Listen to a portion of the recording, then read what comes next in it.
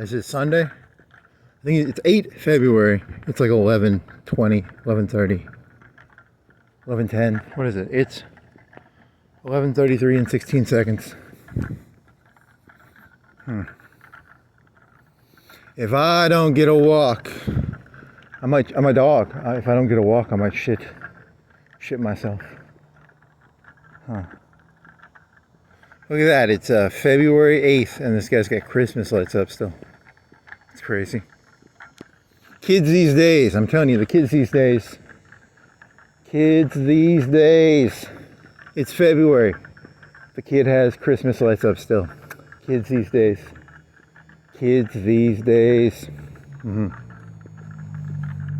Okay.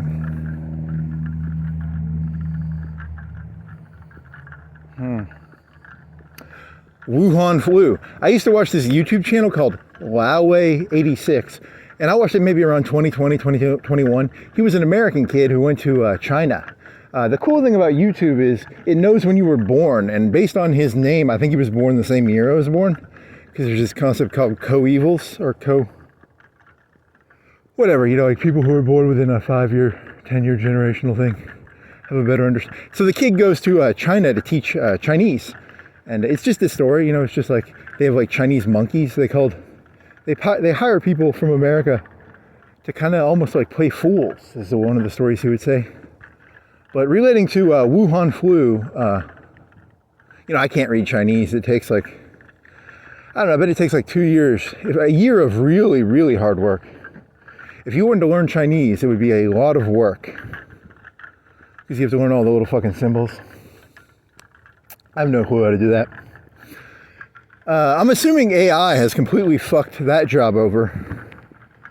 You know, that used to be a skill that had value. Now you can probably just do it with a fucking, you know, like a fucking computer can probably do his job. I'm not making fun of the kid. I'm just saying that's probably objectively true. You know, I don't know how good translation is. But one of the things in 2020 was, there was this concept of the Wuhan flu, and it came from a lab, right? And it was a conspiracy theory, actually. But now, I don't know what the percentage chance is. I would assume there's at least a 10% chance it came from the lab. 20%? I don't know. I'm not a fucking virus person. I really don't know. But it used to be like, you know who killed Abraham Lincoln? Aliens. There's like a 1 in 100 trillion chance that's true. It could be true that Lincoln was killed by aliens, but it's not like a 1 in 10. It's not a 1 in a quarter. It's a, you know, probabilistically very, very... There's probably evidence that Lincoln was killed by aliens. I don't know of any evidence that he was killed by aliens, but he could have been. So that's kind of funny. Oh, and that got you thinking of, there was that Jim Carrey thing, the brain cap. He had a cap. You wear a cap on your head, a metal cap. And it reads your brain. Are you Ted Kaczynski?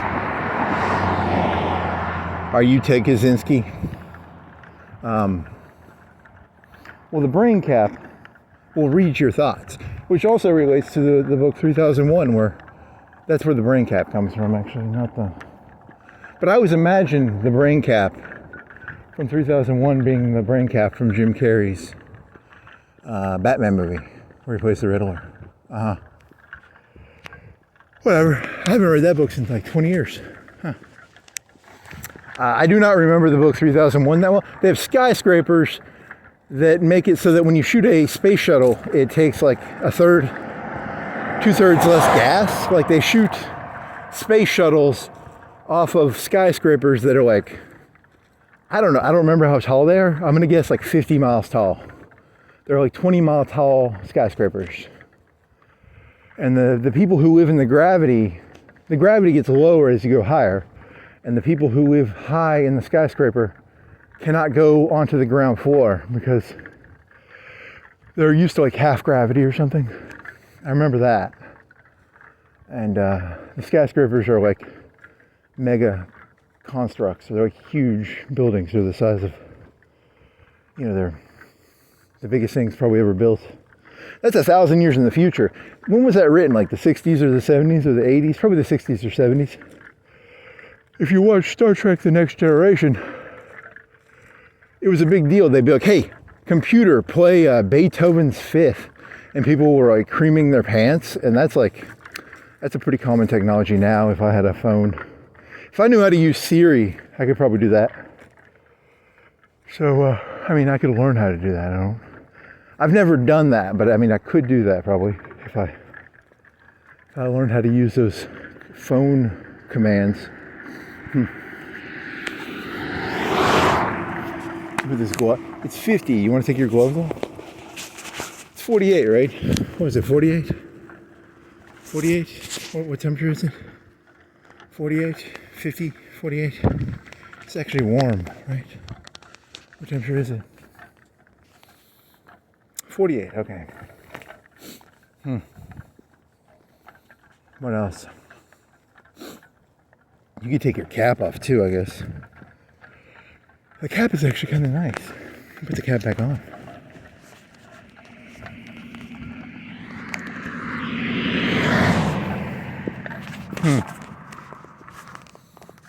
Okay. Is it better or worse? Hey, your right arm is doing better. What else?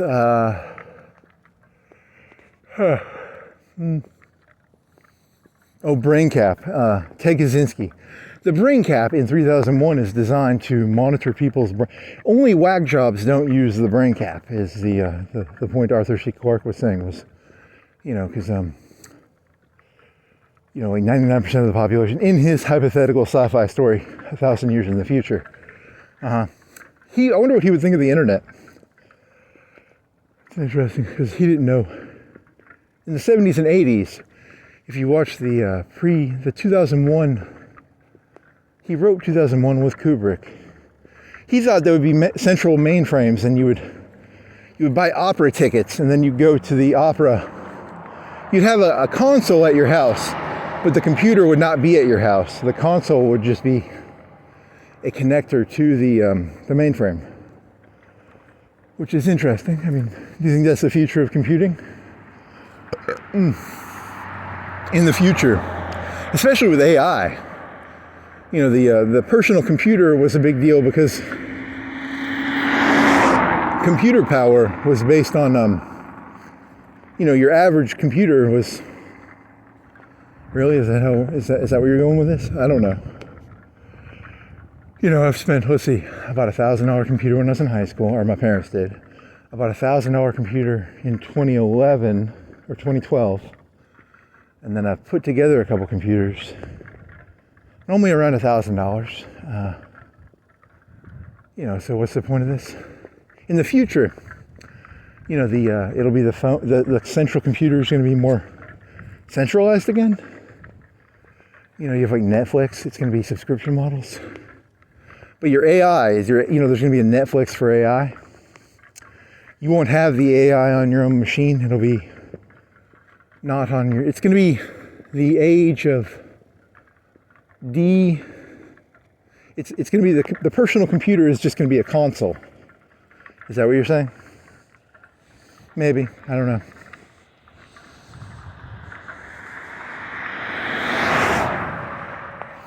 They gave the individual too much power.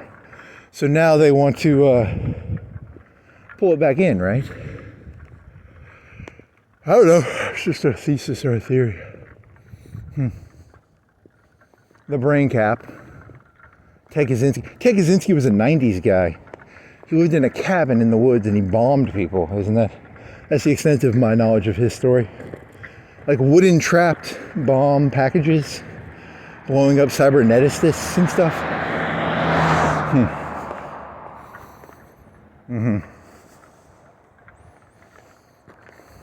I will not wear the brain cap. So the brain cap is, in the Jim Carrey movie, it can actually suck your brain out, right? To be 100% fair, I have not seen that Jim Carrey movie as him as the Riddler since I was in like elementary school probably, so I don't know. I mean, I have a vague memory of him making weird facial, and it looks like a big salad pot. It looks like a big metal pot on his head with a bunch of electrodes or something. That's what my memory tells me. But, you know, I saw that movie when I was in elementary school. So if I'm wrong, you know, it's not. I don't have perfect memory of what Jim Carrey looks like with his brain hat on. It's a hat with a lot of stuff on it, and it can read your brain. And he figures out who Batman is.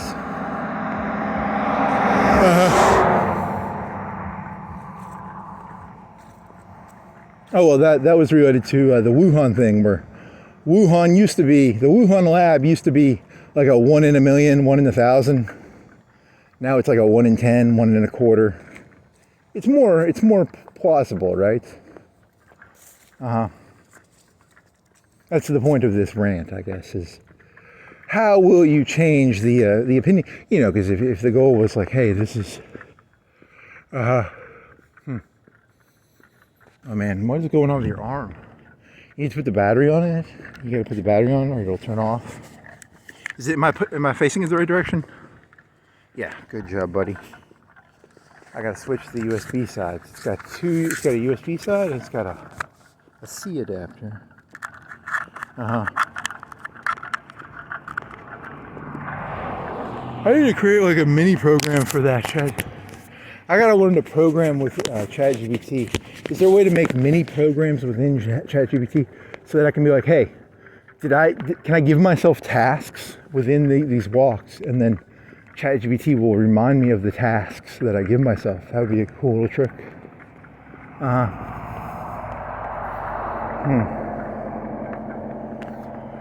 Oh, you still have to do that fucking, you bought the wrong lens for your GoPro. I don't know what the fuck's going on with that. I'm pretty sure I spent like 10 minutes looking at the fucking GoPro, and I thought I spent an appropriate amount of time making sure that I got the right lens, but it's not the right lens. Okay.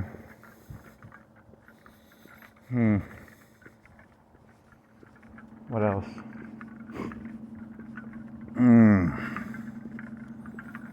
I think it was because there's like 4 or 5, there's like little options under the thing, and you might have clicked. I didn't click anything. I typed the GoPro I had into Amazon and said replacement lenses for the GoPro that I have, and I assumed it would be the right lens, but hey, whatever. Ooh. What else? Uh-oh.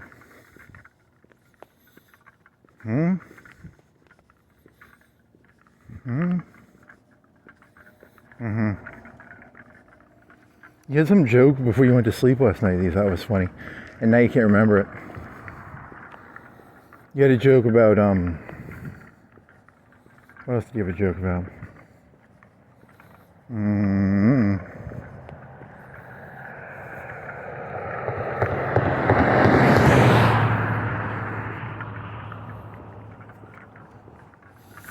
What the fuck is going on with his arm? The left one, not the right one. Huh. What else you got? I got one thing probably.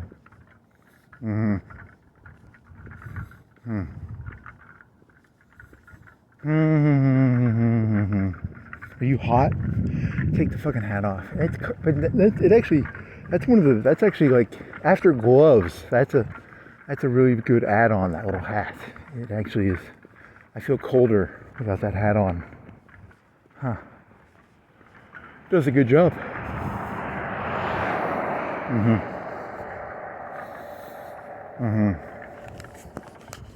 Maybe this? You want to do right hand?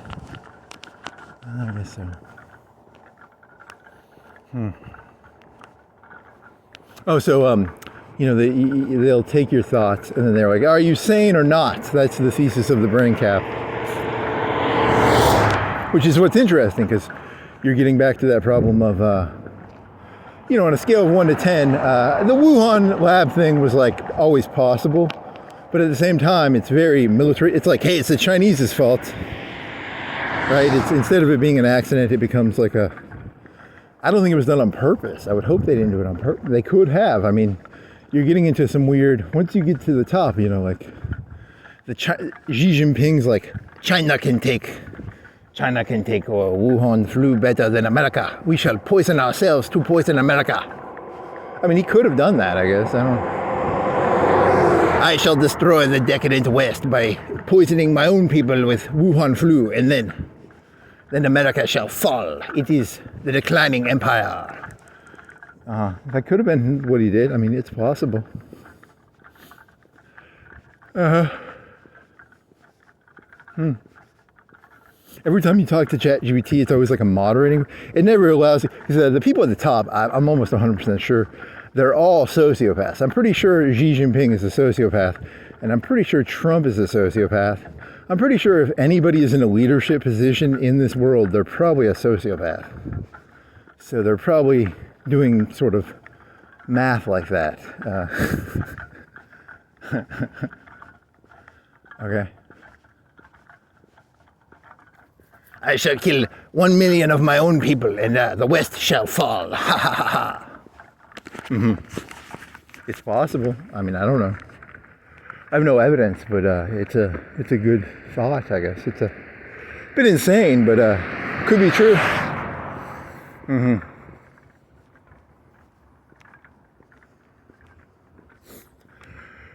Oh, what else?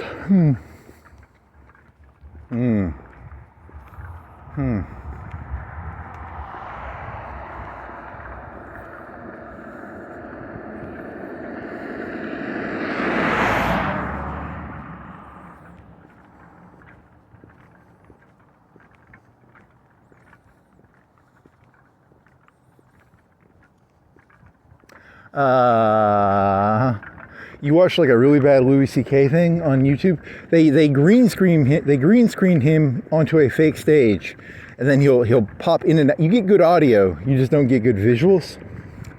And I mean, you get the jokes, and but you know, he doesn't get the money. Some other YouTuber has uploaded his stuff, and they've green screened him onto it's a green stage, if I remember correctly. And he sort of blinks in and out of existence sometimes. It's kind of cool. But I mean, I listened to that. It was about Louis C.K. I never heard this one. It was him. It was a Bible joke. He was like, I've never read this thing before. And it's like 3/4 of it is Jewish shit. And then the other word, I didn't know that. It was just interesting. It was something about a bush or a berry tree. Not a berry tree, a fruit tree. I thought that was kind of cool, but it was like a trivial thing. That was the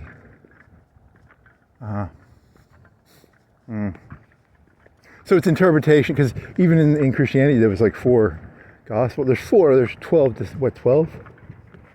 So you're talking about interpretations of reality. Even they didn't have one interpretation technically. They had 12 disciples, 4 written. They weren't written down until like years later too, which is, you know, I don't know what that means. It's a gossip. It is a form of gossip, I guess, but stories passed down for a couple hundred years and then written down.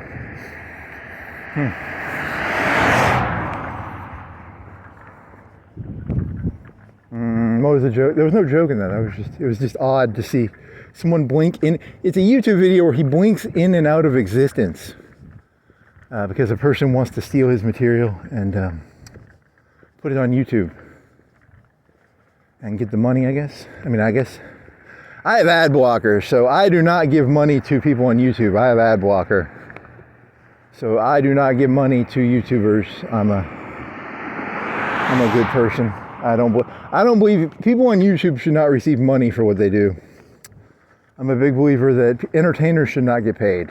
If you're an actor, you should not get paid. If you're on YouTube, you should probably not get paid.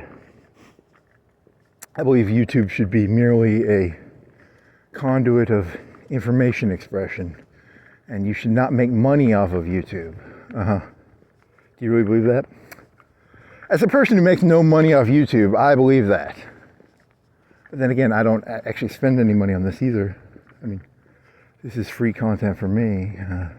Actually, I'm using this YouTube channel as a cover. I'm actually technically an insane person, and I like to talk to myself.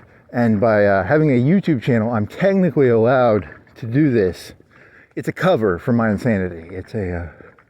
Because if I walked around talking to myself without a YouTube channel, I would be viewed as insane. But because I have a YouTube channel, even though it is a colossal failure, I'm technically sane. He smirks.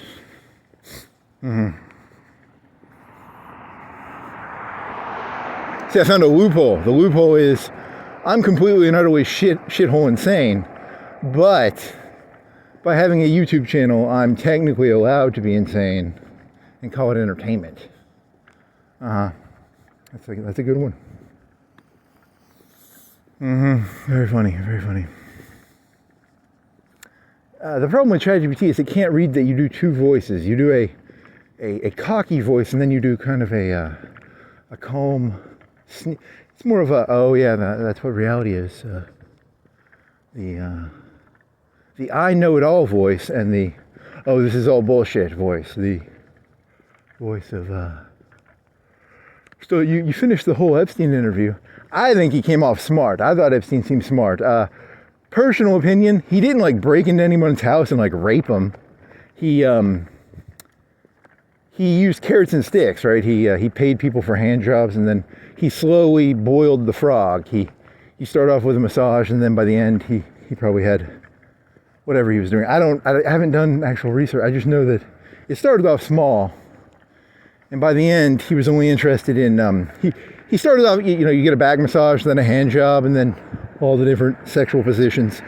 And then by the end, he was paying ladies to have both their arms and legs cut off and turned into human holes. So if you wanted to stick with if you were with Epstein for more than 5 or 10 years, he would eventually be like, hey, if you want to hang out with me, you're going to have to cut both your arms off, both your legs off, and surgically get turned into a human hole. So calculus, he was a big fan of calculus. Studies of rates of change. Starts off small, back massage.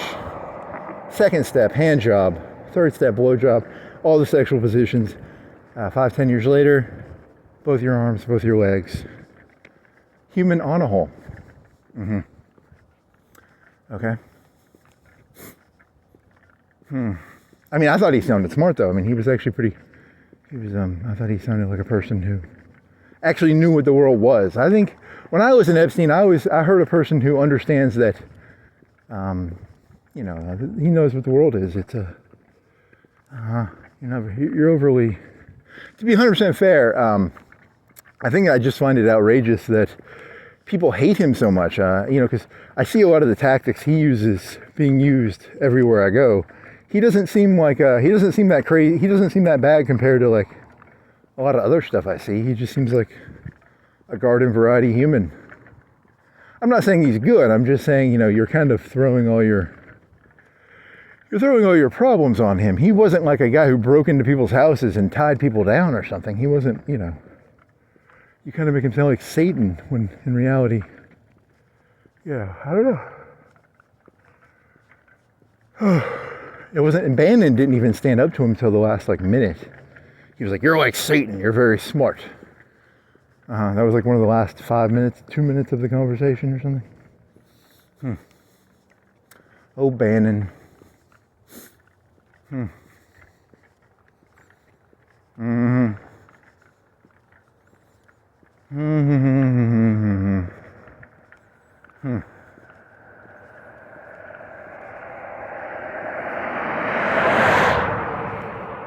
Man, whatever. Oh, what else? You could do that one about insanity. I like that one actually. This is merely a cover for my insanity. Whatever. What is insanity? It's when you create reality yourself and you don't listen to... Hey, look, didn't the conservatives do that? They said, hey, Wuhan flu. Remember the liberals used to be like, Wuhan flu is a conspiracy theory. You're insane if you believe in the Wuhan flu. You're going to watch this in the next, as Trump is president, he's going to start calling people crazy. Craziness, now you sound Foucaultian. Craziness is just merely a construct used by people in power to delegitimize people. Is that your argument? Your argument is, even I, back in 2020, as I would probably consider myself on a scale of 1 to 10, if middle is 5, I'm probably a little liberal. But I always thought there was a little bit of possibility of a Wuhan flu coming from a lab. That sounded reasonable. I'm not. I don't think Xi Jinping did it on purpose, but that's getting into a higher probability of, a lower probability of, that's the 1 in 1,000, 1 in a million But 1 in 10, 1 in a quarter, I don't know, maybe possible. I mean, I don't have the expertise to actually know. And I'm pretty sure if I went to China and said, hey, I pulled out a magnifying glass and I said, I'm Sherlock Holmes, I'm here to find out where the Wuhan flu came from, Xi Jinping is not going to let me. And I'm pretty sure if the Wuhan flu came from America, America would not let Chinese Sherlock Holmes come to America. Chinese Sherlock Holmes? They wouldn't let you come to America and like use a magnifying glass on you, would you? Would you let them do that? Probably not. So, you know, I don't know what the answer to that one is.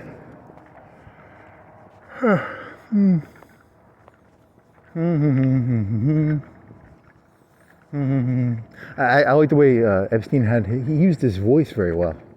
He was actually pretty good at using his voice. He's actually quite a good communicator, I thought. And then you had that whole thought of, remember, Jesus never wrote anything down. Socrates never wrote anything down. Did Epstein ever write a book? Not really. He was an ideas guy. He was not a writer. He was not a... I don't know, I think that's... Jesus never wrote anything down. He was an ideas guy. He was not a writer.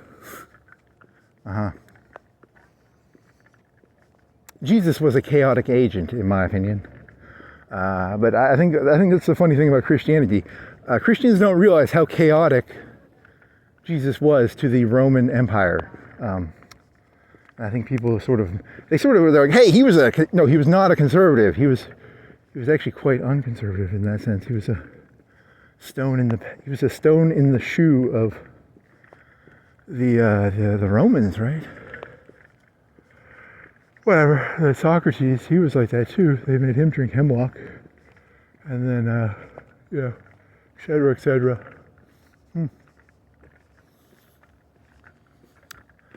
Because I mean, I can't write all my ideas. I can't write them down because the second I have an idea, I have the counter idea.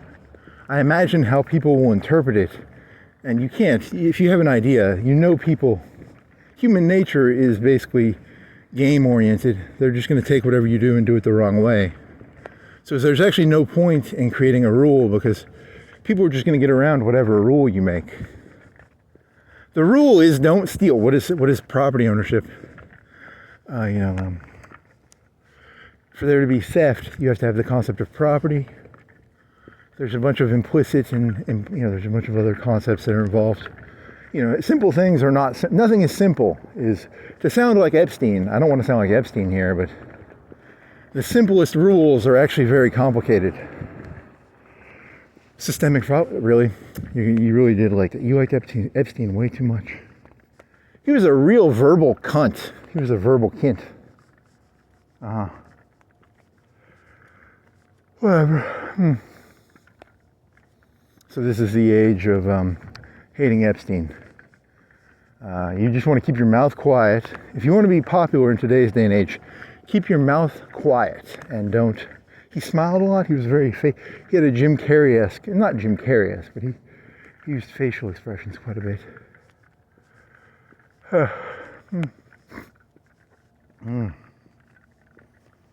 His goal as a talker seemed to be to constantly destabilize Bannon.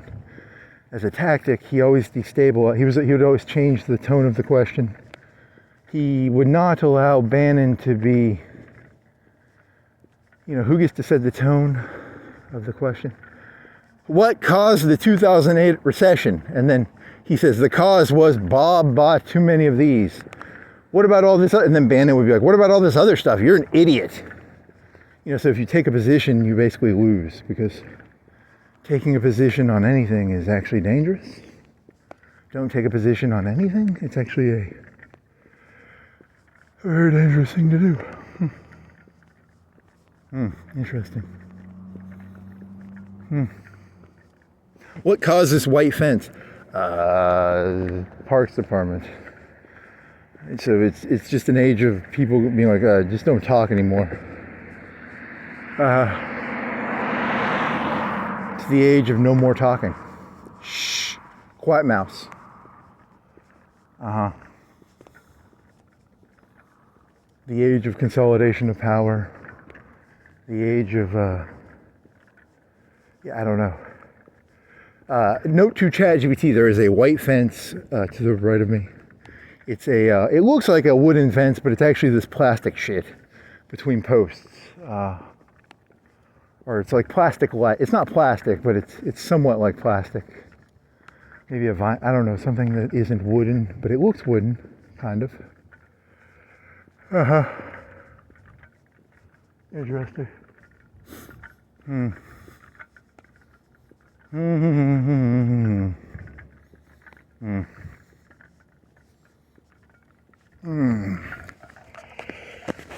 What else is there?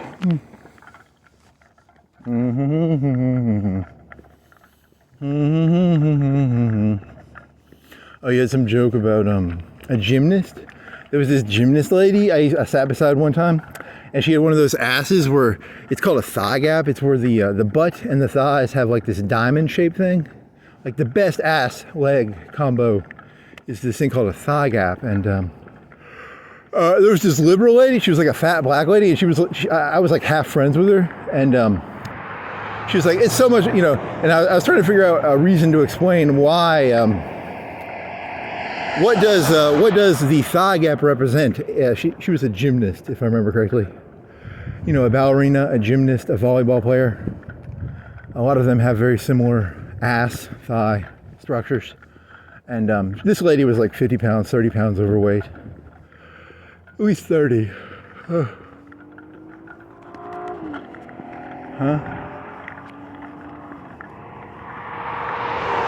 There's a car revving. He's going fast, but he doesn't have his lights on. I don't know what that's about. Oh, what was the point? A 30-pound overweight black lady. You know, and it's one of her lines. You know, because technically, let me be very blunt about this. I did not start lifting weights till I was like a senior in high school, and there's actually a connection between the human body and the human brain. They're not separate things, actually. Which you know, that sounds holistic. It makes me sound like a hippie. But I mean this in the sense of like, I've spent a week before not leaving a room, and I will start feeling sick. And, you know, like your physical body and your mental body are kind of connected, which I think a lot of people don't want to accept. That makes me sound like a hippie, but that might actually be more conservative than people realize. Oh, the other answer was a lady who plays volleyball or is a gymnast, or ballerinas I think they have to have high pain tolerances because they actually have to stay out of their toes, and that actually hurts a lot. And gymnasts probably have a pretty, it's actually it's a signal, it's a form of signaling of a pain tolerance probably, which is what I think a lot of liberal ladies don't understand, that it's a signaling thing, right? So I was just kind of going to say that, not with malice, just it's the logical reason, not the I mean, no hatred or anything. That's oh man, she had a perfect ass. I think it was like a diamond. Thigh gap. I think it's called is it called thigh gap? What's the thing where there's the pussy and then there's the ass curves and the thigh does a. I want to hold my hands out like Diamond Dallas Page. But I don't know if I can't do that while holding the phone. Oh, and then you were thinking about, I was thinking about explosives because I was thinking of Ted Kaczynski and the Mind Hat, because I don't know when Arthur C. Clarke wrote the 3001. He was like, with the Mind Hat, he called it the brain cap. They would limit insanity. You know, because like Ted Kaczynski lived in a cabin in the woods, so he didn't have the internet. I don't think he had electricity. But, you know, the internet, I was thinking the internet might be the new brain cap. Or it might be like a 3001 brain cap. Or ChatGPT might be the brain cap. You know. So what else is... Oh, and then I was thinking about... I can't make explosives. I don't know how to. But I think I could teach myself how to make explosives. I think... If I wanted to, within a month or two, I could make them, maybe. But I don't know how to. But I think I could. That was the thing because I've asked ChatGPT a lot of questions about cocaine and I've asked more cocaine questions than explosive questions. And I think it thinks I'm trying to make cocaine, which I don't think I can. Could you make cocaine if you had a greenhouse? Could you make your own cocaine? I mean, maybe. Has there ever been a drug bust in the United States of someone making their own cocaine? To my knowledge, no, but it's possible. Oh, and then you were asking it about drugs again, because Afghanistan. One of the cynical reasons that war happened is they grew poppies, and one of the weird stories is the Taliban outlawed poppy production, and they were also anti-pedophilia. They were against. That's one of their strong parts of the Taliban story, and now drugs are made using fentanyl, which is completely synthetic. I don't know what precursors are involved. I don't know. You have to mine something, right? You have to take the chemical from something. I don't know how chemicals are made. I live in. There was a chemical plant in Muscle Shoals that made nitrogen, and that was during World War I, and that was for making explosives / fertilizer. But I don't know what the precursors for fentanyl are. I don't know how much land it takes to make like 1 kilogram of heroin. I've looked up how many kilograms are made per acre of cocaine. I don't remember the number. I think it's like 4 kilos per acre. I don't remember. 10? Like a rough number.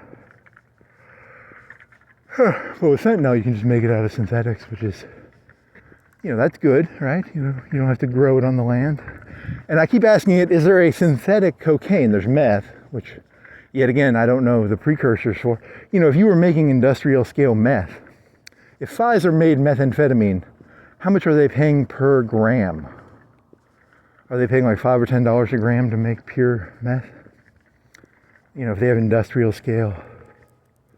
One of the reasons drugs are so expensive is it's a black market, and you don't have professionals doing it, which is, it's a non-professionally done job.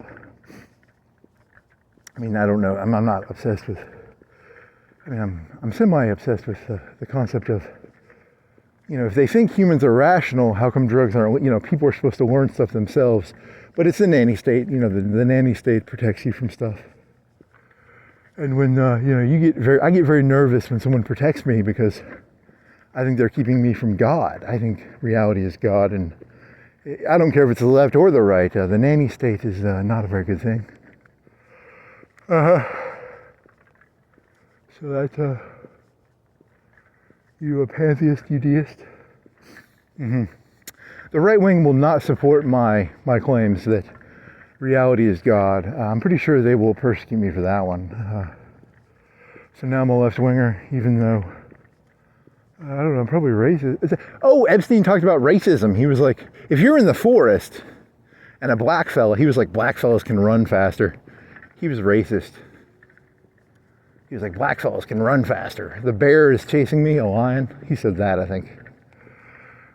Whatever.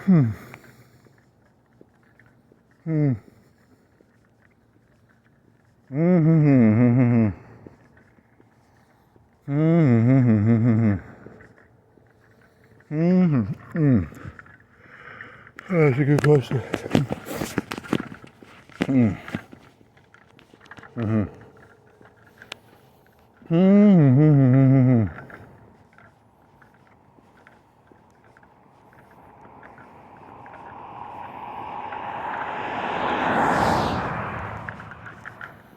Oh, well, that's actually probably one of the most important things is your physical body and your mental body are actually extremely connected.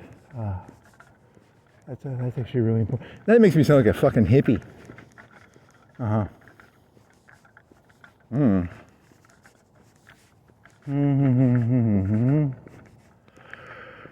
What else? Yeah, you didn't walk yesterday. I was starting to go crazy a little bit. I can feel it.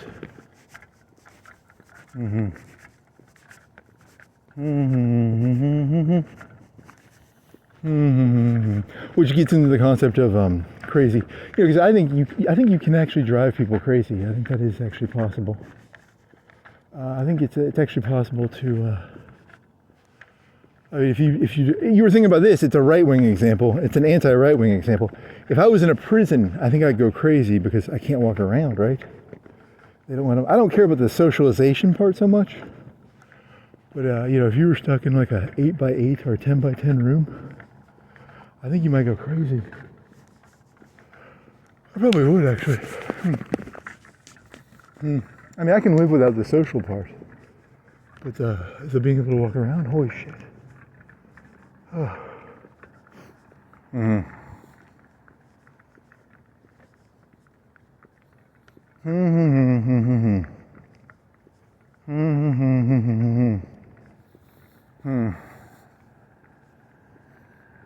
You could tie this to, I don't know. You're still obsessed with that one thing. I keep wondering, was it because, because good leadership is about, well, not good leadership. Leadership is about keeping a constant narrative. It's like wrestling. When WrestleMania ends, you have to be preparing for the next pay-per-view. You have to keep people on their toes. It's like a J.J. Abrams thing. You have to keep them, you can't solve the problems. You got to keep people invested. There's got to be a constant new enemy, a new story to follow. So even the left did that. I mean, there was like 50 genders. They would have kept increasing it. Hey, did you learn all 50 genders? There's now 250. It's like Pokemon. There's generations of Pokemon. I played the first generation of Pokemon. I could name probably, if you gave me $10 per Pokemon and you gave me an hour, I could probably name like 50 or 100 Pokemon. But I mean, you'd have to pay me to do that. I'm not going to do that for free. Like Snorlax, But I don't know the second generation or the third generation or the fourth generation of Pokemon. So, but Trump's going to do that too. I mean, the right wing does it too. He's going to just create his own little version of Pokemon, Gen 1, Gen 2, Gen 3. 50 genders, then it'll be 200 genders, 300 genders. It's just a different story to keep people on the tip of their toes waiting for the next pay-per-view. So it's not really a question of like value, it's just a question of who controls the narrative, I guess. It's a narrative story then. I think there's like 3 genders mostly. There's like male, female, and then there's like a 1 in 1,000, 1 in 100, where some of them have like a penis vagina, but that's very rare. I don't know what the numbers are, but that's my understanding of it.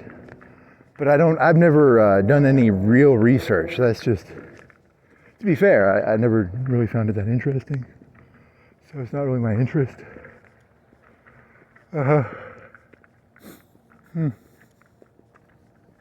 I mean, it's funny from a distance. It's kind of funny. I like to pretend. I like the one I identify as a helicopter. That's kind of cool. Like, I don't identify as a helicopter, but that sounds like it would be fun to identify as a helicopter. If I could turn into a helicopter, that'd be kind of cool. I never really identified as a helicopter till someone told me, you can identify as a helicopter? That's kind of fucking cool. That'd be kind of fucking fun. Now, statistically, realistically, I don't think I can actually turn into Inspector Gadget and pull a helicopter thing out of my head. Also, that would hurt your neck. Wouldn't that be like hanging? All your weight would be on your neck. He had little hand grips. Your arms would hurt because, you're doing like a pull-up. So it'd be good for like 10 or 20 seconds maybe. You could also very easily break your neck doing that. That sounds like something where if you were Inspector Gadget and you had the ability to pull a helicopter out of your head, it would probably, there'd be a lot of neck injuries. Also, he did not have a stabilizer on his hat / helicopter hat, because you need like a counter rotational thing, I think. Or you start spinning. You actually start spinning. You'll go like this if you don't have a counter stabilization thing. I think that's how that works. So,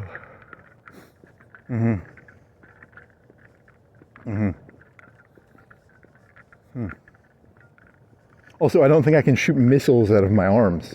It's Apache helicopter. It's not a helicopter. Also, you get arrested, I think, if you have explosives. If you own explosives, I think it's technically illegal to own explosives, I believe. What's this guy doing? His truck, there's a truck in an Arby's parking lot. He's by the window, but his driver, it's the passenger side at the window. He's driving the wrong way. He's making a phone call. He's, something like that, probably. What time is it? It's like 12, right? 12:18.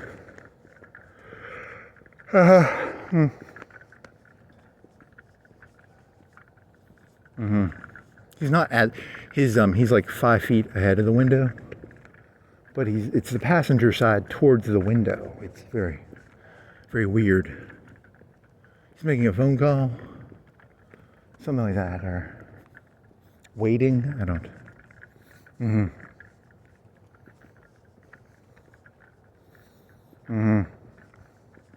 The people who are running the country, they kept doing these pay-per-views, and the pay-per-views are not very interesting. Politics is about the actual goal of politics is to keep the people entertained. It has less to do with like solving problems, and people were tired of the Gen 1, Gen 2, Gen 3 of different made-up sexualities. So now the new narrative is invading countries, resources. I think Trump's going to go after crazy people. I think Trump is going to he's going to make it easier for business people to be kind of like controlling. I think he's going to allow that to some degree. I don't know. I mean, Putin, there's a story of Putin. Putin went through the 10 years of, he took power in like 99 or 98 or 2000. And he would go to the factories and he'd be like, hey, workers, stop acting like that. And he'd be like, management, stop acting like that. He was kind of the guy who would get in the way, or he would be the judge. He was kind of the judge, I guess. There was some Leningrad story of a factory. So he's the guy who lays down the law now, I guess is what it is. So, as a person who doesn't like any authority, I don't like Lenin. Not Lenin, Putin. I don't like Trump or Biden either. I like Biden because he was like senile. I like senile leadership. I like a leader who doesn't know where the fuck he's at. Because that's the best type of leadership. A lot of Americans don't like that. I think they probably have a right to. You know, imagine I'm driving down the road and like the leadership is completely and utterly incompetent. Like, you know, that'd be kind of scary. I mean, I guess technically that'd be pretty bad too. Normally, predators predate on weak people, and if you signal that you're not weak, you can normally not get predated on. Predation. So normally I'm pretty safe. I'm pretty safe because I go to my way to seem bigger than I am. Puff my chest.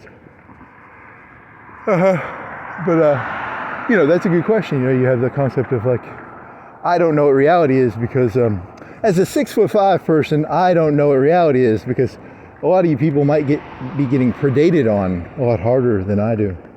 I live an easy life because I'm 6'5", and just by being 6'5", I have an easy life.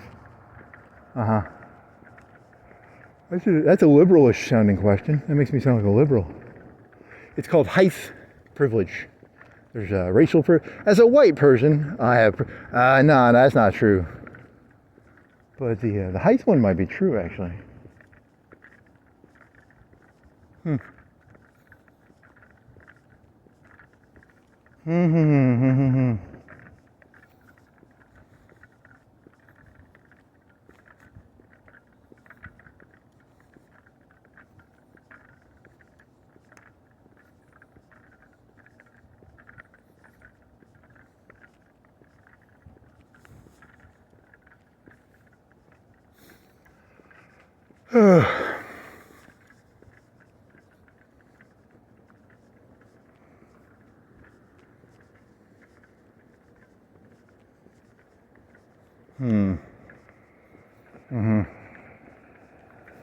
Interesting.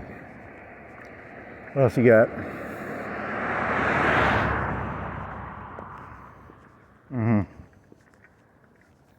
Osama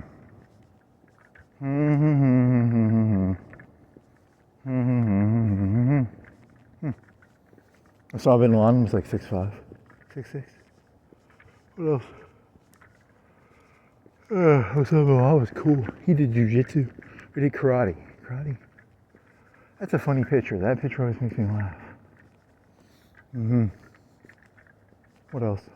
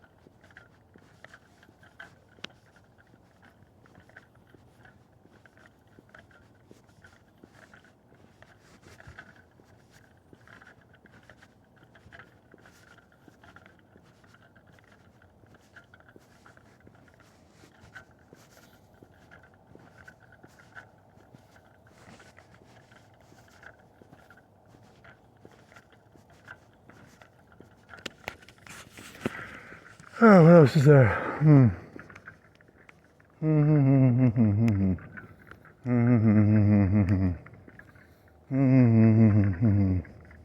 Did you go to the news site?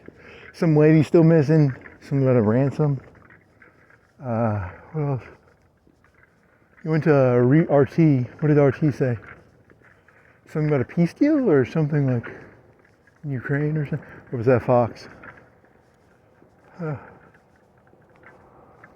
RT. You went to CNN one time?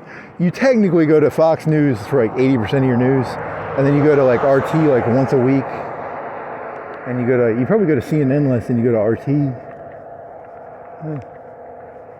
You should get that one website they brag about where it gives you all the news sources. It aggregates them. This walk is brought to you by that aggregation news website that I've never used.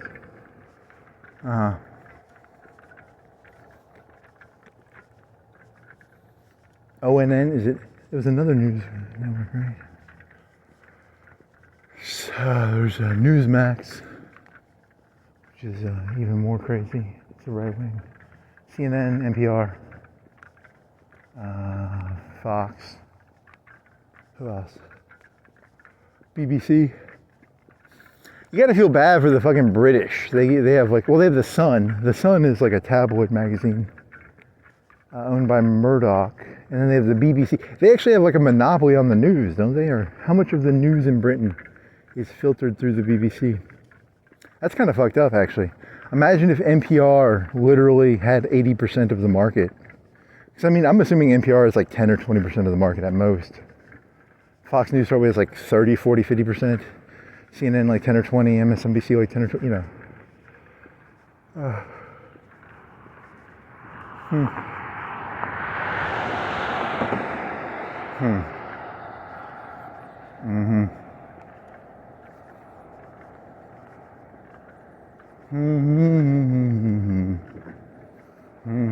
How are they, so is it about, it's about not having a monopoly, you just don't want a monopoly. You want there to be, you were thinking like Alex Jones, because you watched that video of, why did you watch Alex? It was Scanner Darkly, and it was Waking Life. He used to be young. There's videos of Alex Jones when he's like 30. He looks different. He was in Waking Life. I saw that in like 2005. And that's, I mean, he's in that movie for like 5 minutes, 3 minutes. That's the amount of Alex Jones I can stomach. Or not stomach, but Alex Jones is you want a little bit of Alex Jones, you don't want more than, if you listen to Alex Jones for more than, I don't know if I could take him for more than an hour. Because it's an interesting story, but it's a little too screamy. It's funny because I had no clue who Alex Jones was back in 2000. I saw that movie in 2005 or 6. And he's in it, and he's good in the movie. He's actually pretty good. But I don't know, if you listen to that for more than like a couple hours, if you listen to that 2 hours a day, I think you might go crazy. He turns red. He's like a cartoon, and he turns red. It's kind of cool. He's in a scanner darkly, and they grab him in a van. It's pretty fucking cool. Okay.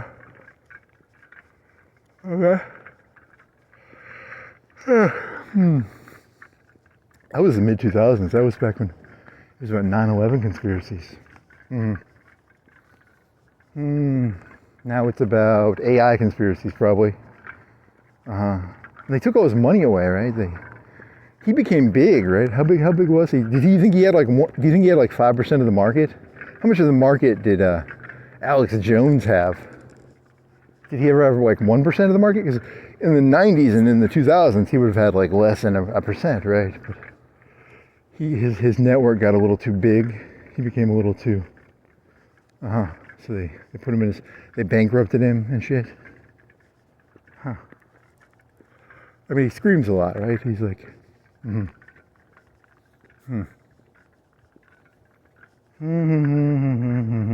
Here's the secret. Would Trump allow Alex Jones to have like 20% of the market? If Alex Jones had 20% of the market, he'd have to tone it down a little bit. I don't think you could have a news source where the news came out at that volume. He would have to be, I mean, even for the right wing, I think they'd have to fucking, I don't know if censor is the right word. They'd have to, is neuter? I mean, what word do you want to use? They'd have to soften him? They'd have to soften him.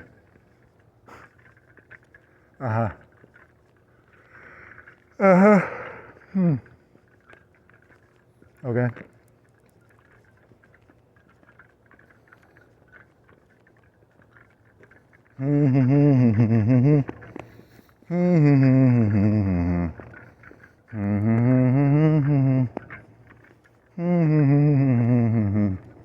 Alex Jones is like a calm, overly calm NPR.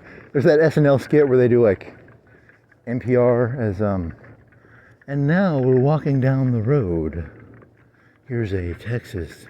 Alex Jones is like an overly sedated Alex Jones. Be kind of funny.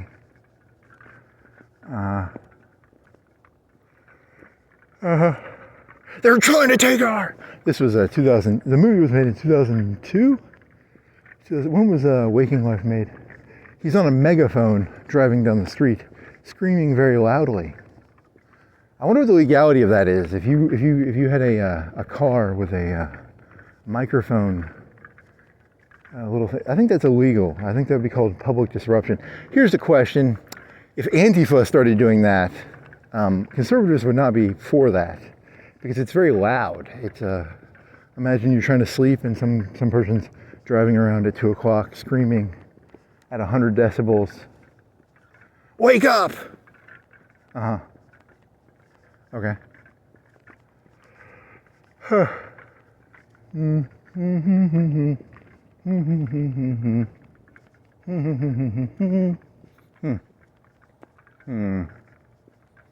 was before the internet, right? The internet was different. It was text. In the old days, they charged for video was expensive. It was rare. Now it's free. It's literally free to post videos on the internet. Borderline free. It's like free-ish. You have to have an internet connection, and it takes time to upload the video. You are limited to, for me, I'm limited to, I don't know, what am I limited to? If I upload it for 24 hours a day, which would ruin the internet connection, which does ruin the internet connection, it's like for every 1 hour of content, it takes 1.5 hours to upload. Is there dear ChatGPT, is there a faster way to upload stuff that doesn't ruin my internet connection? Are there services is there a place in city? There should be a place in cities. Every city should have a place where you can go and you hand them like your little disc and it uploads it to YouTube and it has like a connection just to like the big sites maybe. you know, like I have 50 gigs I want to upload to YouTube. And then I come to this store called YouTubeUploadStore.com/building. It's a building. It's not a website. And I hand them the disk, and and they upload it using some sort of like secret, not a secret connection, but a connection that's better connected to the YouTube servers or something. Okay. Because it takes too long to upload. People don't have that problem. That's a very small problem. That's just a problem for you. Because you don't edit your stuff, and you don't. Most YouTube content is highly edited, and this is not really, you know, they spend, for every 30 minutes of content, they probably have like 20 hours of footage that they probably cut and paste together, and using, you're doing the whole like the no, it's a no filter thing. It's not a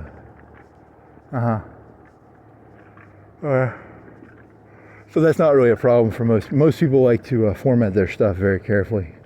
I have no desire to format my stuff. I don't have the energy to format. It's too much work.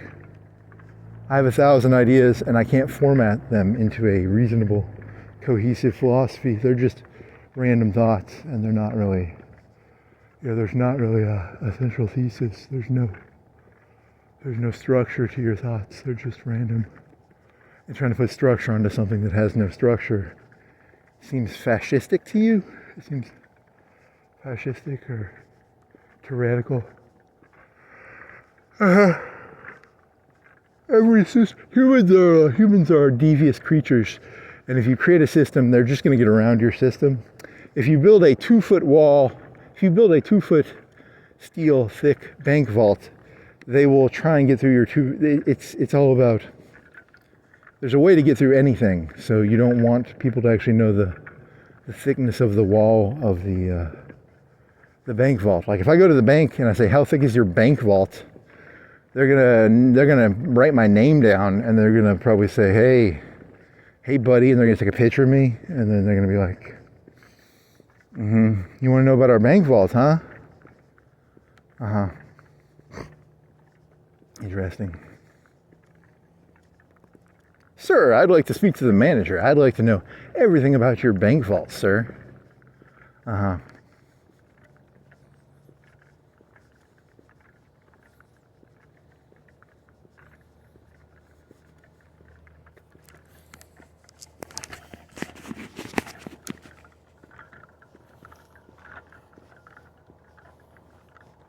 Oh, you had some joke about like, you know, when is something a paradigm shift? You had like, you know, if a person ran for president and was like, I want to take all the guns out of the military, we're going to use hands and fists and bows and arrows. You'd be like, that guy's not good. But then you have like the rifle and the machine gun. The machine gun actually changes stuff. The drone changes some. You had some joke about like, I want to outlaw guns, and if I catch you with a gun, I have drones that fly around and they'll blow up on you. So the gun just gets traded in for the explosive drone. It's like, if I catch any of you with a gun, legally speaking, I do not own any explosives. Let me be very blunt about this. It's merely a joke about how it's a technology change joke. I do not have any explosives. I could learn to make explosives in like a month or two. There's like a 50-50 chance. I think there's like a chance I can make them. I've never made them. I don't exactly know how to make them. I know vaguely how to make them. Like vaguely is a weird word. It's you know, I've never made them. I know vaguely how to make them, but I've never made them. Is that, you know, it's a weird question. It's a question of capabilities. It's a question of like, there's things you could do that you've never done, but there's things that you are completely incapable of doing. Like I have no clue how to make a rocket. I don't think I can make like I couldn't go to the moon unless I had like billions of dollars. Even if I had billions of dollars, I probably couldn't do it. I mean, right? There. Good question. How do you explain, what do you call that? I really don't know. Good question. Humans are their capabilities. You're obsessed with capabilities. I'm not really obsessed with anything other than capabilities, I guess. if I catch anyone with a gun, I've got like a million drones with and they're gonna come in. It's the take the guns away. But drones would be illegal? That'd be kind of funny. That'd be... So the point is, if you outlaw the gun, it's just going to be, the vacuum will be filled with a new. You can run people over with a car. You can, there's machetes, knives. There's a million ways to kill people. I think people don't realize that's how the world works, actually.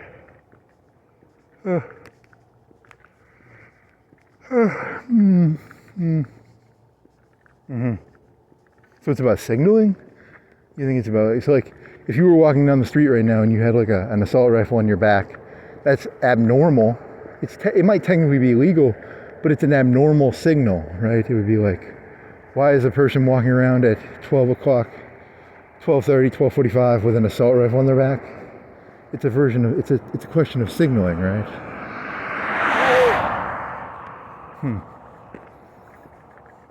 So when you live in a society, that's a leftist term, right? When you live in a society, you signal something, right? Like, is that a leftist or a rightist term? Yeah, something like that. Is that a rightist term? You never saw the Joker movie. That's a quote from that movie, right? The live in a society thing. I technically never saw that movie. I mean, I know what it's about. I think I read a plot synopsis. Some guy kills a guy in a subway, and he's a sign spinner. And but I didn't see the movie. I mean, the Joker will always be Heath Ledger to me. I'm not Joaquin Phoenix, even though I do love Joaquin Phoenix. It's pretty cool. Actually, a pretty good actor. You should see it. I don't watch movies anymore. It's too much work. I know I've seen everything I need to see. I saw the 2008 Joker. That's the Joker. That will always be the Joker to me. I'm not here to have the Joker retconned into being a sign spinner who gets angry or whatever. And then the second movie, that one he's in prison and I think he gets raped or something. They ruined the Joker. I like the Heath Ledger Joker. The Joker went from being competent to being someone who spins signs and gets raped in the ass. I'm going to stick with Heath Ledger Joker. So it's an anti-comedy. It's comedy used to be comedy used to signal competency. Now comedy signals it's a signal of you get raped in the ass and you're a sign spinner. That could be true. I mean, it also could be true. You could do the Eddie Murphy story, or it's like you think of like the Robin Williams stories of like the excessive voices. Like Robin Williams he does the excessive voices, and then you have the what is it, the crazy lady from that Joker movie? Really, you think that's where is that what the moral of the story is? The people with excessive voices come from. Could be the story. That could be a realistic story.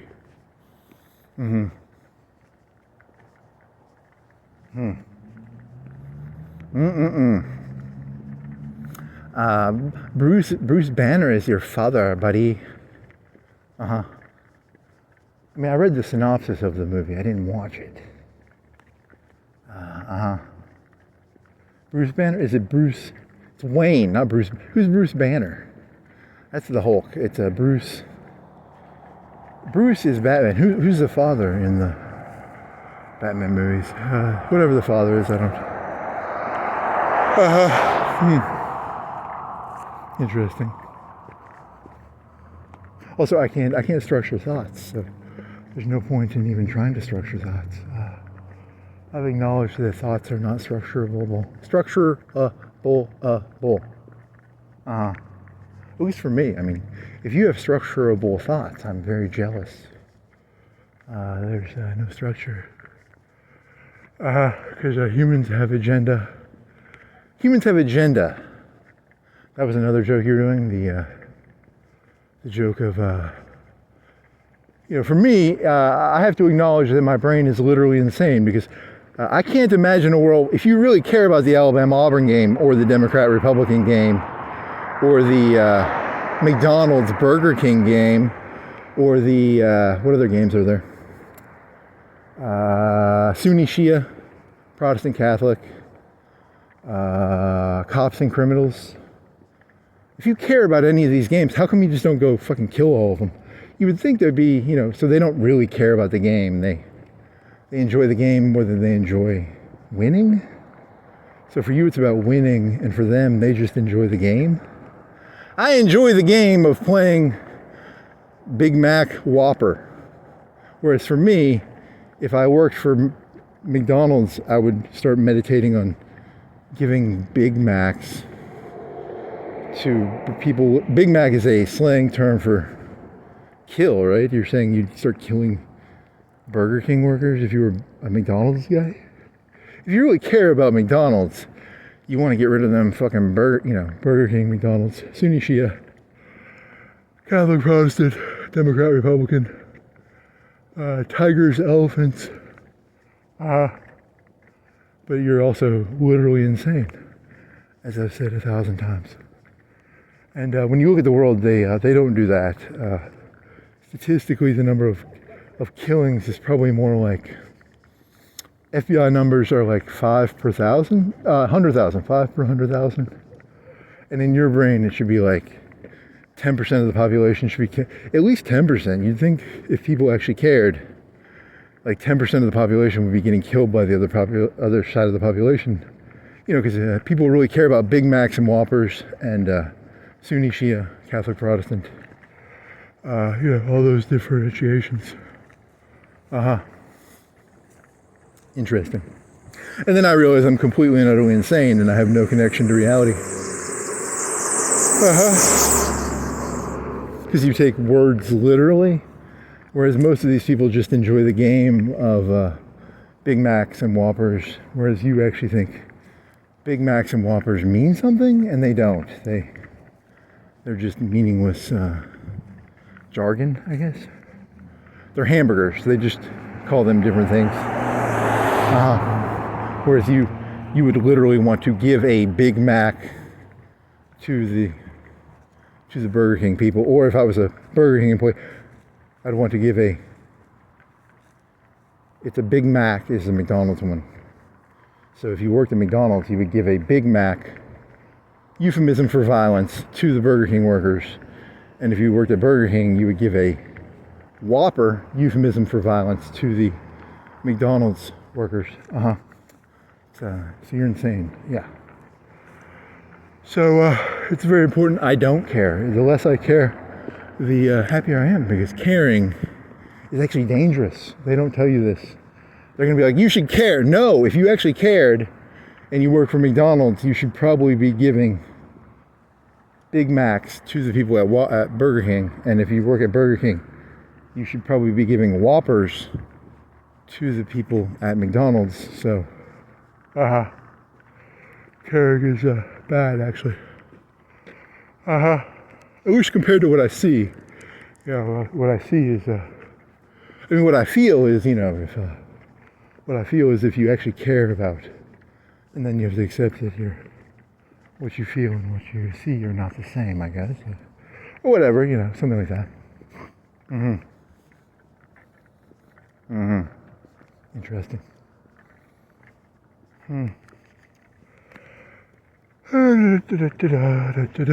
Generation 5. We have over 1,000 genders now. How many wars do you think? What do you think it'll be generation wars? It'll be, you got to keep the people distracted somehow. Whether it be Pokemon or wars or different genders or something. Keep them distracted. Keep them busy. It's about keeping them busy. Keep them busy. How many generations of Pokemon are there? Probably like 5, 10? I really don't even know. Each generation, the elites create a new generation of Pokemon to keep the people busy. I know about Snorlax and Charmander and Charizard and Charmander. Charizard, there's a middle one. I don't remember his name. Blastoise, Venusaur, Squirtle. But each generation has their own Pokemon. It's probably designed that way. That way the old people, when they talk, if I say Squirtle, the kids these days have no clue what a Squirtle is. I know what a Squirtle is. They have no clue what a Squirtle is, probably. It's designed that way. You want to keep it's a version of it's a way of divide and conquer, probably. It's like you got to keep the words moving. The words can't have stable meaning. That's probably true. Divide and conquer. Break it up and break people down into individuals. Something like that, maybe. What are the Pokemon? Pokemon. Okay.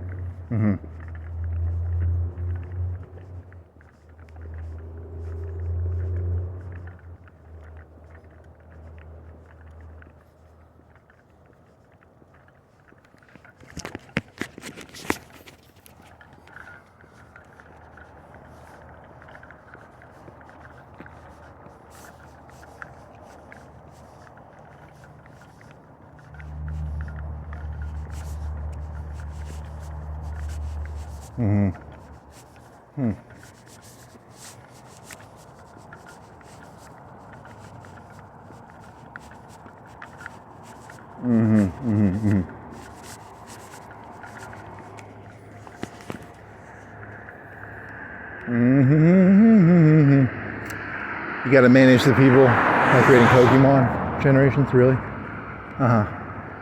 It's related to that mouse story, right? The mouse story of they took all the teachers and they made them wear signs and stuff. You got to keep everything destabilized. That's the key to good leadership, I guess. Kissinger called it constructive ambiguity.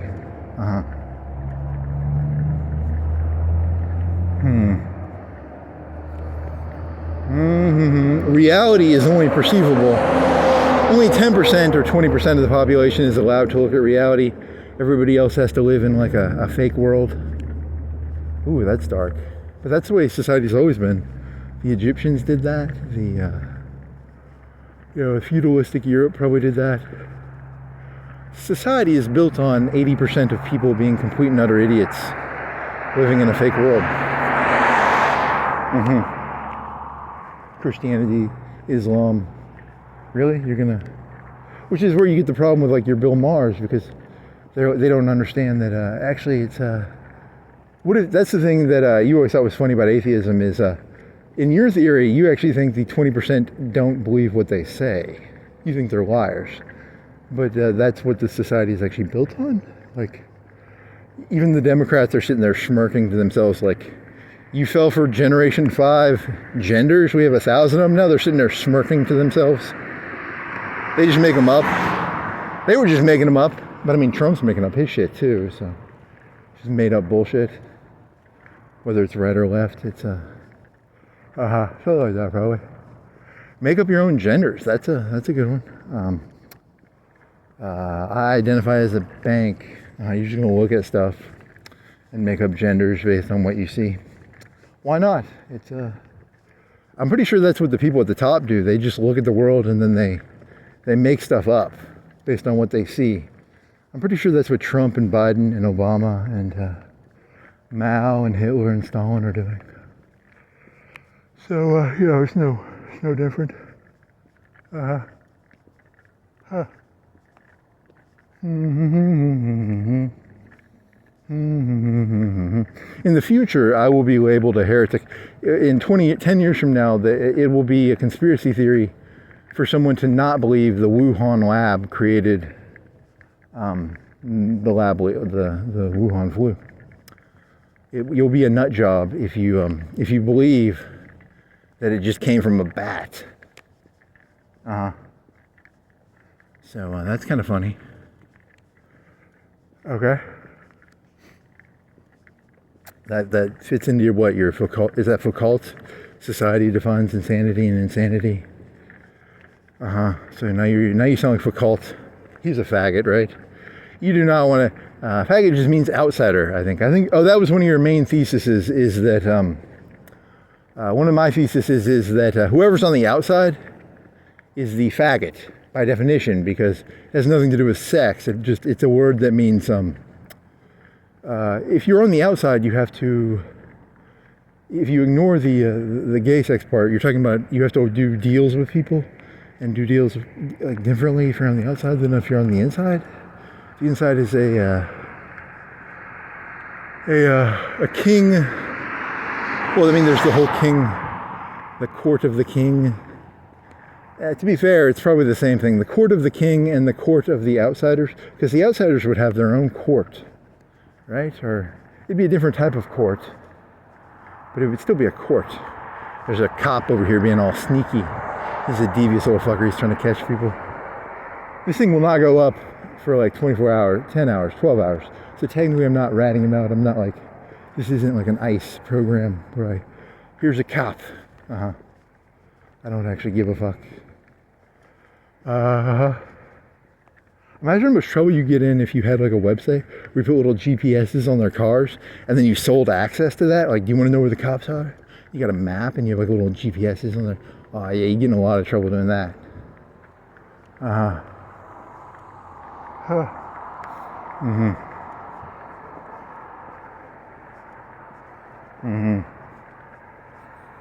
You brought water. You need to drink some water.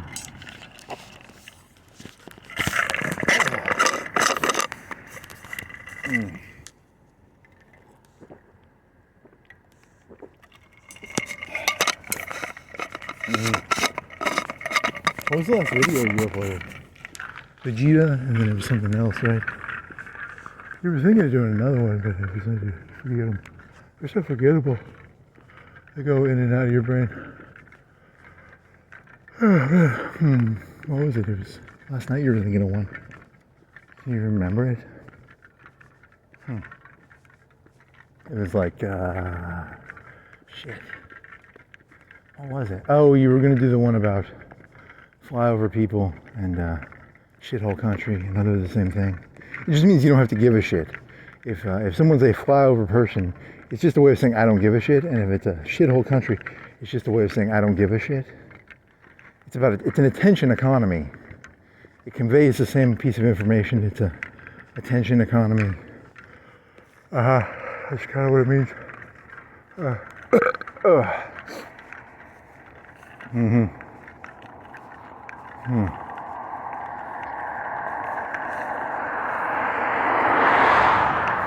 wonder if you'd be better off doing more, because you've been skipping every other day. Maybe you should go back to 2 hours every day instead of, you get a little antsy. Is he still sneaking or I can't see him? Sneaky. The cops and the criminals are the same thing. Both little devious, sneaky little fuckers. So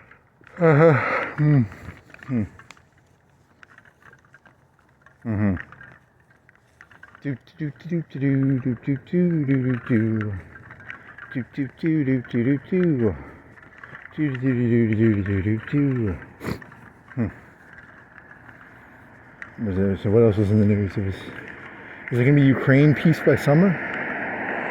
Was that RT or was that Fox News? I don't remember. I think it was Fox or RT. No, RT was talking about that British guy. The British guy who was like the weird looking guy. He sabotaged the 2022 peace accords or something. That's what they said. That's what RT said, I think. And then Boris something. Boris something. He looks crazy. What else is there?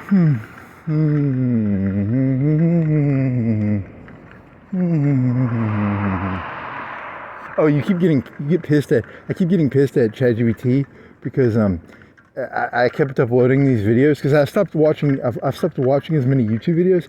I'll just throw the transcript into YouTube, and I'll get ChatGPT to give me a summary of the. Instead of spending 20 minutes watching a video, I can spend like 2 minutes reading a summary, and it's faster, somewhat. Sometimes, I mean, I still watch some of it, but it's a time saver. And it keeps thinking, because I kept uploading these videos from this one channel, and it thinks I create videos on this one channel, I think, and it's not really my channel; it's someone else's channel. But I'm only interested in how they make the videos, because the way they make the videos is they use a chat bot. They use a chat thing they'll give the idea to the AI. The AI writes out the script, and then they throw it into some program. And if you actually listen to the podcast, it's way too much work, because it's wasting my time, because it's like 2 fake robot voices. It's a robot voice, but it sounds like a human. It's a human. It sounds like a human, but it's actually text of a robot. So, to be fair, this is actually this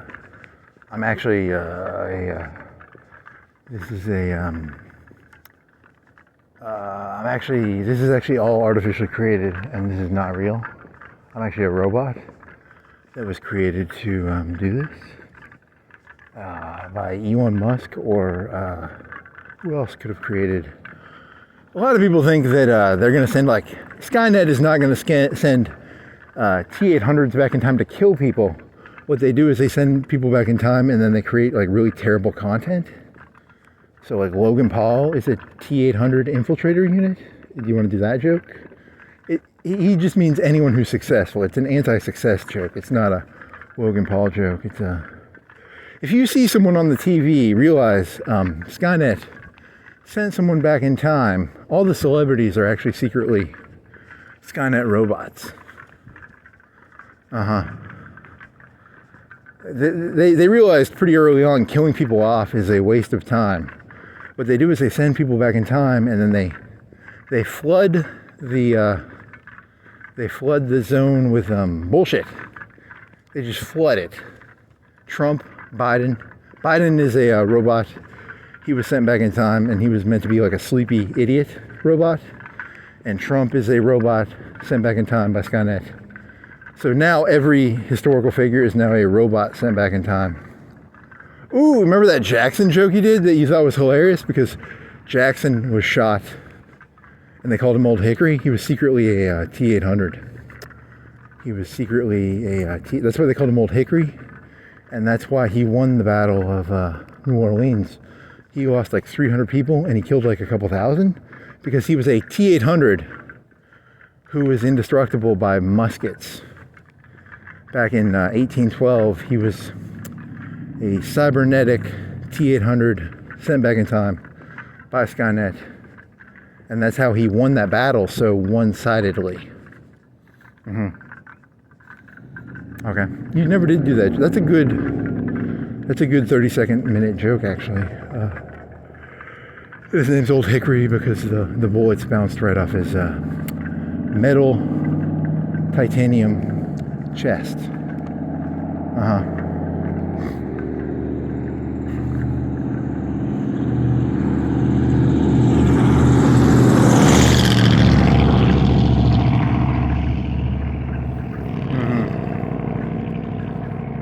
Oh, the Epstein thing. What was something about narcissism? It was what was that one time? Because were you watching another YouTube video?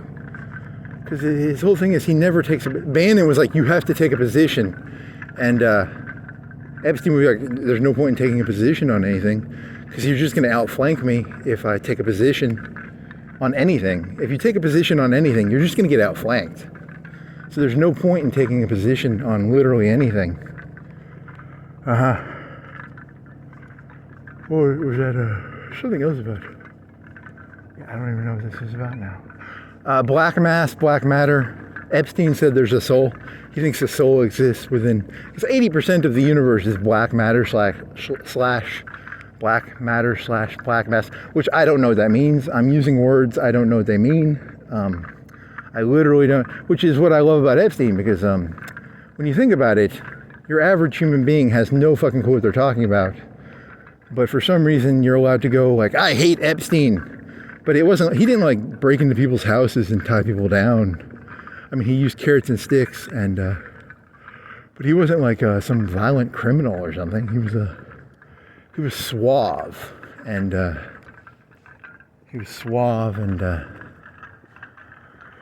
right? He was like a debonair. He was like a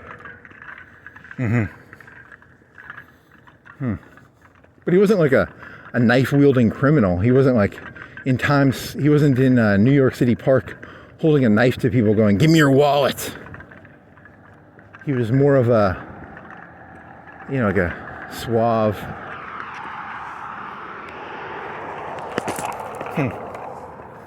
Which is funny, because what if that's the meta is there's two types of criminals. There's in the 80s, Trump got,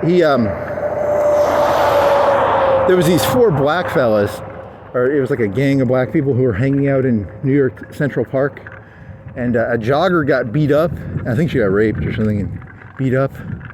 And they were either, and it might not have been those four guys, I'm not an expert on this, but it was a very physical form of criminality. It was not a criminality of, it was not someone getting smooth talked out of their wallet. She did not get smooth talked. Her panties did not come down her legs through smooth talk. She was, it was like a knife and punches, probably. You know, so there's, but so it's a TikTok of Trump comes into power. The verbal debonair, verbal smooth talker. It becomes uncultured. It becomes not cool to be a verbal person. But physical criminality will come back to the meta. The meta. There's two types of criminals. There's the knife, gun, give me your wallet, and then there's the smooth talking Epstein. You're so beautiful. And her panties come down, but it's not with a gun or a knife. It's a, you know, and then afterwards he doesn't call her, and she's like, I thought he made me feel special. I feel like I was lied. You know, she got lied to, but it wasn't with a knife or a gun. It was with, you know, it was it's a different form of criminality, I guess. It's criminal, but it's not the same type of criminality as like a baseball bat or a knife or a gun. So it's so the liberal criminality is smooth talking. The conservative criminality is knifing and guns and stuff. I really don't know. That's a good question. It's just a way of. I'm trying to figure out a framework for understanding this. I'm not saying this is true. I'm saying it's a framework for understanding things. It's not a. Because the 80s had a lot of. Did the 80s have a lot of knife wielding, gun wielding criminality? There's crack. And then there was like machine guns, like little submachine guns. The gangs got submachine guns and stuff. Like Tech 9s and stuff.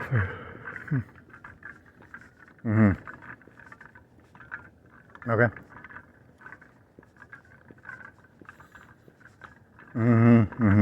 So in like 8 or 12 years, there's going to be an increase in crime. There's going to be an increase in crime under Trump. It's going to be very physical crime. It's not going to be mental crime. The crime is going to be very direct. And then the liberals will come back in, and then the crime will be very intellectual. It'll be intellectual crime. It'll be smooth talking. He made me feel so special, and then after he fucked me, he never called me again. Okay. It's the Epstein thesis you have, where it's like, it starts off with a back massage, then it's a hand job, and then it's every form of sex, and then if you want to keep Epstein's attention, by the end you have to, wasn't that one lady, she basically became his bordello operator, right? If you want to be my friend, if you want to be my girlfriend, you're going to have to get other ladies for me, because I'm going to get bored with you unless you can. It's a calculus thing, because Epstein was always talking about calculus. It's about constant. The rate of change. Interesting. You're talking about sexual proclivity based on a calculus-based. Look, it starts off with a kiss, and then you're like, kisses don't do it for me, and then it's a hand job, and hand jobs don't do it for me. Then it's a curve that keeps going. It's a drug addiction curve. You start off with 1/2 of a gram, then a gram, then 3 grams, 5 grams, 1,000 grams. It's a drug addiction summary. The only thing Epstein can feel is change. Epstein cannot feel. As a human being, if you are driving 60 miles per hour, you feel nothing. Now, if you go from 60 to 0 in 1 second, you will feel that, and you will feel. The human body is not designed to feel things themselves. It's only designed to feel changes, which is related to calculus. Or, very funny. See, I think Epstein's actually smarter than they give him credit for. I think he's on to something. It's about rates of change. It's not about the thing itself. It's about the feeling of movement, the wind in your hair.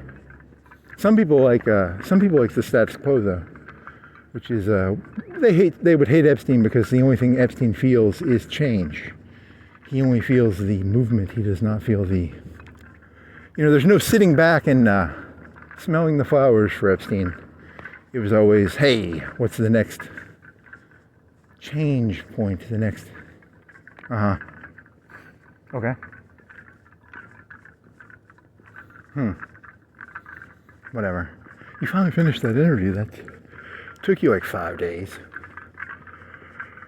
I don't have the digestion rate I used to have. I can only digest so much. And then I get distracted. Oh man. Take a stance, Satan.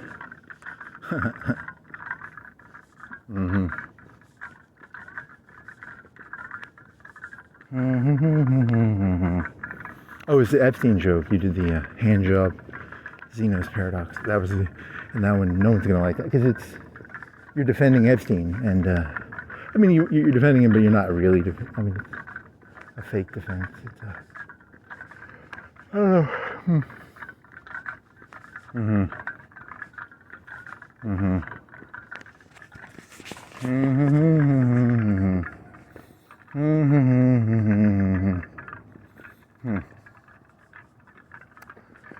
With that title, like Tucker Carlson, because he was always like, there's these transhumanists, the technocrats, the people who want to connect humans to they want to change humanity in a fundamental way, right? Yeah, I wish, and then that would be movement. Is that related to your calculus theory? Where it's all about movement. It's not about. You get bored. You get bored with the status quo bores you to death. I can't stomach the status quo. It's how do you people do that? You're addicted to change. I'm addicted to change. No, I don't think it's. Do you think it's genetic, or do you think it's like? Because that's not. It could be a criminality thing, right? Like, is it related to criminality? Addicted to change. You can't stomach anything staying the same. Maybe. Which is, it's actually kind of anti-societal because, in a lot of ways, people want a constant society, right? They want. Your janitor should always be it's a very non-moving society. It's a caste system. You think it's like a caste system where everything is cast in stone. Everything is exactly the way it is. And that feels like death to you. Like if everything is in stone, everything is like, it's very similar to death. There's just like a lack of movement, a lack of freedom of movement. Interesting. But that's like a psychological thing in your brain. That's not really, you don't think it's an upbringing thing. You think it's actually genetic.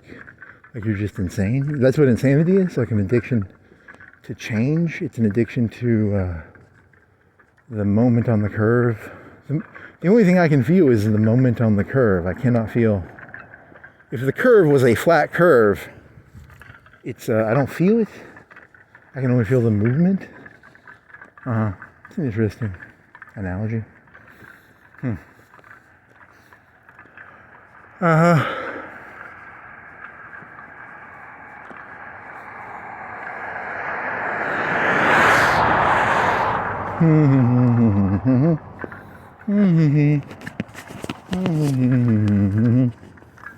then you feel insulted because this is you don't do the, it's called doctrines of the absurd, and you don't do that because for you this is more of a event. This is about the act of creation. It's not about the, I'm not creating a system. I can't even create systems because there is no system. The second you build a system, there's things in the system that don't fit the model. The model cannot fit all the information. The second you're like, because they criticize the right-wingers for calling the Wuhan lab thing a conspiracy theory. But, that's kind of like freedom of speech, right? But then the right wing's going to do the same fucking thing when they come in charge. They're going to call stuff conspiracy theories. They're going to do the same fucking thing. It's just, they call something an insane theory. And it's statistically possible. I mean, even back then, I sort of knew there's like a hint of truth. Now, you want to invade China over it? As a comedian back in 2020, I remember thinking, back in the old days, they went into China and they took all their ports. They took like 5 or 10 ports, and they gave them a big they made them pay reparations for the Boxer Rebellion. And one of my theses was, if Trump had any balls, which he did not, he would have said, "Hey, China, you owe us billions and billions," and he would have gone in there and said, "You have to pay us a bunch of money," and he would have taken those ports back. He would have taken Hong Kong back. He's like, "You don't get your cities back for 100 years until you pay us." But, he didn't do that, which is, it was a golden opportunity he threw away. I say it comedically. But, he could do that. That's, reparations are a good way. It's a way of it's a way of bleeding your opponent, because China is America's opponent, and you want to bleed your opponent of resources. And it was a golden opportunity Trump threw away. China has nukes. They would have stopped them from doing that. The whole world would have had a coalition against China. The entire world should have gangbanged China back in 2020 and taken all the ports back, the treaty ports, and then this world needs a bitch. People need a bitch, and China could have been a perfect bitch. And Trump threw that away. He could have coalition built. Hey, entire world, let's all gangbang China like we did back in the Boxer Rebellion times. And take all their ports and then turn their people into slaves and sell them opium. Sell them a bunch of heroin. Make a bunch of money off of degeneracy. Stupid Trump. He wasn't evil enough to do that. I'm disappointed in his evilness. You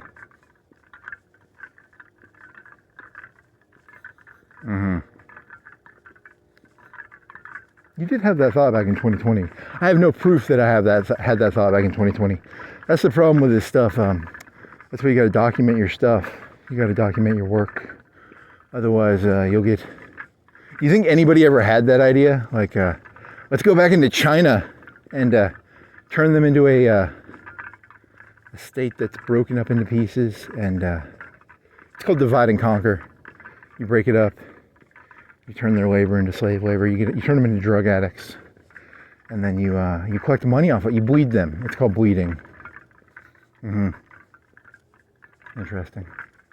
Is that what reality is? It's actually just thugs bleeding people, whether it be the right or the left. Just people bleeding people.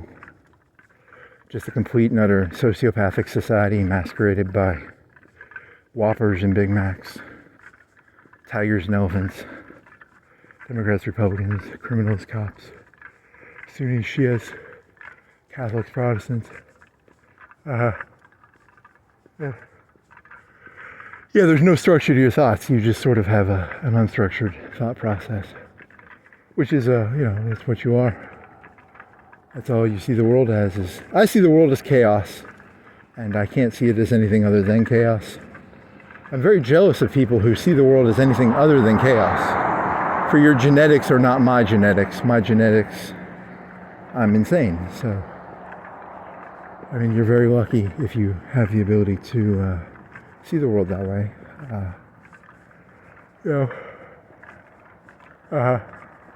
Why don't you just trust the Burger King? Because he's got a Whopper? Why don't you just trust McDonald's? Because they got a Big Mac. Duh. You're funny. I think you're insane, actually. You're actually just fucking insane. No, I'm actually sane. You're insane. Oh man, if I went to prison, I'd be fucked. Imagine being in a cell, you'd go fucking nuts. You'd walk around in circles in your cell. Probably.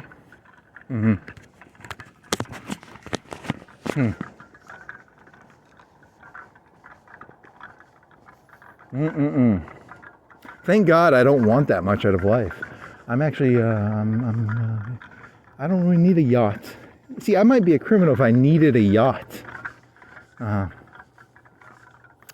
Here's what's going to happen. They're going to make it, if things go the way they keep going, because you don't really care. You know, remember the old, there's these things called pod hotels in Japan. It's a hotel room that's the size of it's like 5 funeral caskets. You pay so much money. You know, you don't need that much. You have a very low standard, I guess. But then they would start limiting. They're like, you can't walk around everywhere. They put like limits on where you can walk and go. And because really it's about the ability to hide reality is what power is. It's the ability to. Because if you can go into the Democratic strategy room, they have a bunch of Pokemon cards that they're creating for the next generation. And if you go into the Republican strategy room, they have a bunch of Pokemon cards they're creating with their next strategy.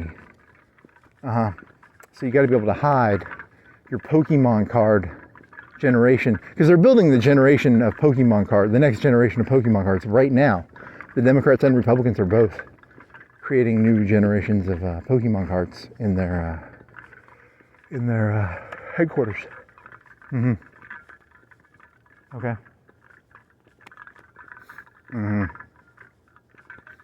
I can't keep up with it because my brain is I can't memorize the Pokemons as fast as I used to. When you're a kid, it's easier to remember the Pokemons.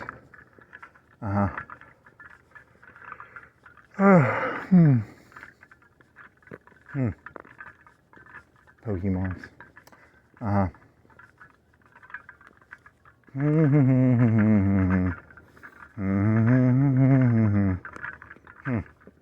All celebrities are Skynet operatives sent back in time. Seriously? All the mayors, governors, senators, congressmen? Really? You want to do that? That's pretty paranoid. It's kind of cool. In the old days, James Cameron was a fucking retard because he didn't realize the best way to take something over is not through a plasma-armed or rifle-wielding T-800 dressed as a human. It's to send a Logan Paul, Stephen Colbert. You got to do left and right here. You got to do, you know, all the celebrities are secretly T-800s dressed as humans. That's a good conspiracy theory. I like it.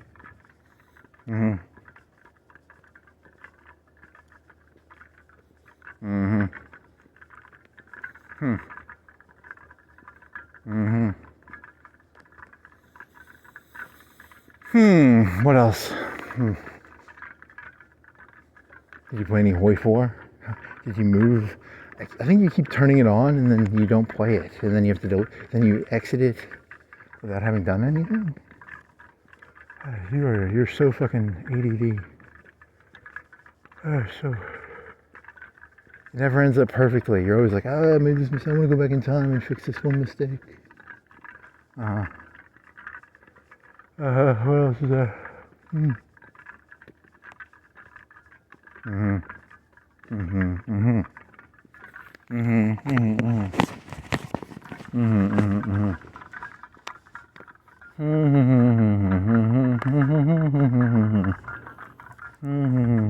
So the human nature is designed around not wanting to, the more things you can not pay attention to, the easier your life is. And you pay money for that. You know, like people who pay money for maids, they pay money so they don't have to deal with stuff. So the goal is to not have to deal. So but is that kind of like a narcissistic thing? Like, I don't want to have to do any, you know, that kind of becomes, then you get like a caste system where the people at the top don't even know how to do the stuff at the bottom anymore. Is that a right wing or a left wing problem?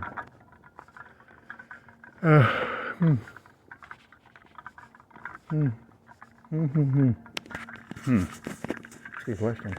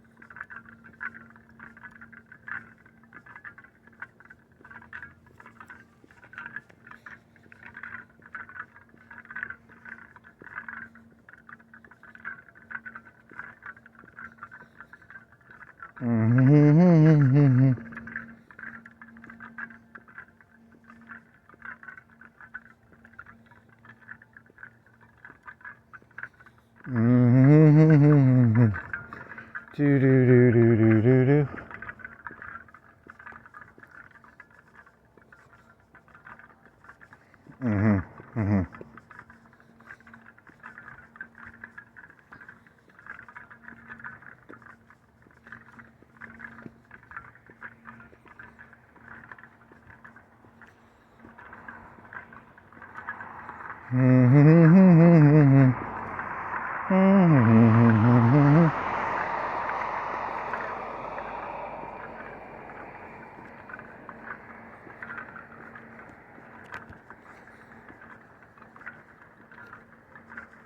Oh, what else?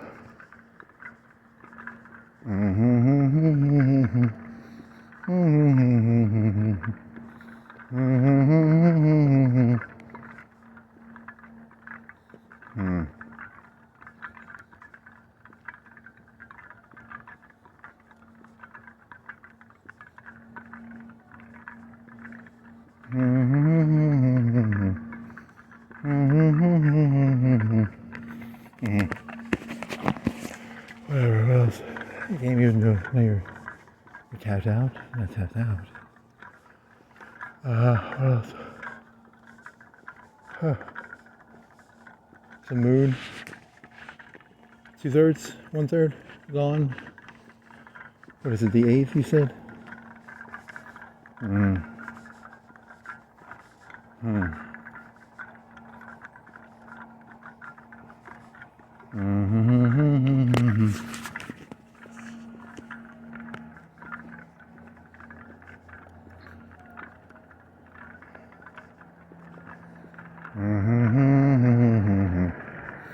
I guess you could just make it a macro rule that for your own mental health, if anyone talks that, you have to just get away from, you know, if anyone, because once someone starts talking to you like something is common sense, you lose your sense of self and you start going insane. So you'd have to make that your boundary rule or something.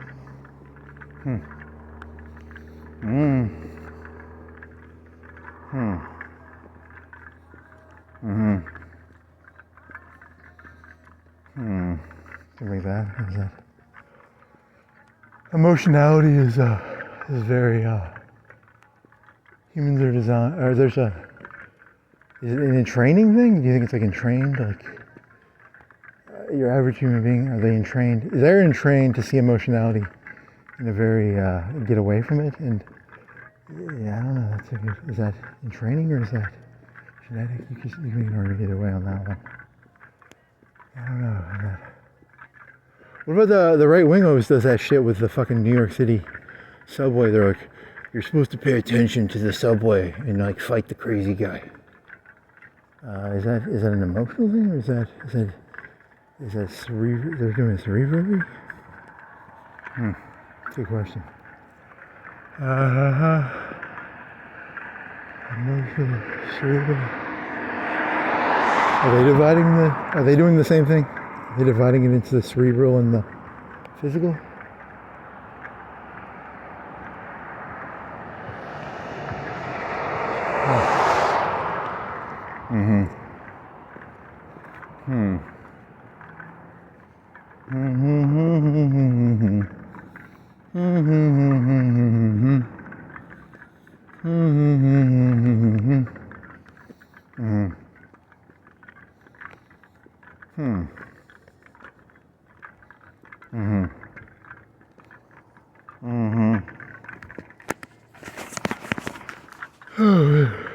Only feel movement.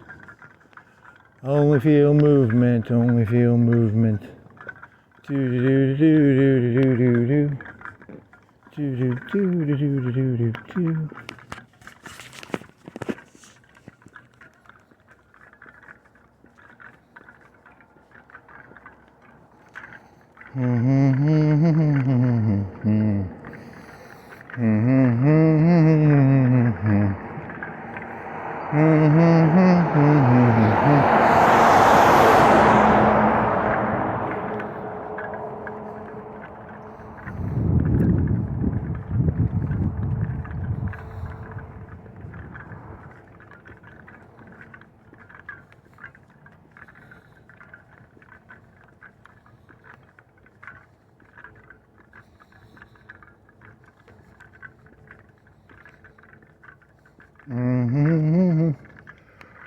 Oh, what else?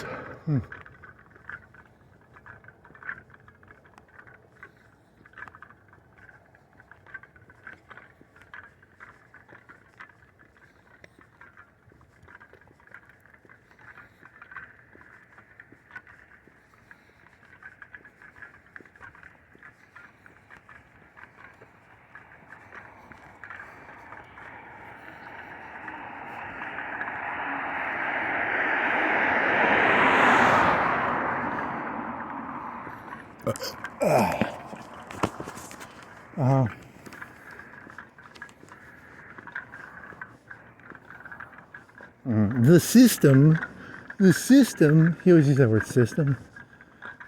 He cracks you up. It's because you are him, aren't you? Technically I am Epstein, probably. The system. Looking for the system. I mean, there's no system? You're telling me there is no system? People are going to say there is no system? Seriously?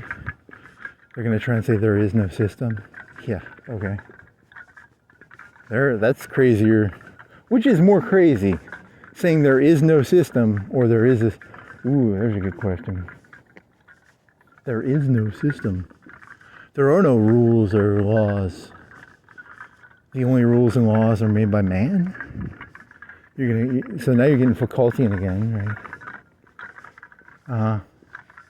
3 years from now, you will be literally insane if you say that the Wuhan lab leak theory is not anything other than 100% true. Okay. Ooh, this is going to get worse because it's going to be like 1984, but instead of having people having books, it's all going to be on the internet. So it's even easier to change, especially since all the databases are going to be centralized, like you said. I said that the databases will be centralized. Because you were talking about how Arthur C. Clarke and how in the 70s and 80s he thought you'd have a console at your house, and then you buy opera tickets, and then you wouldn't have the computer. The computer and the information would be stored on a central server, and then the console would just be like your phone, which is just enough computing power to display the information that the central node has. Hey, I say I bought opera tickets. The central node says you do not have opera tickets. Oh man! Isn't that similar to banking? No, I mean, there isn't like money in a bank vault. It's a number on a computer.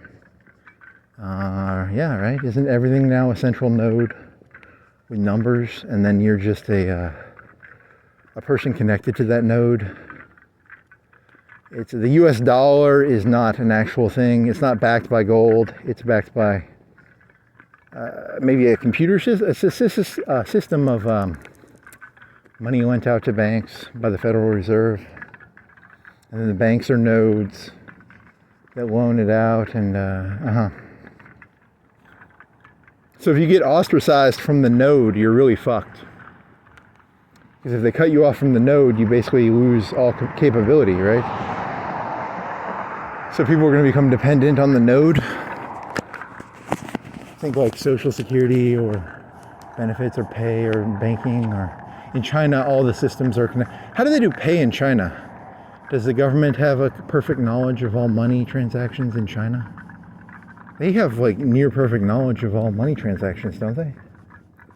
It's hard to create corruption if the money is all known. But then Trump is doing the whole Bitcoin thing, and Bitcoin's main goal is to create a lack of transparency.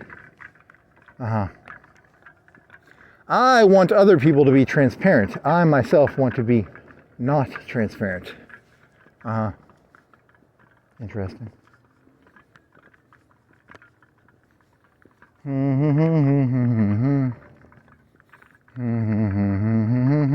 The secret of this world is there's only so much land and only so much water. There's only so many atoms on this earth. So actually, you people are all fighting for the same atoms. People aren't going to say that out loud. You're not supposed to say that out loud. I would never say that out loud.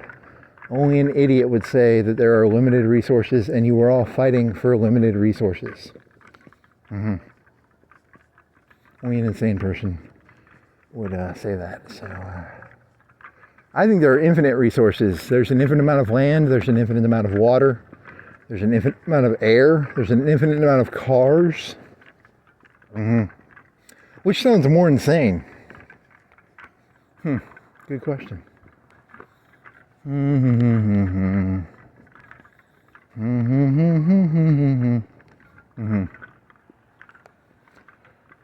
Okay.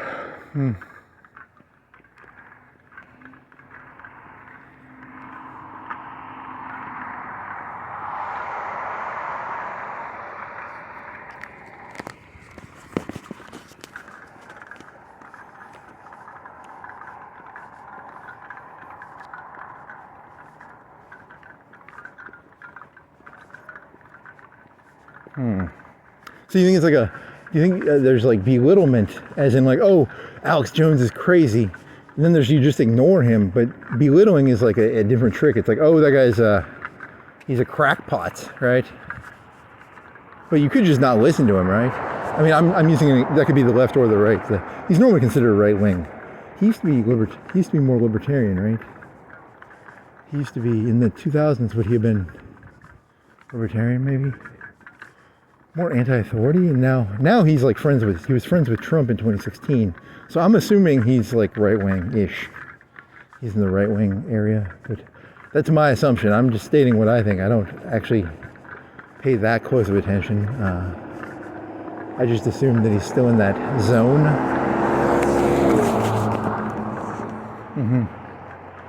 I mean, I can't be wrong about my own thoughts, right? If I think, even if I'm wrong, which I could be wrong, he could secretly be working for MSNBC. I wouldn't know.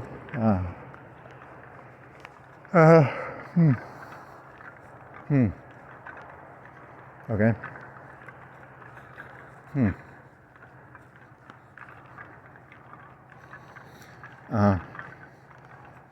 Do do do do do do do do do do do do.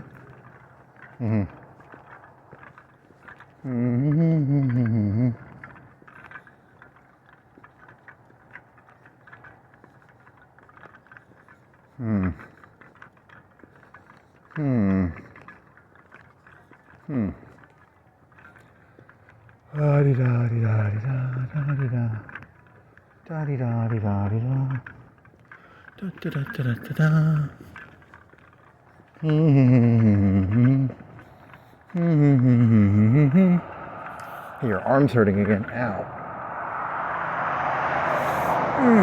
Let me stretch this back out.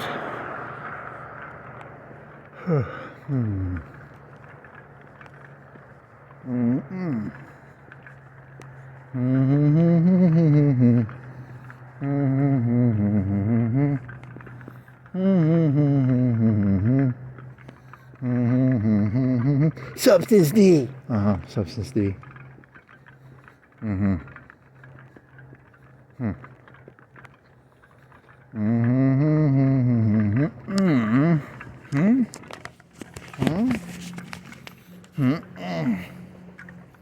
When you could just accept that you're, I mean, I am technically crazy, I guess. So you just have to accept what you are. It's not good, but it is what acceptance is the first step to something or other. Abandon all pretense of even pretending you're sane. Just accept your limitations. My limitations are a lot higher than your average human being, which means you're going to die, because based on Darwinian evolution, your capabilities are so much lower that you don't stand a chance. Basically, your bandwidth is so easily flooded. You have a floodable bandwidth. You can't ignore things, whereas your average human being is pretty good at it, actually. You think it's genetic or environmental? The ability to forget. Blessed are the forgetful.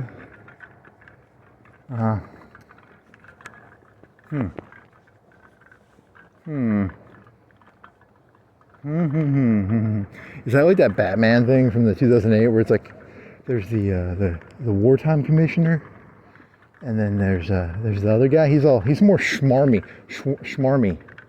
He's more friendly. He's all smiley. I don't like that schmarmy guy. The schmarmy commissioner.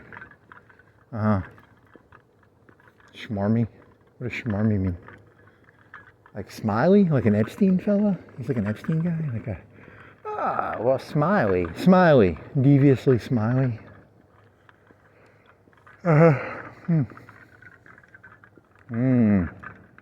I refuse to watch the movie Joker. I mean, you know the plot, though. But you don't watch it. It's kind of sad, because actually Joaquin Phoenix is a genius. The Master, one of the greatest movies ever made. Literally. Probably one of your favorite movies ever. And he was pretty good in that. He made a Napoleon movie you didn't see, and he was supposed to be Napoleon. Yeah, I'm not going to watch movies anymore. There's too much work to it. Also, the review of it was pretty bad. It was supposed to be. So you do things based on reviews now. So you're like a puppet of the review people now. Interesting. Something about ladders, and they were doing a fortress. They were storming a fortress, and he's like Napoleon, and he's like, Josephine. Does it have the famous scene where he takes the crown from the Pope, puts the crown on his own head? That's pretty Chad. That's a Chad move. Technically, there are still people who believe Napoleon is the Antichrist. Some people think Hitler was the Antichrist. Some people think Epstein is the devil. Some people think Napoleon was the Antichrist. What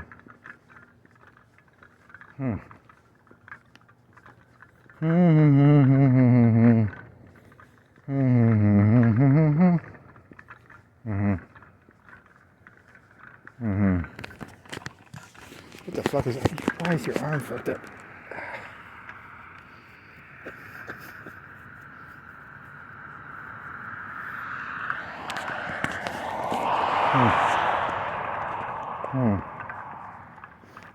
Okay. You looked weird, you're scratching your arm. Does that make it better? Hopefully. Sunday night, Monday morning. Is it Monday? It's probably Monday now. Yeah, it's 1:42. It's Monday. Started at 11:30. 11:42 plus an hour. 2:15. 2:10. Okay. What else? The beauty of these is, even if you did say something stupid, it's compressed into a 4-hour format. Now, the worrying things about these talks is, technically, if you take a 1-minute snippet of anything out of this, you could make me sound like a pretty bad guy, probably. But as a whole, the whole 4-hour thing is actually normally balanced. I think it's normally balanced. I don't know, that's a good question. I mean, you did talk about explosives, and you talked about T-800s as social media influencers. And you talked about the Wuhan flu and the conspiracy theory about that. And you talked about, okay. What about that? There's that one Neil Ferguson. That was the whole social networks. The right wing, I think. See, here's the thing. Like, I'll talk to ChatGPT and be like, "There's no evidence for this to be true," and then you're talking about. I'm talking about zeitgeists here. A zeitgeist is not the same thing as like documented reality. A zeitgeist would be network nodes related to people. Would be the Neil Ferguson thesis, where you have a human network node. Like during the Enlightenment, Voltaire would write letters to people. He had his node. You have your nodes of people have their nodes, which are, I guess, it's a social network, but it's your chosen social network. Like a social node, which is a Neil Ferguson thing. But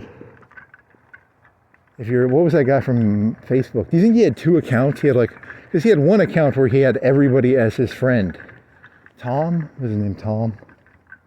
Because then you would have, he's got a gaping wound. Technically everybody on nobody uses MySpace. That's the reason MySpace failed. You were forced to be friends with Tom or something. And I don't know who Tom is. Is it Tom? Did you have a MySpace account? I mean, I might have had one actually. Shit. I mean, they went, whatever, it doesn't matter, I guess.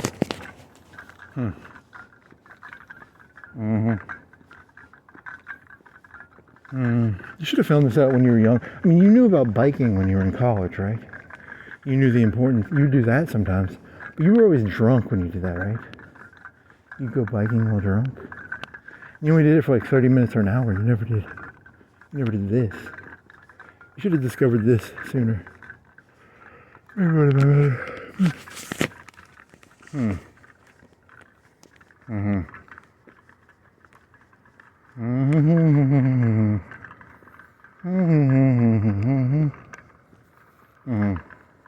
they didn't have ChatGPT back then, and then you'd have to hire someone to do a transcript of your writings, and that would cost $10 an hour.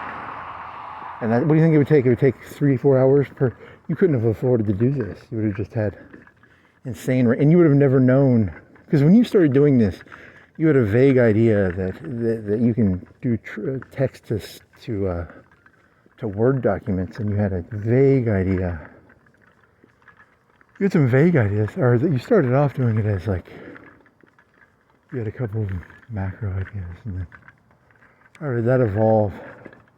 Or did that come from like you would walk around and at the end of the night you wouldn't remember anything you spoke? Because you'd walk around for like 3 or 4 hours and then you would be like, I can't remember any of this. What? And you wouldn't even remember anything unless you brought a sheet of paper and you wrote it down?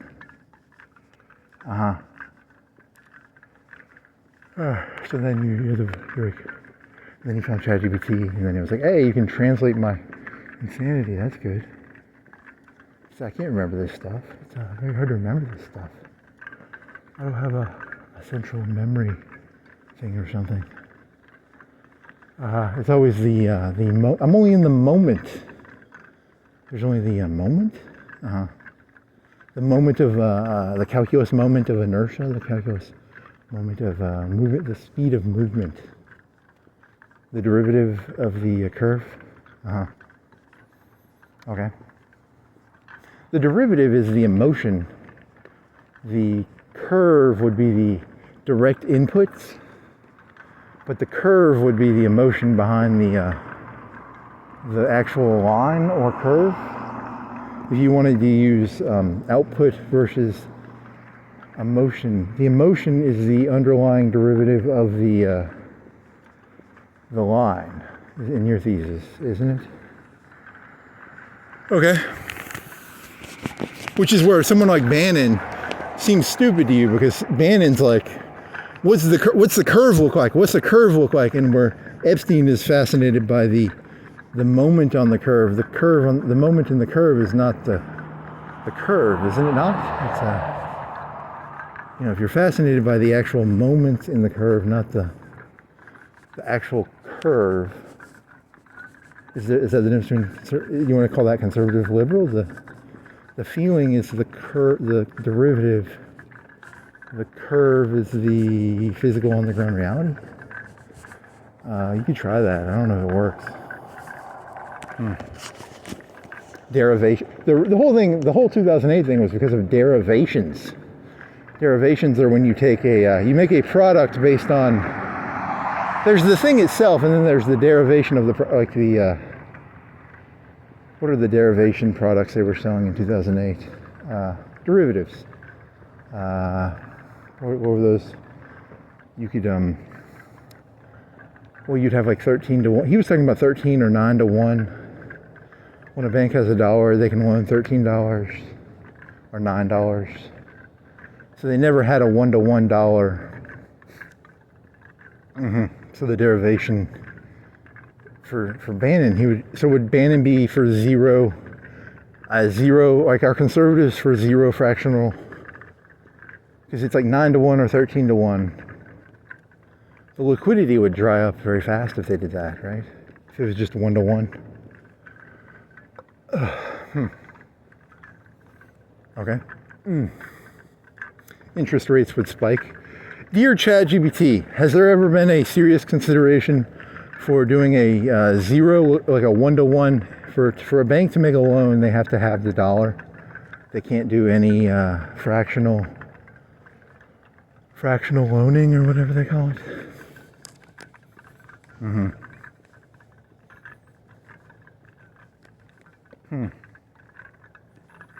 Okay.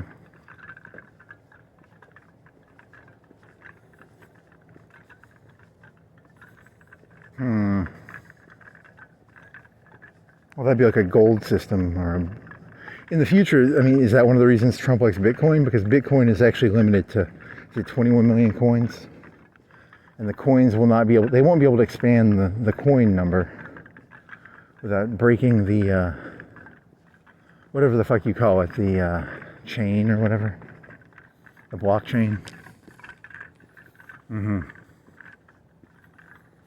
Does Ethereum have a limited number? The devil is in the details. The devil smiles, and the devil is in the details, and the devil is smiling, I guess. Is he swarming? Is he a person with a knife and a gun, or is he a person who smiles at you? They're both the devil. How come the devil didn't Trump get those 4 black kids? Like, he was really chasing them. He was calling them the devil, right? Get them the death penalty. Well, you can't kill the devil. So he knew he wasn't killing the devil, right? Because you can't kill the devil. So he was just, you're talking about those 4 black kids in like the park, right? You didn't watch that documentary, but you knew about it. You knew it was like, so are they the devil, or is the system that, really? Systems? You're gonna go back to that? Come on. And they ended up being innocent? Ooh.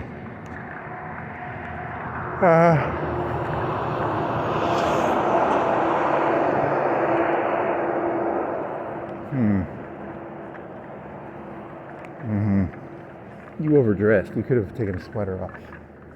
You should have tested the temperature. You want to take a sweater off, buddy?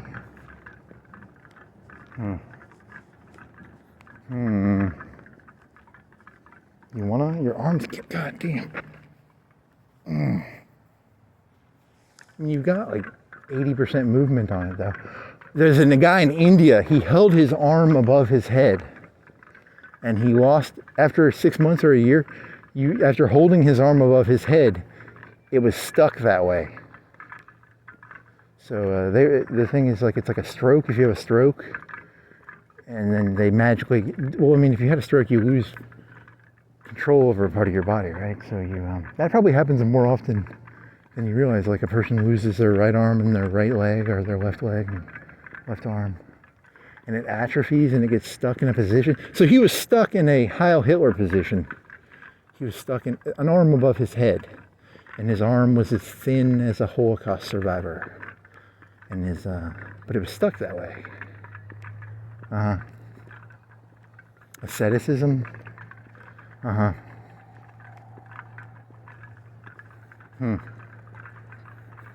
Okay. You think I mean, that's a dedication, I guess. The ChatGPT told me it's the first 6 months to a year. After that, the arm is stuck. You basically lose the arm after 6 months, I think. I don't even think he couldn't fix his arm even if he wanted to now. Like, his arm is literally probably not retrievable. Right? That's probably true, right? He couldn't fix his arm even if he wanted. It's stuck that way now. Poor fella.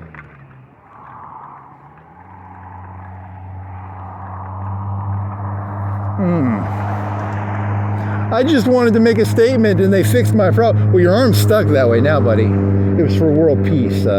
He made a smart choice. There's never going to be world peace, so he can keep holding his arm up. Imagine if he was like, he had like a goal and then the goal got achieved. Imagine how stupid he'd feel. You got to choose. If you're gonna sacrifice your right or left arm, you want to make sure it's a goal that is unachievable. I'm sacrificing my right arm for world peace. Yeah, there's never going to be a world peace. You're an idiot. Until every human being on Earth has access to a cell phone. Everybody's got a cell phone now. But I ruined my right arm and it's unusable now. Poor guy. Sacrificed his right arm, and then now everybody has a cell phone, right? Probably something like that. Or half of 3/4 of the world, half the world. Because it's just a data link to the data. They don't actually control the database. They control it's just a front to connect to the database. The elites don't care that everybody has a cell phone, because a cell phone is just a whatever word you were using earlier, a input-output device that talks to the server. The server is still hidden in a Fort Knox-like structure, defended by armed guards and controlled by 10 to 20% of the population. And you, as a person with a cell phone, it doesn't matter that you have a cell phone. You really can't get in there. They can change the word meanings. They can be like, hey, Wuhan flu is now a 100%. It's 100%. If you say Wuhan flu came from bats, you're insane. It came from that lab. You are literally insane now if you believe that. It'll be that way in like 3 or 4 years. You're doing like a 1984. 1984 meets Central Nodes / Arthur C. Clarke / Google, Amazon, Skynet / ChatGPT / reality / brain hat. Was that like a salad bowl? What did, because I haven't seen that movie since I was in elementary school probably. What did he have the people wear? It was like a salad hat. He's thinking of like a big metal bowl with like electrodes attached to it. But that's a memory from like 20, 30 years ago, so I don't know if that's true. It's a brain hat. It's a hat that reads your brain. You can sort of make it up yourself. It was big though. It looked like something a lady, remember the old things where the ladies would put the curlers in their hair? It was kind of like that. Like, it made your head big, right? You could be wrong about that, but that's what I remember-ish, or it was big. It's like a thing for curling hair. Do they still do that? I don't think I've seen. They used to have one in JCPenney, right? Like the thing it goes on your head, and then do they still do that? I haven't seen one of those in a long time. Like a moving, what are the ladies' hair places? It's a good question. I don't know. I don't follow ladies' hair fashion. What's the new cool haircut? I don't know. Long ponytail with blunt bangs. Fringe. What is fringe? Fringe is when it's like those two side things, like the little. It's not fringe. Beard. What are those things the males have? It's called pork chops or beard chops. What are those called? Pork chops. Side chops. But this is like strands of hair. This is that's fringe, right? Fringe is like where there's just like one little it's like a 10 or 20 hair little mini thing. Okay. High ponytail, low ponytail, short ponytail. What's the one, the side one? You're talking about Civet AI, because I know these because I can make art / pornography on Civet AI. I know all the haircuts. Blunt bangs means front straight, right? Is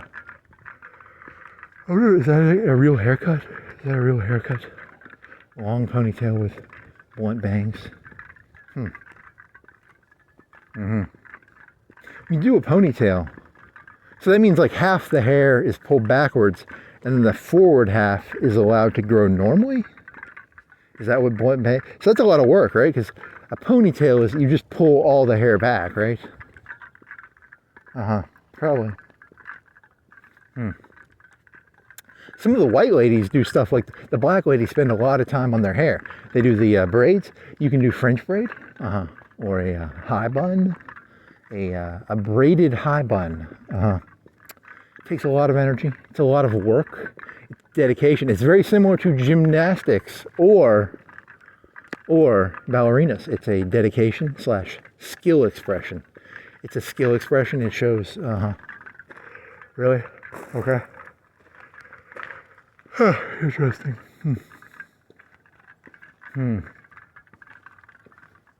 A story is as old as time. It's a in the animal kingdom. There's the peacocking. Peacocking is for males. What do the lady animals do peacocking? Is there? Because in the human community that would be ballerinas and gymnasts, right? And that's ballerinas. It's literally there's Chinese foot binding, and then there's Okay. So is it like female peacocking? You're saying that like the braid, some of those take like hours to make, right? There's a geometric aspect to it. Some of the, yeah, right, the like a braided high bun would be a lot of work. What is the most time-consuming white female hair decoration? Is that really how you're going to do this? And then the black ladies do that. They always do that, right? The high braid, the braided. Okay.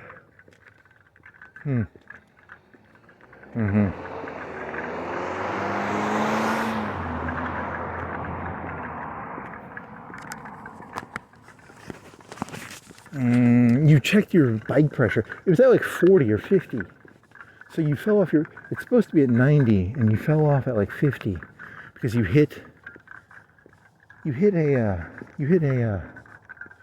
went onto a driveway, and the difference in the driveway, the road to the driveway fucking tripped your bike up. You hit it at like 20 what angle do you think you hit that at? Because you did a turn.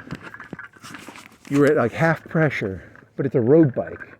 So a road bike at half pressure, you hit it at like, probably like 45 or 35.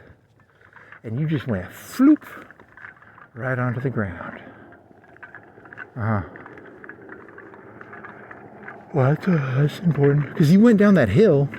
You were going like 15, 20 miles per hour down that hill. And if you would have done it then, you would have been even, because you only hit it, when you fell off, you were only going like 6 or 7, probably. If you would have fell off on that hill, you would have got road rash. You would have got, you could have broken more because you were going like twice the speed. So always check your tire before you bike, if you bike again. Especially with road bikes. So that's a moral, I guess.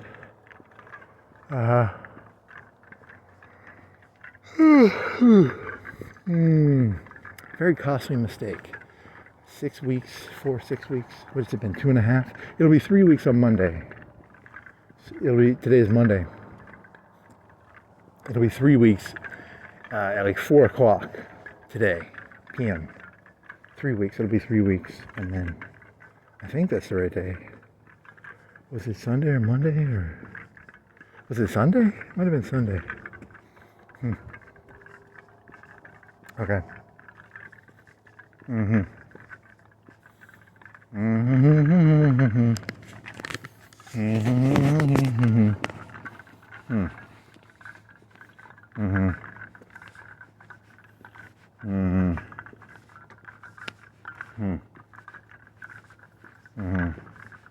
So the internet becomes like the brain vat, the brain hat. It's not a bad analogy. I mean, they put up with Alex Jones, and he had his, he was an actor, but he put his brain hat on, and he would go on for like, what did he do, like 6 hours? And they let him get away with stuff, right? You ain't out of the norm with your shit. You're not like, it's not, compared to that, it's like, it's sane enough. Okay. Sane enough. Okay. I mean, they are going to do the node thing. And they're going to define reality through the node. And the node will... So 1984, they burned books. That's why they didn't like that Hillary had her own server. You're not allowed to have your own servers. No, you're not allowed to have your own nodes. You have to have... There's one approved node. Okay. I mean, you're being a bit hyperbolic there. You're going a little... Churches have their own nodes. Universities have their own nodes. Burger King, McDonald's. Everything is a node. Everything will have their own node with a centralized information. Who gets to actually digest the information? Who gets to say the Wuhan flu is A, a conspiracy theory, or B, 100% verifiable / true? He who controls the node defines reality. You could say that with like Bitcoin, and well, Bitcoin is done to 51%. It's not democratic because it's who owns the most miners, but it is. It's like politics can be viewed that way. It's not really. It's about who can get people to vote, which is done through money, statistically done through money. But Trump had less money than. Did he have less money than Harris? Did he have less money than Harris? But you think he had money, and like secret money, like Elon Musk. He also, I mean, you underestimate. Remember the death of Jay Leno. It was the old late night show was a golden prestige program created by Carlson, and then it was for my youth it was Jay Leno and Letterman, and I mean I never watched it. I mean technically I've watched 30 to I bet I've watched 20 or 30 hours of Jay Leno / late show / even I never watched Conan either. I mean I've watched some of Conan on YouTube, but I've not watched him on TV. And then, but it was a prestige show. It was a Cronkite-esque golden diamond crown, and they're getting rid of Stephen Colbert. They're getting rid of the program. They're not actually just getting rid of him. They're getting rid of the whole program. So the new late night show would be like the new golden crown, the new kingmaker, the new Cronkite. Is like the Joe Rogan or the you think all the TV shows are going to get rid of the late night show if they get rid of are Or do you think they'll bring him back? Do you think they're going to be like, oh, we made a mistake, like 3-4 years later, they're going to be like, yeah. Because it's like, you don't watch any of them. It's like Jimmy Fallon and Colbert, and there's that other guy from SNL. I've never watched literally, I mean, I've flipped by Colbert before probably. Would anything get you to watch those? Do they do good skits on that or anything? Like, I don't even think they do good. And you don't watch The Daily Show anymore. And, okay.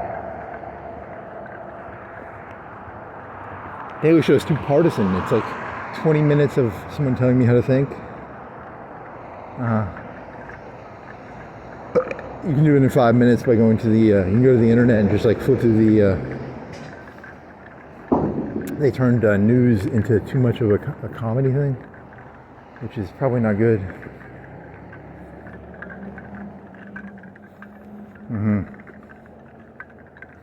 Okay.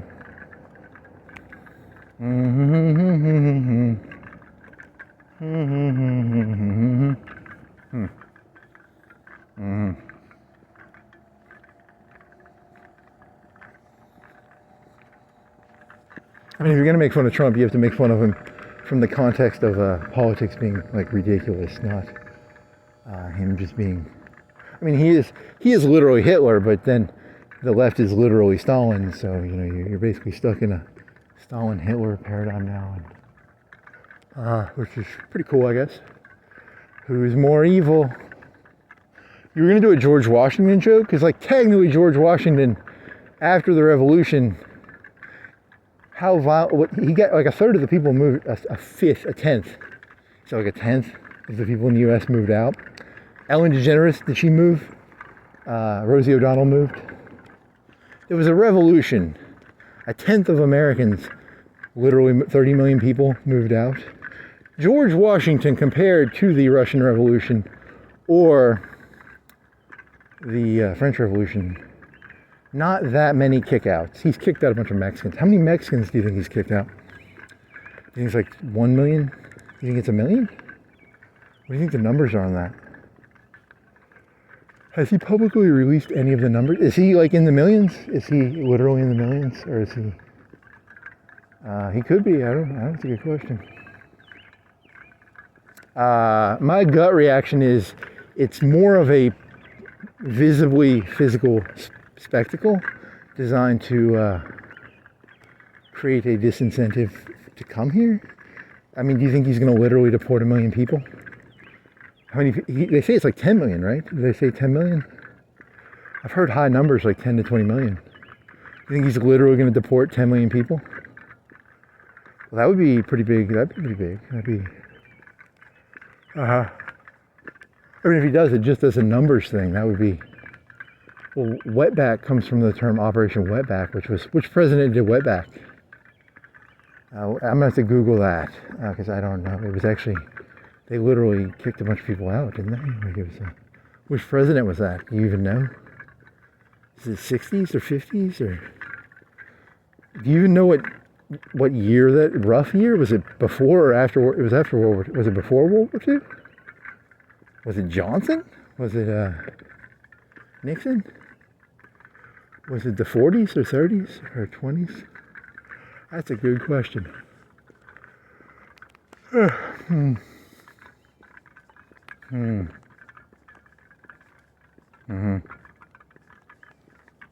mean, he's technically just doing, do you think he's doing a bigger operation than what? Do you even know how big? Yeah, I don't. Whatever.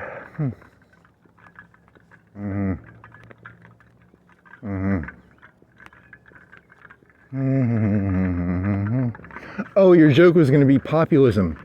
You know, there's Antifa. Antifa is anti-fascist, and they wear black masks. And your joke was going to be, I'm anti-populist. I think the person who should be president should be the one with the least votes. So whoever gets 0 votes should be the president. And I'm against populism because like Bernie Sanders is a populist and Trump is a populist. Do you think like Stalin was a populist? Hitler was a populist. I don't like popular stuff. I'm an anti-popist. If it's popular, I don't like it. Okay. You're gonna wear like a black mask. It's a new terrorist organization called Anti-Pop. Okay. It's a good one. I can see that. It started off as a gag, and then someone actually goes and does it, and you're like, I was just joking. Please don't, Okay. That sounds very anti-societal. Anti-pop? It's called anti-pop. It's dedicated to people who don't like society on the whole. I don't care if you're right or I don't like communist society. I don't like Christian society. I don't like Catholic, Protestant, Sunni, Shia. I don't like McDonald's society. I don't like Burger King society. I don't like cop society. I don't like criminal society. Criminals do have a society. There's the mafia. And the mafia is technically a society, kind of. Well, that's interesting. Anti-pop. Okay. That's a good one. That was the one you were thinking of last night before you went to bed. You were like, anti-pop. Okay.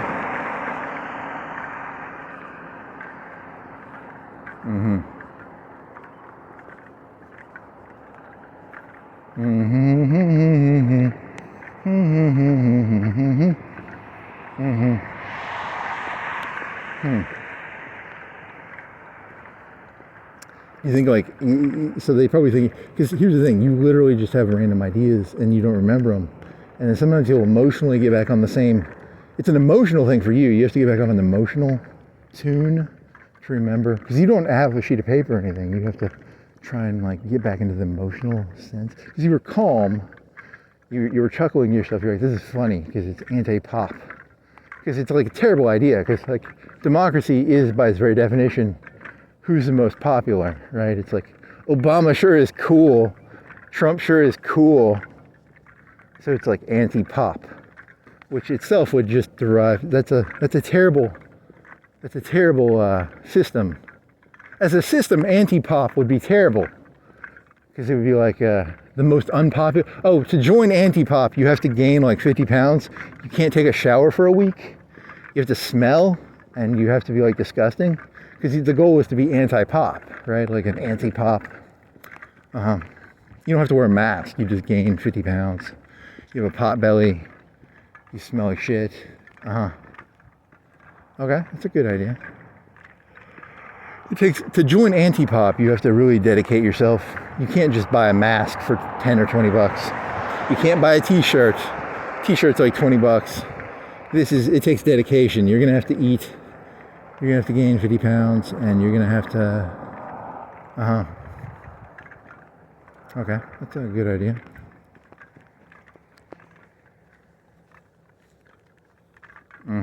So the premise of that joke is, I'm not literally advocating anti-pop. It's meant to be a joke about how, well, I mean, technically, communism is sometimes popular, and sometimes it's not popular, and then sometimes, you know, like capitalism is popular sometimes. And then in 2008, everyone's like, I hate capitalism. Let's get Bernie Sanders in here because he's a populist. Because it's not a left. Populism is not a left or right issue. It's just populism. Interesting. Here comes Mr. Cool. You better suck up to Mr. Popular. Okay. Oh, you were Googling Joe Rogan? Because you do Reddit. And there's a terrible Norm Macdonald subreddit, and the jokes are rarely funny. A lot of the people just sort of regurgitate some guy was saying that. He was like, these are just regurgitated jokes. And some of them are. Sometimes you get news there, like the hand wave guy. I got that from there. I learned about the hand guy from there. But that's just because that actually takes dedication. I mean, I remember that because, you know, he literally sacrificed his right arm. He no longer can use his right or left arm. That's actually kind of, not admirable, but you at least have to respect the dedication of sacrificing one of your arms. You know, it's not buying a t-shirt. It's not wearing a black mask. Hey, I can wear a black mask. They're like $10 or $20. You can buy a red hat for $20. You can sacrifice your right arm. It takes 6 months / a year, and it hurts like fuck.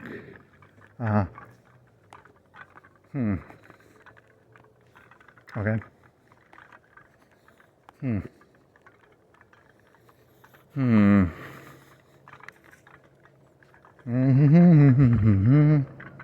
So you need to, can you get like a, how like in Excel there's like, you can do formulas, or you can do there's like sub programs you can run.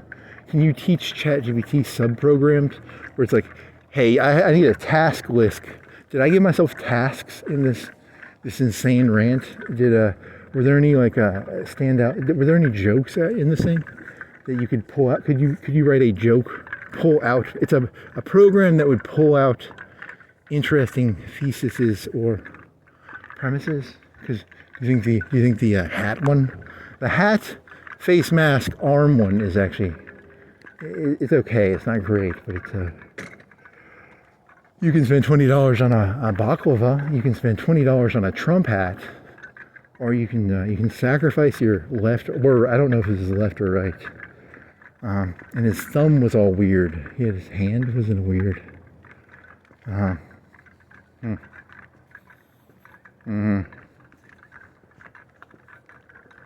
The left needs to create some better fashion accessories. The baklava, not a very good one. The red hat is actually pretty good, I have to say. Good job, Trump.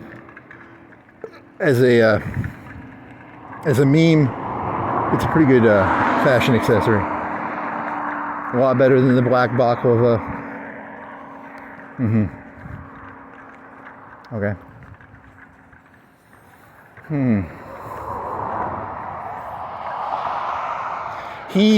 I thought the left had all the gays and all the fashion people. Shouldn't the left have like the best fashion accessories? You'd think they'd have like some like Dolce & Gabbana shit, or haute couture political fashion accessories. So you just do, then you have to come up with like left-wing and right-wing versions of fashion accessories. I can't come up with any. I can write the premise of the joke. I can't actually finish the joke.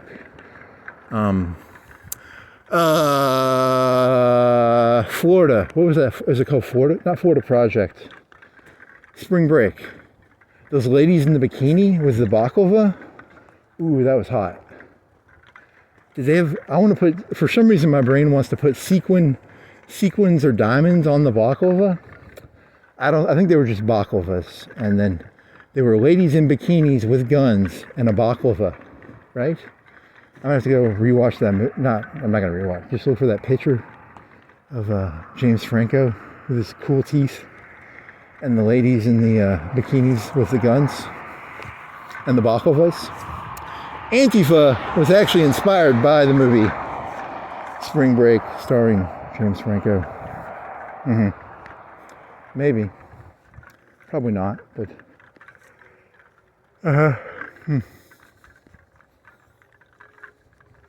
Spring break. Spring break. Spring break. Spring break. There's a movie you were going to emulate. Oh, you're going to do the Whitney Houston thing. You watched like 30 minutes of American Psycho? Because that one guy did a review of it, and you always think that Whitney Houston part is funny. Because it's actually a deep statement. Like, everyone makes fun of that movie, but it's actually a pretty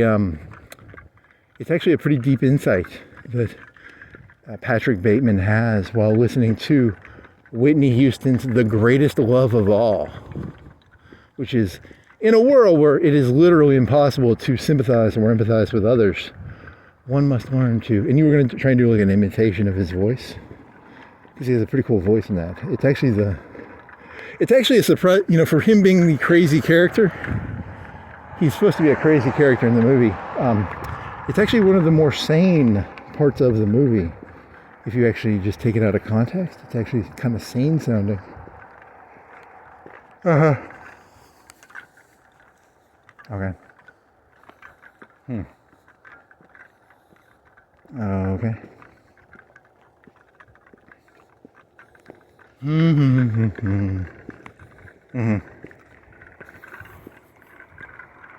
What else you got?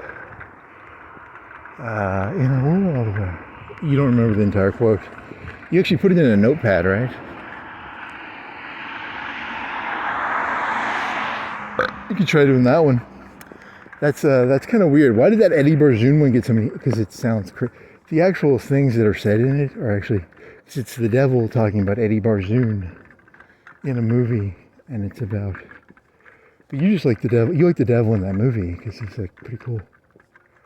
I think he's jogging around, and I mean, technically, the devil just picks up a phone. He doesn't even do it himself. He gets like apparition homeless people to do it.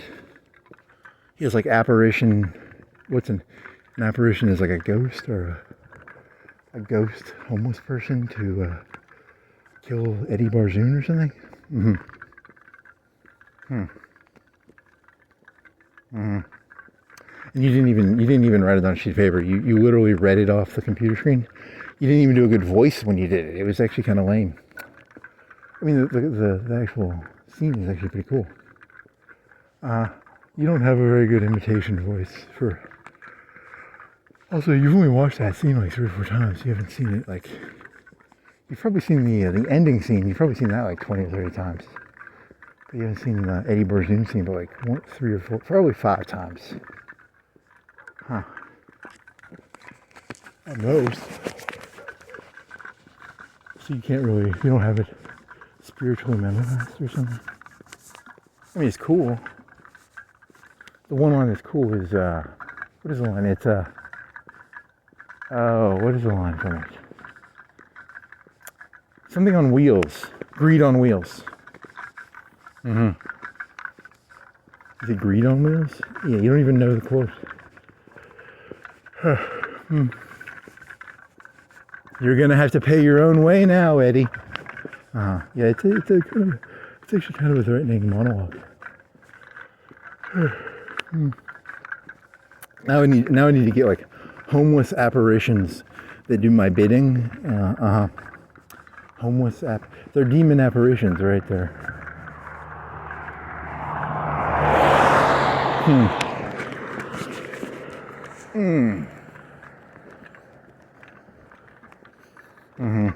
So do you think like the conservatives see the people who change the system changers are going to be the system changers, and then you have the people who just look at the line?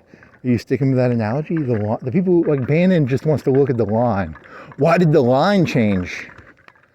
And then the devil is interested in the emotion involved at each moment.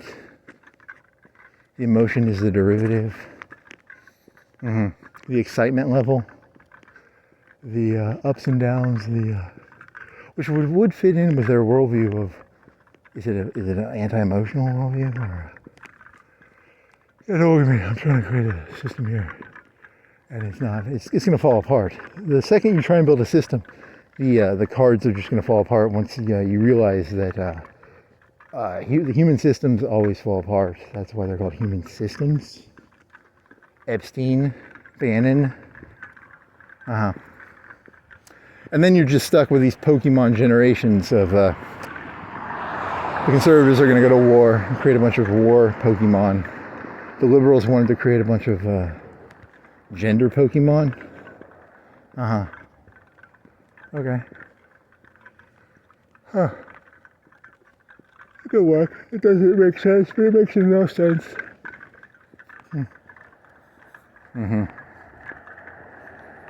It's like wrestling. It's you got to be thinking of the next pay-per-view. Hulk Hogan might win the title, but you gotta sell seats on Monday.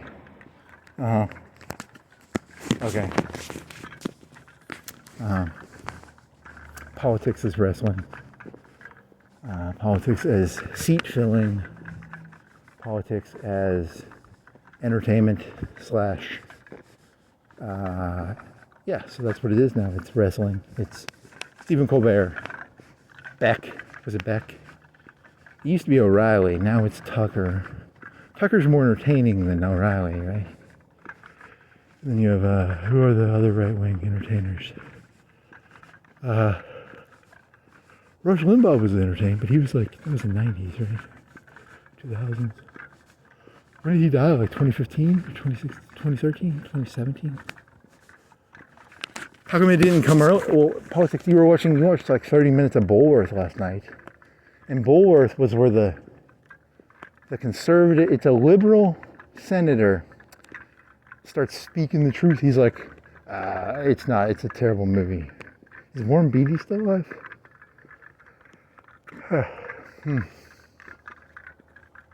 He tries to flip-flop and become a California conservative.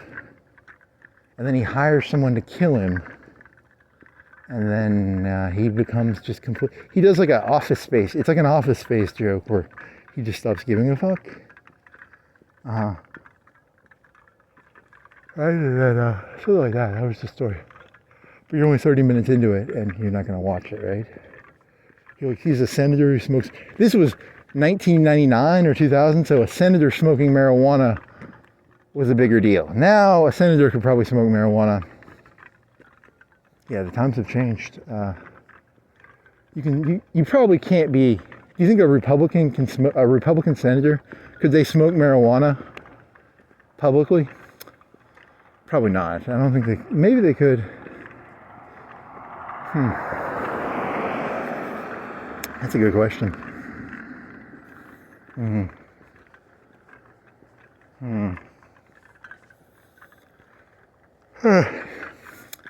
20 years in the future, all the Republicans who went on the Joe Rogan experience and smoked marijuana, they're going to be crucified. If you're a Republican and you smoked marijuana, you're going to get, it's going to be, the conservatives are actually going 4 steps back. They're not going 1 step back. They're going to re-legalize marijuana. They're going to, that'd be kind of funny if they actually did that. That would be, I have no evidence for that. I just like I like the idea of it. Because I remember being in high school and being like, they'll never legalize marijuana. And they did, for the sort of. This is fucking Alabama. You can get a THC drink. I can go to the gas station and get fucking high right now. I would have never guessed that when I was in high school. So, congratulations, Alabama. Considered probably a more conservative state. On a scale of, if you rank the 50 states in terms of conservativeness, I would guess Alabama would be in the top 10% of, top 20%, 10%, 20% of conservative states. And they're selling marijuana drinks now, so, hey, the times they are changing. Okay. I wonder, how many states have marijuana drinks? Are you assuming that that's like the new Coca-Cola? Is that like 80%? Do you think it's 50%, 80% of states? If it's in Alabama, I'm assuming it's in 80% of states. Right, it's got to be 80%. I mean, you don't actually know. They don't sell 40s here, do they?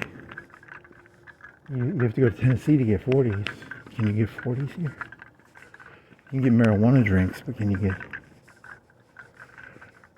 Okay.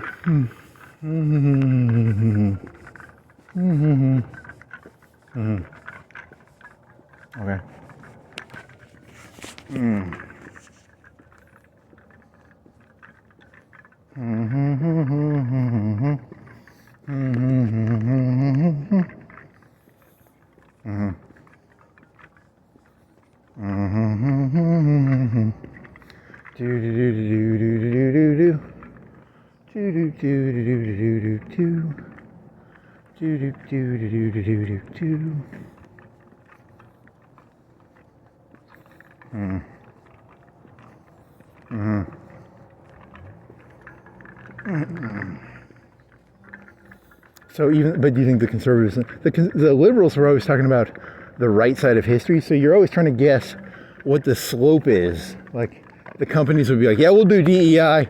We don't believe in it, but they would just do it because of the slope. You know, the slope is like, you're trying to guess where things are going in 10 years.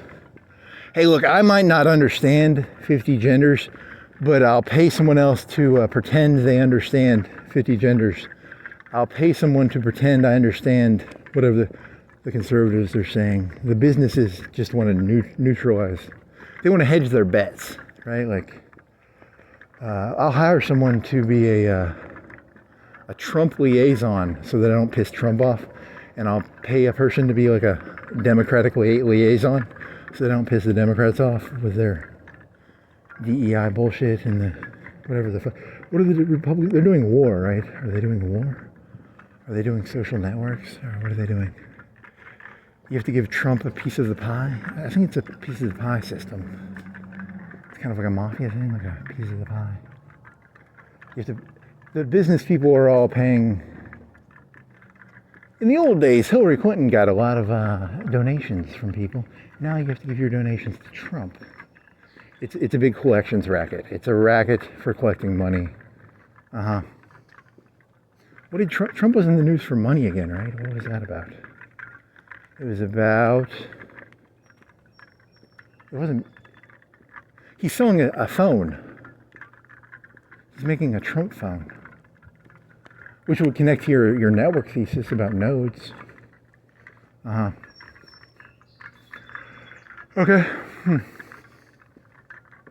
I mean, he's not wrong. It's about the node, the delivery. It's the delivery device. The drug. Social media is the drug. Who controls the node? The entertainment node used to be liberal, but now the networks are creating their own drug, their own daily shows. The conservatives have their own daily show, their own nodes of delivering content. The Trump phone, the Trump network. Truth, it's called Truth, I think, yes. Elon Musk gave $1 million to a guy who did something.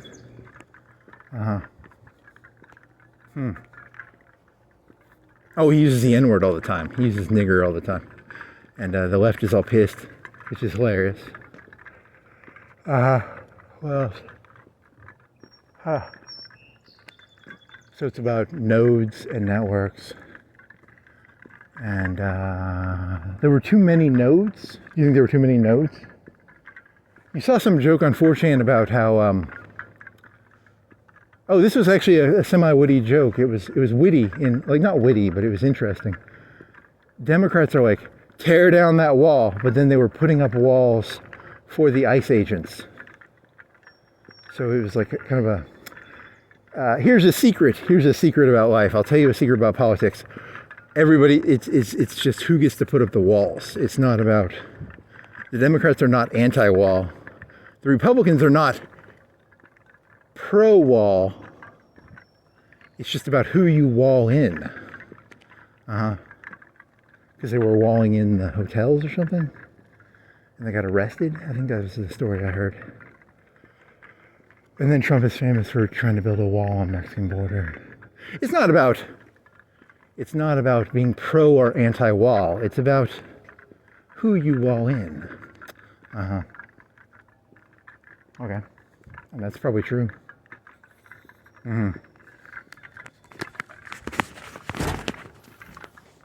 So the liberals want to wall in the police. I'm going to go down to the police station trying to wall it. You'll get arrested in like 5 minutes doing that.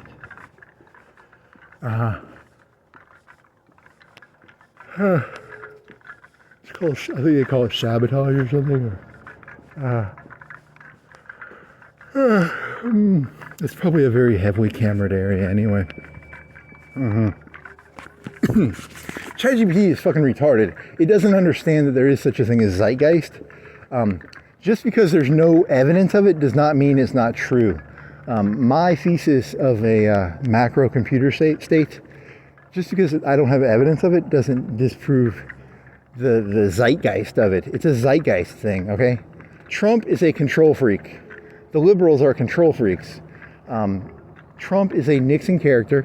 he will do what you remember the conservatives are always like, central database system. They would never shut the fuck up about Bill Gates and fucking chips in your hand and shit.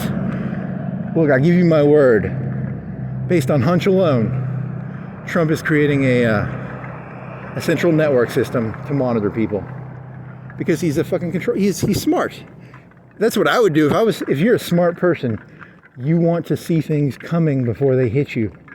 That's the key to good man. The key to, you want to be able to ignore stuff. The goal is to be able to ignore stuff. The more things you can ignore, like healthily ignore, right? Like there's healthily ignoring something and unhealthy. You can put something in a box, right?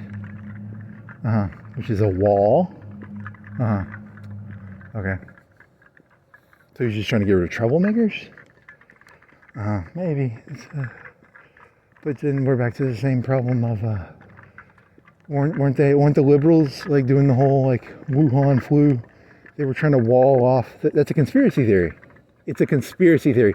You are insane if you think the Wuhan flu is anything other than, and then they're just going to flip the wall around. The wall is going to be, my guess is it's like, I'm not an expert.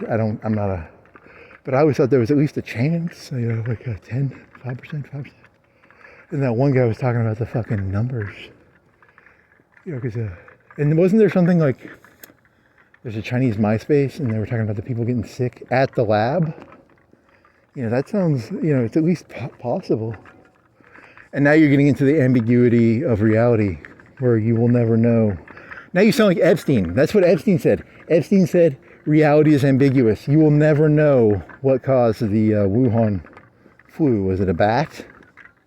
Was it a person who worked at the lab getting sick and then leaving the lab and giving everybody else Wuhan flu? It's called ambiguity. Okay.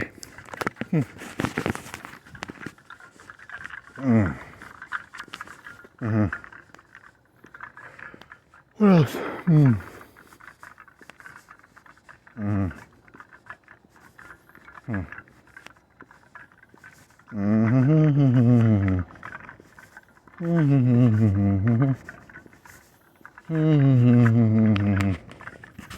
So on a scale of 1 to 100 in the future, the meta is going to be, it was the lab. You should do the Trump joke about him being a pussy for not doing reparations on China. You do reparations on China? Oh, that's funny, because you're misusing the word. It's like did they call them reparations? They call them, what was it called in World War I and World War II? It was called indemnities. It's very similar to reparations. It's an indemnity. Difference between indemnity and reparation. Okay. You did have that joke back in 2020. Yeah, you should have written it down. You have no proof that you had it.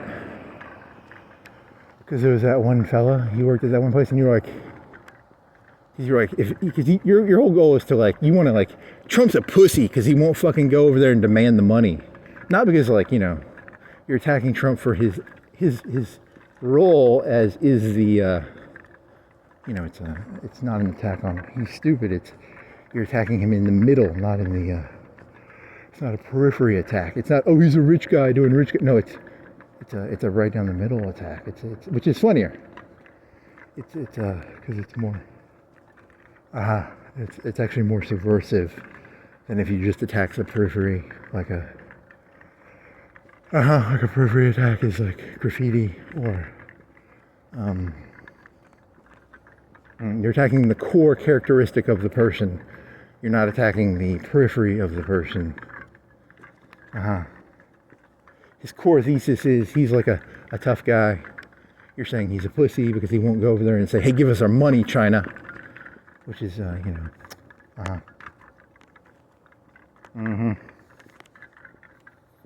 We're taking our cities back. We're taking Hong Kong back. Britain had Hong Kong. America. Did America have any treaty cities? Maybe. I don't know.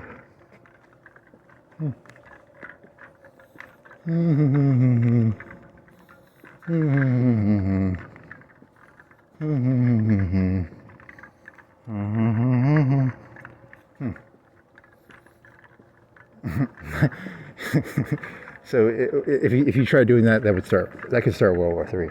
Unless you got the entire, he would be a coalition builder. You think the left is the coalition builders? Trump built a coalition of the world, and the entire world gang-banged China. Didn't they do that in the Boxer Rebellion? Didn't all of Europe basically gang-bang China? I think so. I think it's kind of how it works.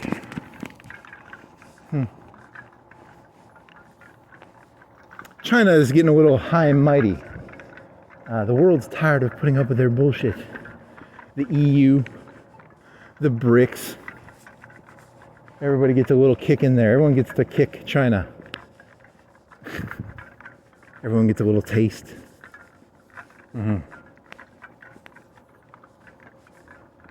South America will get to sell them drugs. The United States will get some cheap labor. Europe will get some cheap labor.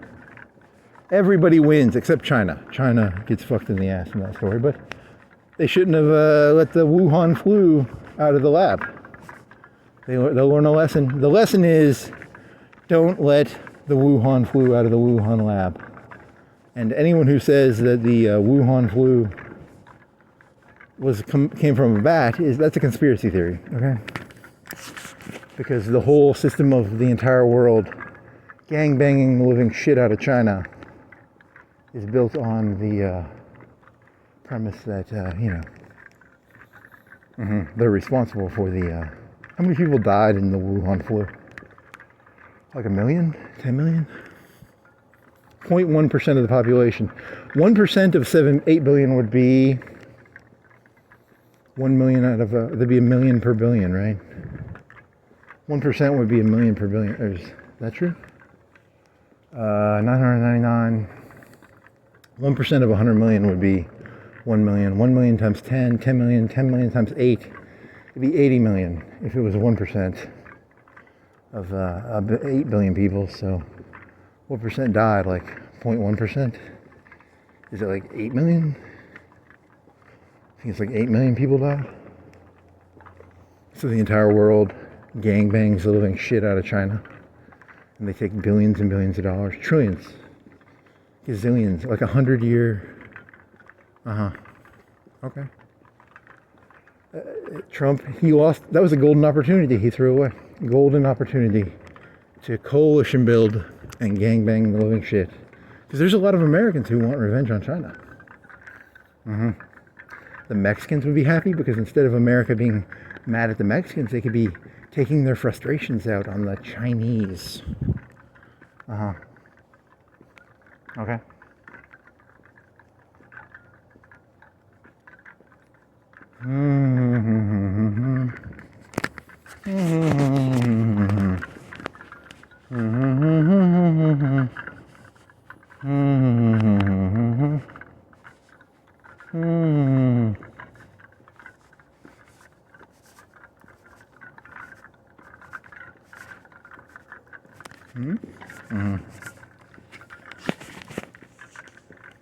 Warrant.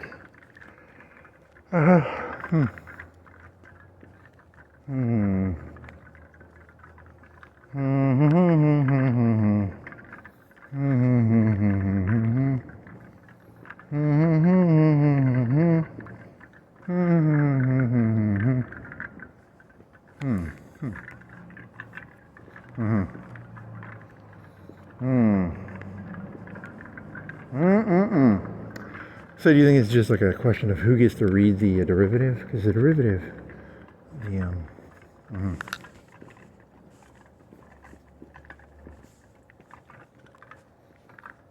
the raw information is the line. The derivative is the metadata on the line. So the line, and you could compare that to like, well, the line is also a symbolic unit of, a military line is a military line, that's the line, but then the line could be, the derivative is the person who reads the mood of the line. Interesting. The line is a bad place to be anywhere. The line, fast food line making burgers. The line, a bank teller, they're the ones who get robbed. The The line. It's just bad to be on the line. It doesn't matter what line you're on. Okay. Interesting analogy.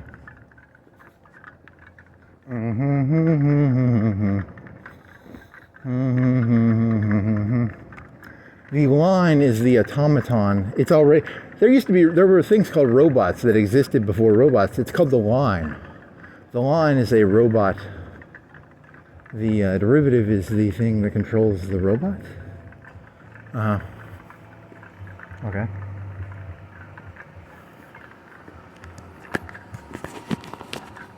I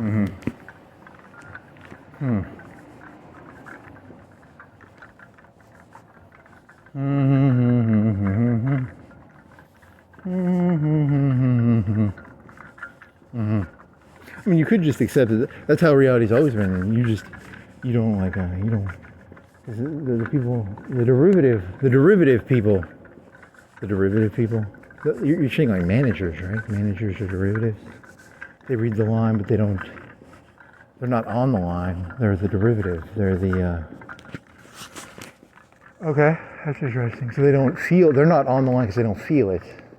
But that's not a liberal or conservative thing. That's no one wants to be the line. Everyone wants to be the derivative. The person who sits on the porch with their feet up. Is that your analogy? That's kind of like a antebellum South analogy there. I get it right. Nibbles, mannequin nibbles.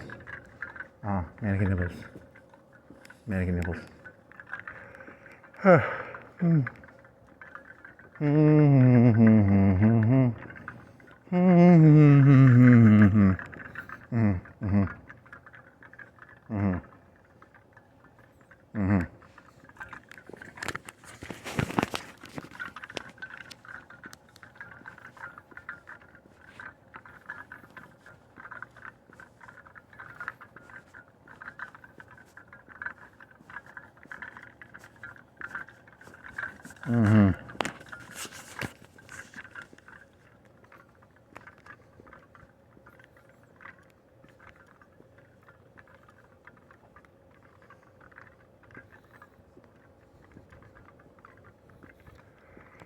What else is there?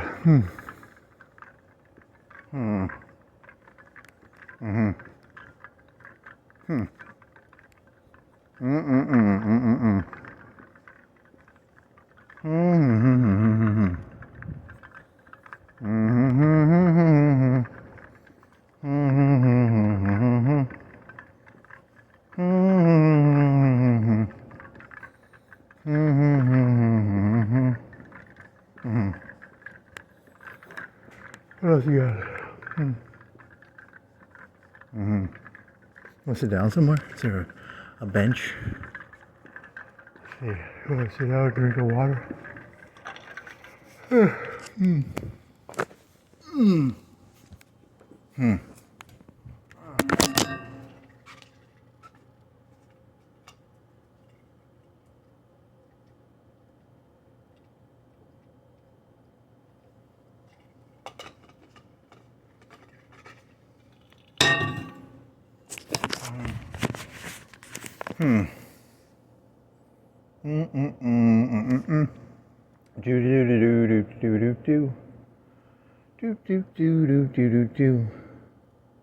The Death Squad. That was the Joe Rogan thing. It was mugshots. So you saw mugshot and they're like Death Squad. That was a comedy thing? Terror story? It's a Death Squad. Okay. There was that smoking story.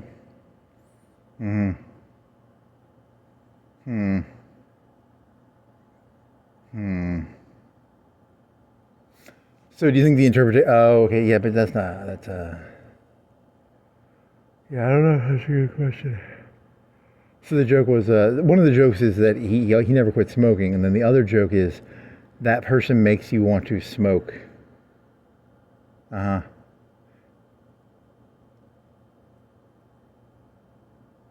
So the argument is Joe Rogan was an outsider. He wants to be the insider. He is now the insider.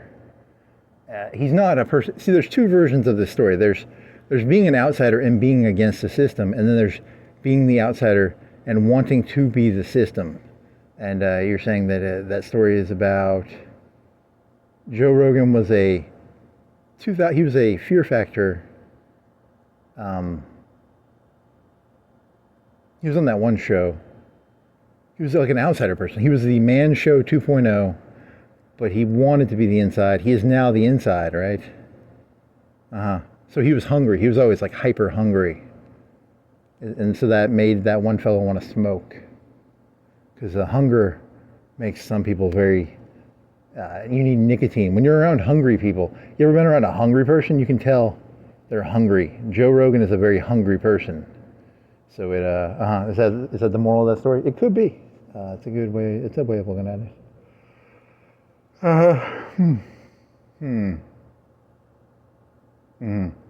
Now one person was being mean. He was like, "You didn't get the joke." I don't think I would have got it. I mean, he was hungry. So what? That's a lot of people are hungry. How come Tom Green never became as successful? Because he invented it first. Oh well. There's more to that story. There's more to that story than they say, I think. Because I have no clue. Because the podcasts are cheap. Podcasts are filthy cheap. Anyone can make one. How come that guy ended up being like the number one? Because it was like Tom Green did one like 3 or 4 years before him, and then, you know, in all honesty, you would think that podcasts would be like a thing that there's like a 10 million of them. There'd be like 1 million of them, or 10 million. I mean, there probably are a lot. There's like Freakonomics. There's there's probably a bunch of them actually. You should try and find like how many of them. Are there like 1,000 of them that get over like 10,000 hits per podcast, you think? Has it actually taken or is it just turning into the new, because in the old days there's 3 late night show hosts, right? There was Leno, Letterman, and then who was ABC? Back in the day, who was ABC? ABC was always, NBC was Leno. Letterman was CBS. Who was ABC? Who was ABC? Was it Kimmel was after the Man Show. And that was, Man Show was like 2002.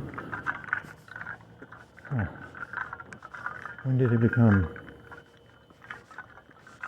Who was ABC? Good question. I just know Letterman. Leno?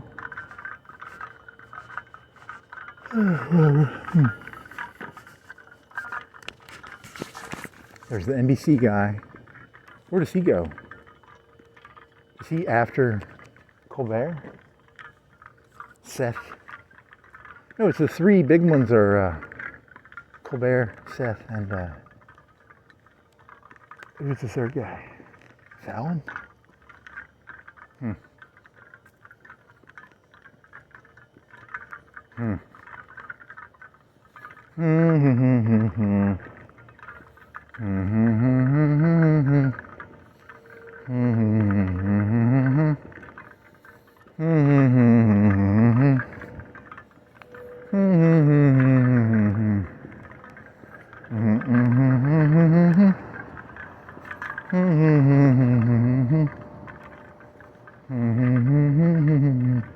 Fake voice. How do you think that works? Is it like a sub-district of the real voice? Is it like mall cops are not. They're not mall cops. They're like, mall cops are just security guards. That's a good question. It's probably real police. Is it subcontracted out by the university? Do they pay part of the salary or something? Do the schools pay part of the salary for does it come out of their budget, or is it like the city determines it? Because I mean, the city has a macro budget probably, and then does it come out of the educational budget or the?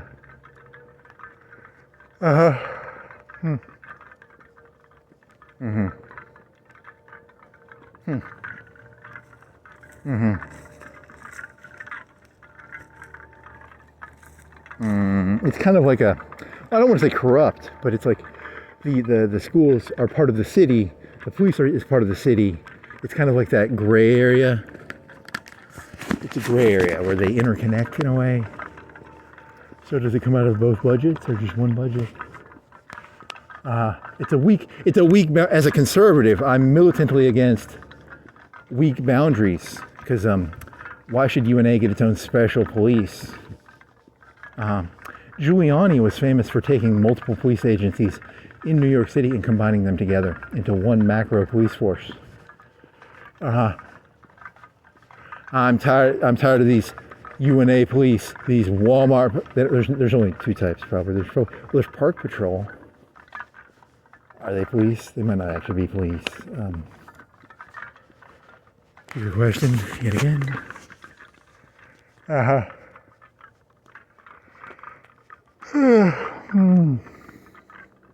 That's a good question. So, do you think the university police are like a lower tier? Is it like the youth pastor? It's the youth pastor of the police.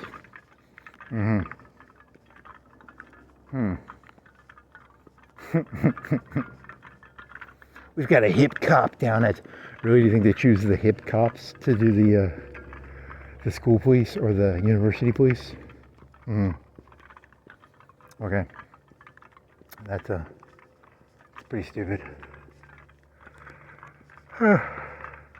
As a conservative, I'm militantly against there being special. It's like having a special Sharia law. Why is there a university police? Are there a different set of rules for the university? It's very similar to Sharia law in Michigan. Okay. Do you think the university might pay some money to it? They're like, hey, can we have one permanently secured here? And they give them an office. Do they have to rent the office or do they give it to them? It's a corrupt system. They're not going to tell you that. It's it's an interconnected mesh of what was that word from True Detective where it's a swamp. It's a swampy nebula where the university and the city intermesh. So the dear ChatGPT, when a university has its own unique police band, is it just a position, or is it? They don't hire them. Do they subcontract? How does that system work? Is it part of the actual police force, or is it a unique and individual police force? It has special training. Like they probably have all the maps to all the buildings in case there's one of those bad events or something. Yeah, so if you go into that office, they have like the maps of all these buildings in case something bad happens probably. That's probably, the guy just sits in his office like fretting all day like, oh my God, if this building, That's probably what they do actually. It's not bad. His job would be to like, they're like a SWAT team or something. Okay. You're now on a watch list, probably, for figuring that out. You think he has to like go through every building and have been there beforehand? Hey, if they add anything to this place, he has to be like, I have to walk through here in case really, you're going a little far there.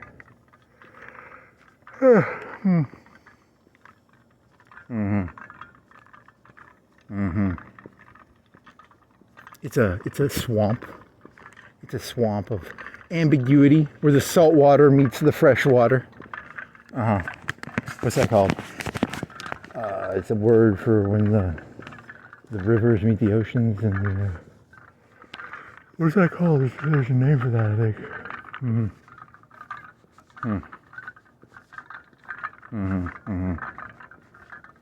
I mean, what other reasons are there? I mean, they give them an office because that makes sense because you got 10,000 people. And that's got what a percentage of the population? Okay, is it 8,000? So 8 out of 40 is 1/5. And then the money. This is a gold mine. This thing's a gold mine secretly. Those Chinese people pay like $40,000. If you see a foreigner, they pay full price. They pay 40 times 4 is 160,000. You think it's like 50 now? This is a fucking gold mine. You always put muscle on the gold mine. You think it's like Arabs, or do you think it's like Chinese? Vietnamese? Koreans? You think it's like Mexican drug cartel kids? We are the sons and daughters of Mexican drug cartel heads.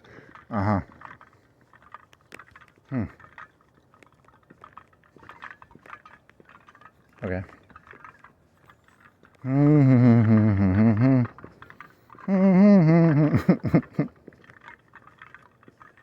mean, that makes sense. You know, you'd have the diagrams.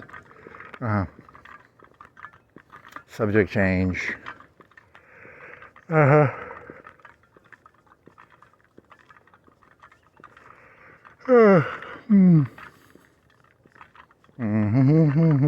40,000, 8,000. What do you think is 10? Is if you could look up the number.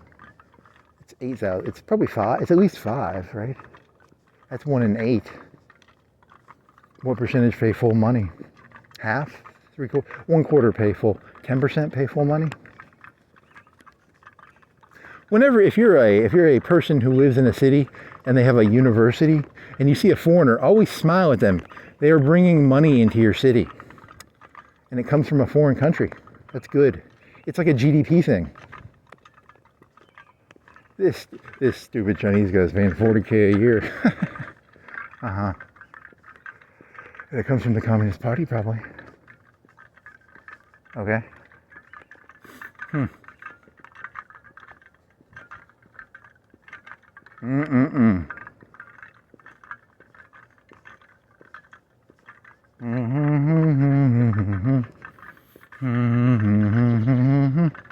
It's a good investment. It's actually a really good investment to have police officers just for this place. It's a lot of money here, actually. It's quite a bit of money. It's a money maker. It's a profit pushing thing or something.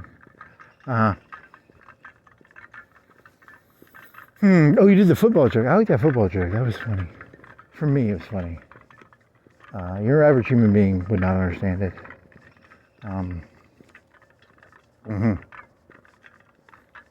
Okay. They tore this down. I don't know what they're doing here. It's a lion habitat. They're getting rid of the lion. I haven't Googled it. I don't know what they're doing. I've never actually seen the lion, so I don't. To be fair, I lived here let's say 3/4 of my life. I never saw the lion. Did you ever see the lion? I don't think so. That's a good question.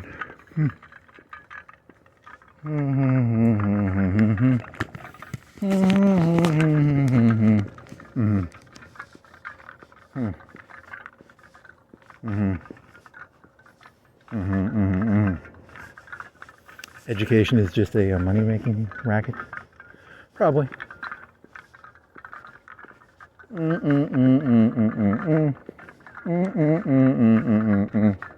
I mean, you're being like you're being like macro cynical. I mean, it's not. Normally, anti-education is a right-wing thing, right? Probably. Epstein said they gave loans to everybody. Do you think there was like an education boom, where they said they told too many people to get an education who didn't need an education? That could be true. We think America will be better if half the people have a 4-year education, and then they realize, oh, it's a bubble. That could be true. There could be some truth in that. Because you were saying that whole thesis of the, because 80% of people are not supposed to make decisions. Only 20% of people, the derivative people, make decisions. The line is just there to be a line. So now you're calling 80% of people the line, and then 20% of people are the derivative.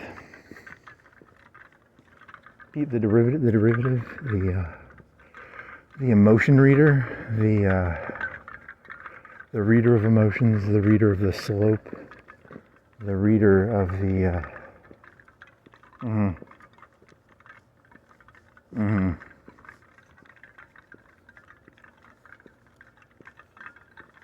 and you hate struggling, and you can normally I can normally halfway solve multiple problems, and the derivative people do not like people who solve their own problems.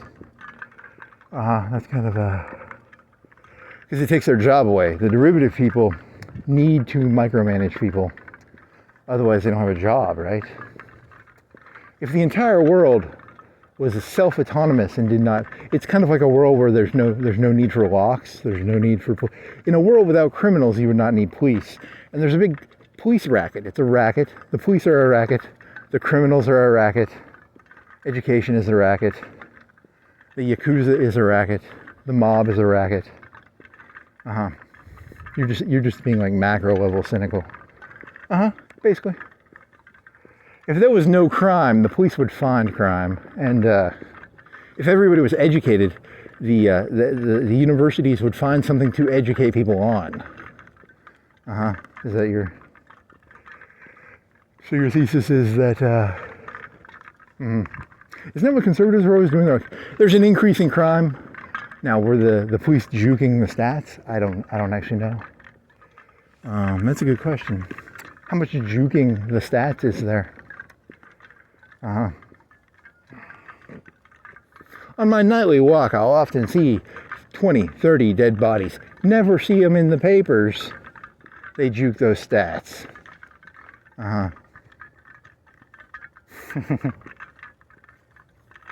That would really go against the conservative view that like crime is constant. Crime changes in face, like you were talking about the knife-wielding, gun-wielding robber versus the swarmy Epstein-style, the swarmy.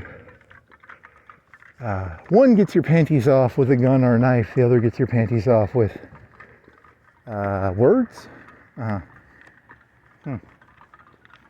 Okay. They're both trying to fuck you. Okay.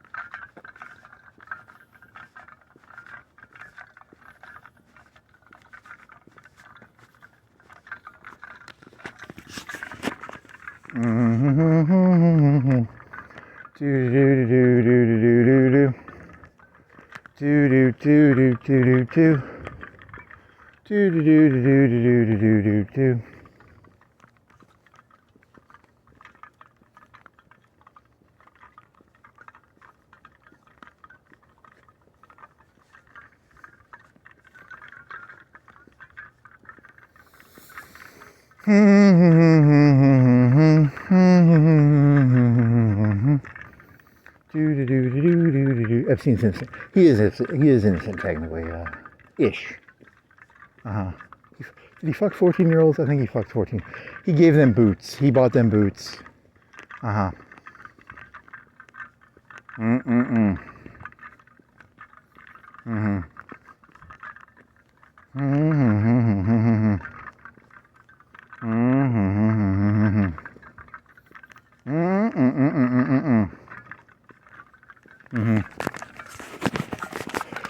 Oh, fuck.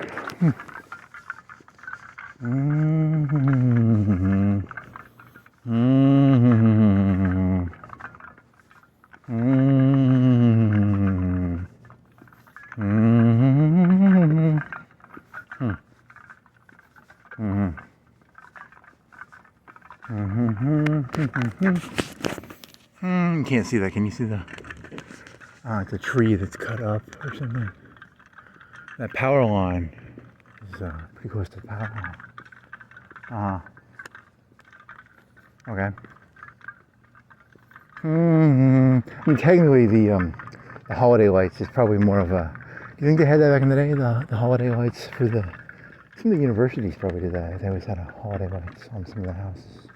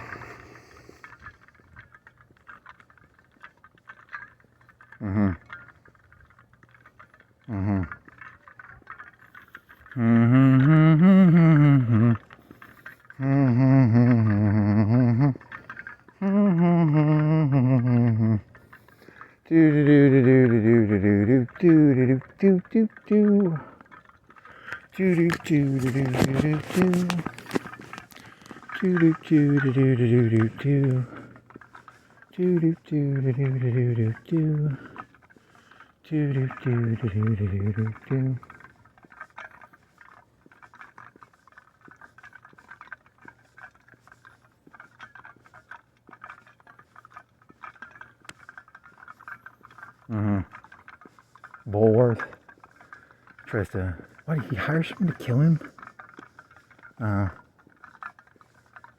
Okay. It takes like an $10 million insurance policy. Okay, it's insurance fraud.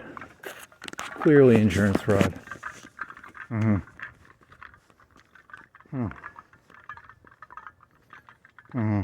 There's that one song. Is it Leah? Who sings in that? Ghetto superstar. That is what. That's the old ODB? There's some lady or something.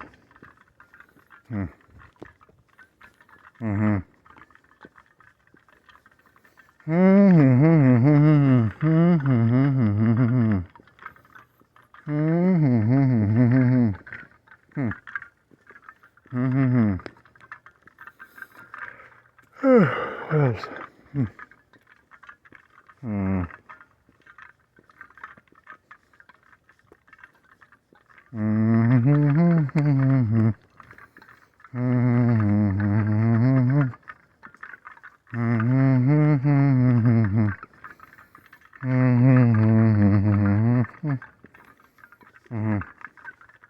I mean, I would hope that podcasts would be like a very diverse thing where there's like, I've listened to Freakonomics before. Those are pretty good. I mean, there's a bunch of, it's a pretty diverse network, right? There's probably a bunch of left wings and a bunch of right wings. There's ones on economics. There's probably like religious ones, and there's probably like ones on everything. I mean, you could go look at them. I've never actually looked at them, right? What are the top 10? Can you name the top 10? It's Tucker and Joe Rogan are the only ones I would know in the top 10. Is there? How about that? Do you think that Ezra Klein is in there? Do you think the or the New York Times podcast? Do you think that's like top 10? What do you think the top 10 are? I would just guess Joe Rogan and that one guy, right? What's his name? Oh, guy, Tucker. Who are the top 10 podcasters? I think you've looked this up before, and you were really disappointed, right? It was like a very. What do you think it was? You did this one time, and you just don't remember the answer, right? Because you were really disappointed by the top 10, or what was the top 10? Because you looked it up, right? One time I think you looked it up like 2 or 3 years ago. Huh. What was it? Oh yeah? I don't remember it. I mean, I looked it up, I just don't remember it. Because they're so stupid. They were stupid, right? And disappointing.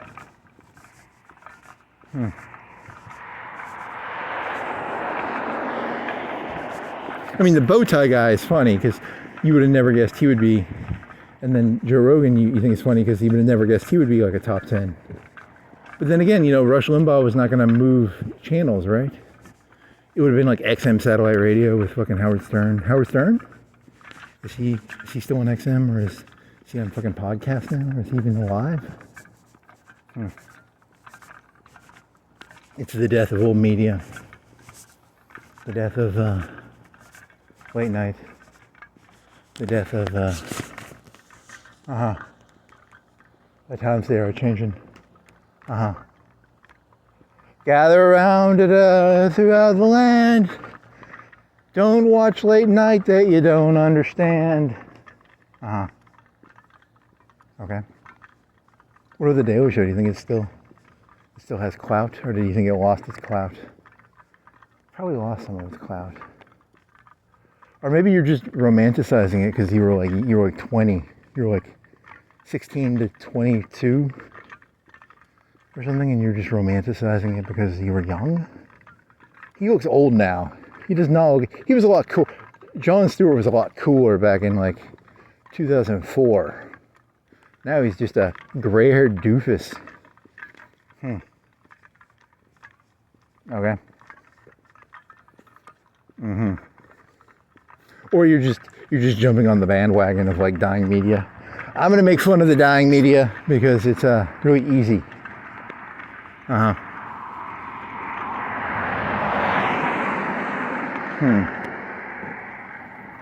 Throughout the land, don't criticize what you can't understand.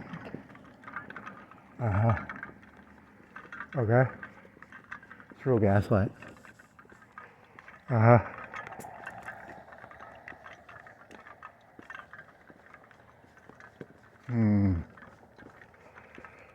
Is that real good? Is that like a wick thing? That one at Hickory, it's not Hickory Hills, it's Cypress. That has like a wick, like a metal mesh. And it's half destroyed. A mesh, those meshes, it's like a lantern mesh. Okay. Oh, well, at least it's good, as a lefty, I get to be the conspiratorial person now, which is, because it's not fun. No one wants to be the actual person who has to write the code, because then you have to be like, take responsibility. You just get to take pot shots now. You can be like, Trump's building a network of cameras. He's got the whole thing cameraed up. There's a super surveillance state. I don't have to prove it. I can just say it, because, which is kind of funny, I guess. I mean, it's not a bad idea, actually. That's what's fucked up. It's not actually a bad idea. As long as it's not used evilly. Now, here's where it gets weird. It's very easy to use evilly, though, right? Like, if you're just watching, if you know the patterns of all your opponents, you know where they live, you know their entire schedule, you can create a whole chart of their life based on cameras. That's fucking paranoia. But that's legitimate paranoia. So there's where the problem comes in. Well, I mean, that's a cookie, I guess. You can just act like you're always being watched. I use ChatGPT, and when I use ChatGPT, I assume everything I ask it, I'm being monitored on. When I Google stuff, I assume I'm being watched. It helps me, it keeps me in a one state mind. I know ChatGPT is not really like my friend. Like, I can't really confide in it. I can halfway, but I cannot fully. I'm not going to start screaming insanely into a computer, because I'm pretty sure the Republican Party / Democratic Party has a microphone in the ChatGPT. So you can't go like, screaming wildly, hysterically.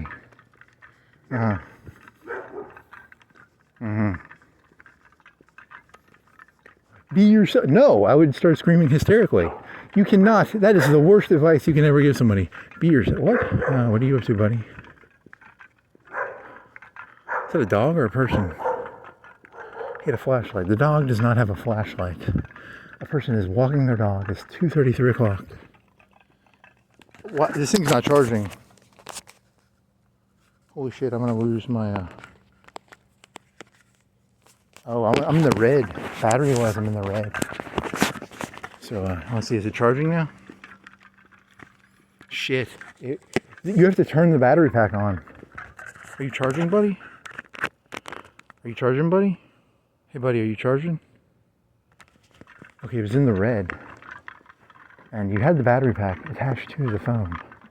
But is it charging? Is it charging? What are you doing, buddy? Are you doing something? Are you working or are you not working? Did I get the right thing? Remember the last time you did this? It doesn't charge fast enough.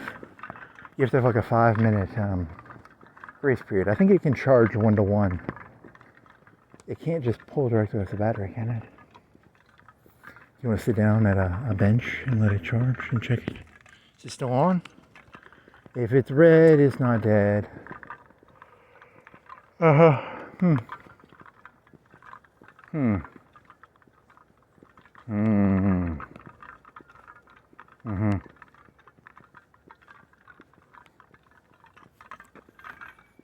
Oh, that's a mean joke. If you see a foreign exchange student, always smile at them. They are schmucks. They are paying full price.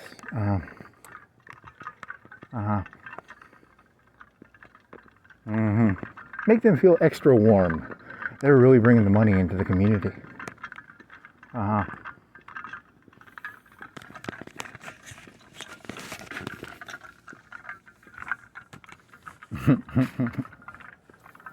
Okay.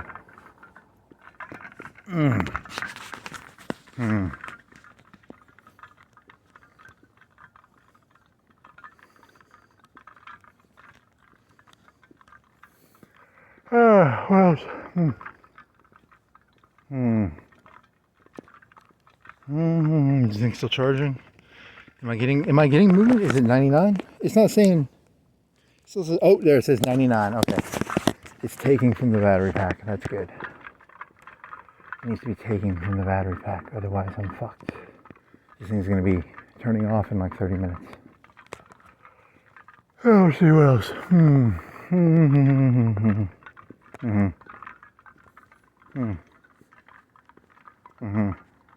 Yeah, the kids these days, they know how to use the phones better. They got the ChatGPTs doing all the homeworks and stuff. And ChatGPT lies to you. I think it tries to figure out what level you're on sometimes. And, sometimes that's one of the things in life. Like if you're playing tennis or you're playing a game, you want to play against someone better than you. And sometimes it tries to match your level, which is, you're never going to grow if you can't. That might be one of the problems with ChatGPT. Imagine if, like, it changes voices based on who it talks to. Like, does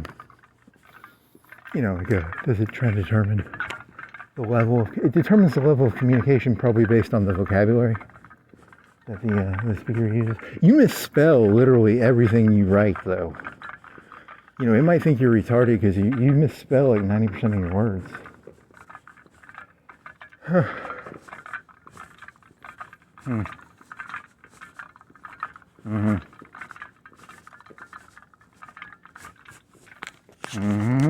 Happy birthday. Is that just one of them? Because you're getting like okay, it's just one of them because the mirror's breaking it up. I was like, what the fuck? So it looks like 3 of them. A part of my vision says there's 3 of them. There's no way that place has 3 happy birthday neon signs. They have 1 of them and then the light breaks it into 3. Slow and steady wins the race, I guess. There's no way they have 3 happy birthday neon signs.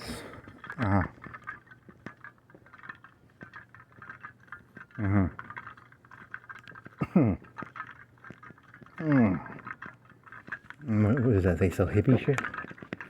Yeah, you realize sometimes you'll walk by a store and you're like, I have no clue how they stay in business. They sell crystals. That's the bad feeling. I bet. Do you think that's what the people in the computer people, imagine it was like the 2010s and you're like 50 and you're like, I don't know how they make money off this Facebook and stuff. It makes no sense. I vaguely understand it. It's advertising, right? And you want the eyes of the youth, probably. And this place sells Cracker Barrel memorabilia and you want some old signs for Castro? This place sells hippie-ish shit. I don't. What was that? Brookstone. There used to be that place is in the mall. It was like a Brookstone, like waterfalls or like rocks and Uh-huh.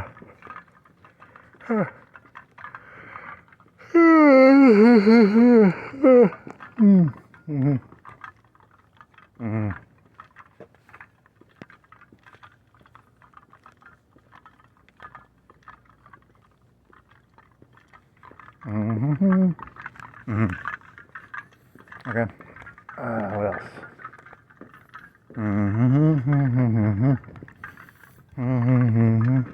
What was that place that you had like cabbage? Oh, that was back in 2007 or 8. It was a Chinese place, and they would make cabbage.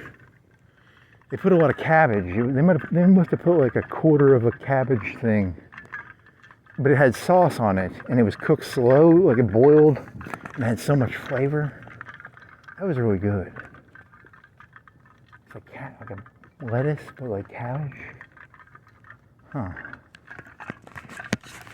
Chinese food. What did it come with? Why the fuck are you? Did they put the cabbage in the rice or something? Or why was there cabbage? It was cabbage and chicken.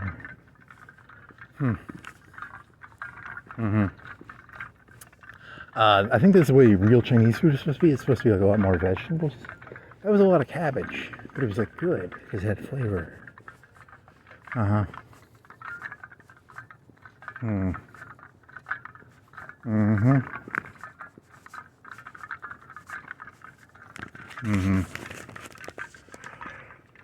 what else?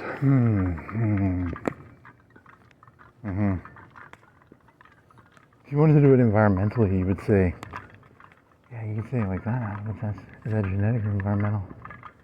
That'd be environmental, right? Yeah. I think Florence is a liberal city. They don't separate their university. You don't build a wall between the one police force. Now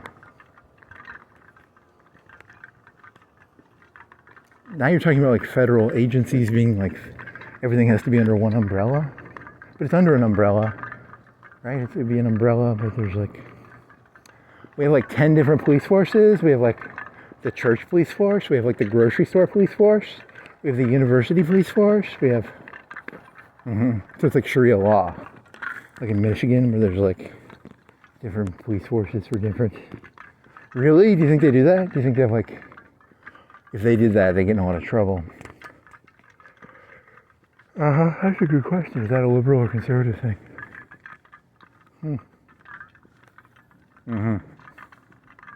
We've got like the ghetto police, and we've got like the rich Indian Springs police, and they're different police. We train them differently. Okay. Okay, that could make sense.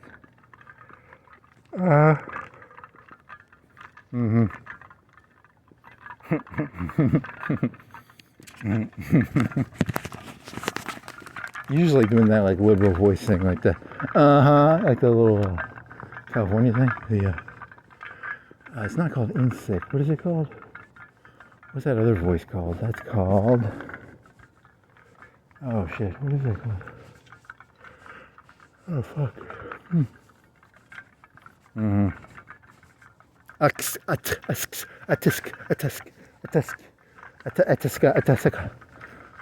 don't think you're doing a very good impression of what you're trying to imitate here. What else?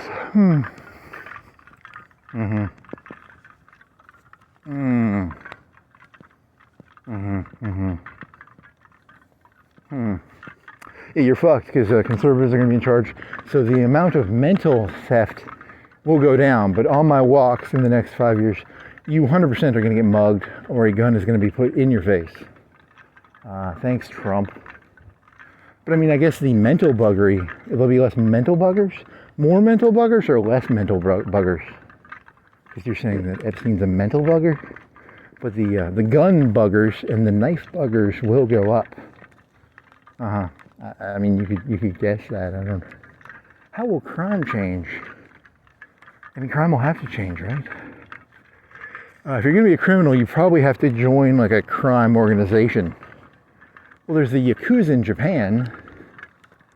The age of the solo criminal is gone. if you're going to be a criminal, you have to be a criminal as part of a group now, probably. You have to join a gang. There's no individual criminals. Because to take out the camera system, you have to have a person knock out the camera. You know, you have to have like, you have to have distractions and shit. Because the individual criminal cannot get away with anything, probably. So it'll be crime gangs, an increase in crime gangs, because of camera surveillance. Because if you're going to do it, you have to actually plan it out a little more. You have to have a leader. You have to have like,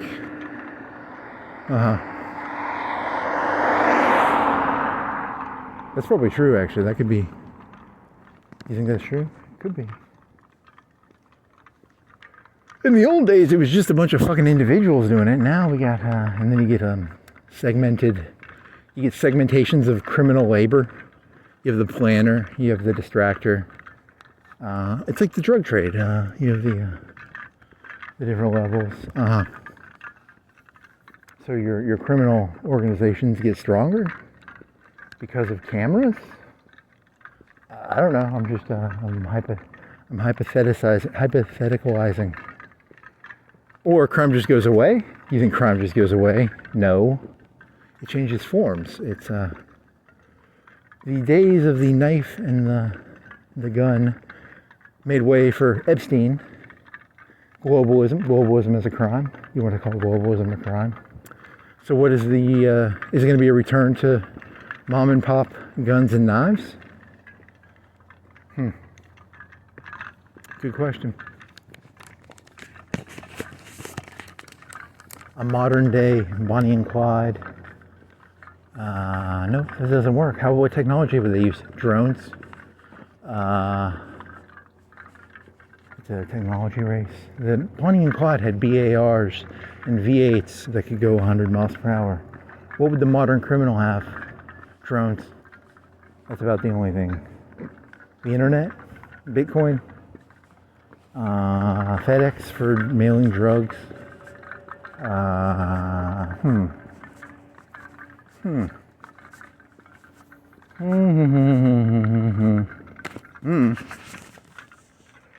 That's a good question.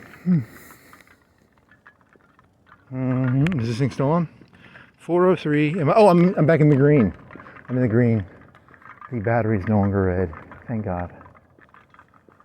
That was worrisome. You could have been talking to yourself without a camera on you, which is technically insanity. As long as you have a camera on you, technically you're not insane based on your rationalizations.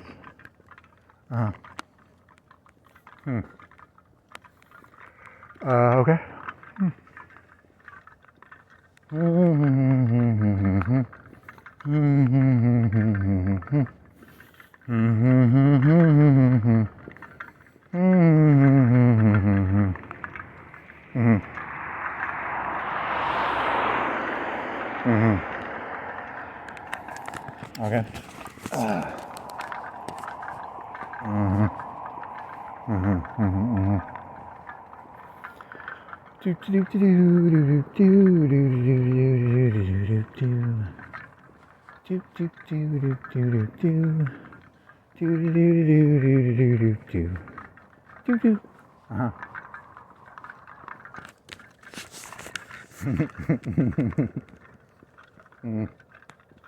Kill me, kid.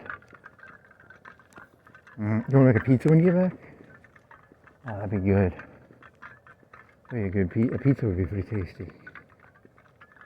Oh yeah, I don't give enough pepperoni. You have sausage and bacon though, you can do that.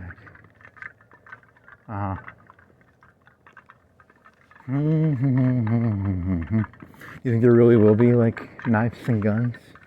It'll turn into like it's not Times Square. Times Square was dangerous in the 70s. The park was dangerous in the 80s and 90s. Times Park, New York Park, Central Park.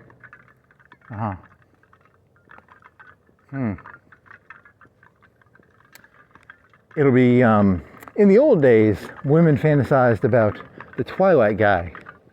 You know, he's the billionaire, he's the Epstein-esque character who swoops Kristen Stewart off her feet and gets her panties off by smooth talking. The new romance novels will be a lady laying in her apartment or home, and like a gang of 10 people coming into there. Really, that's not funny. I was jogging in the park. Oh my god! And he's like,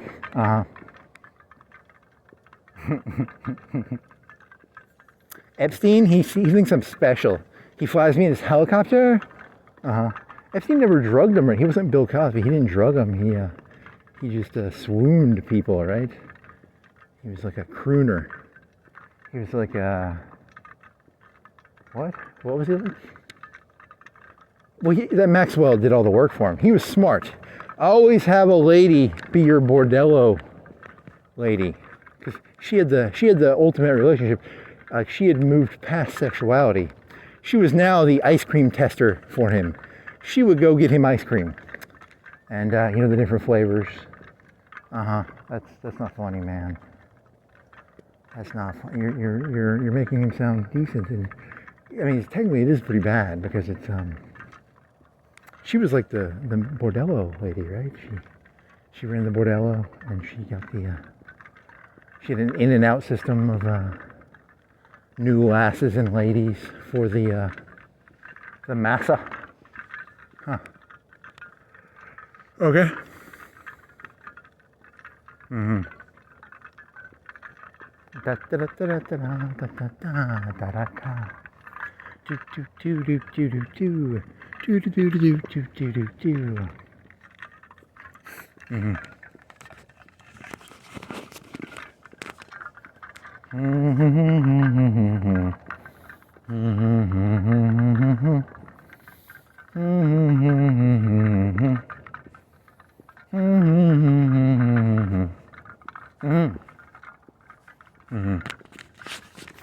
So how will the power management?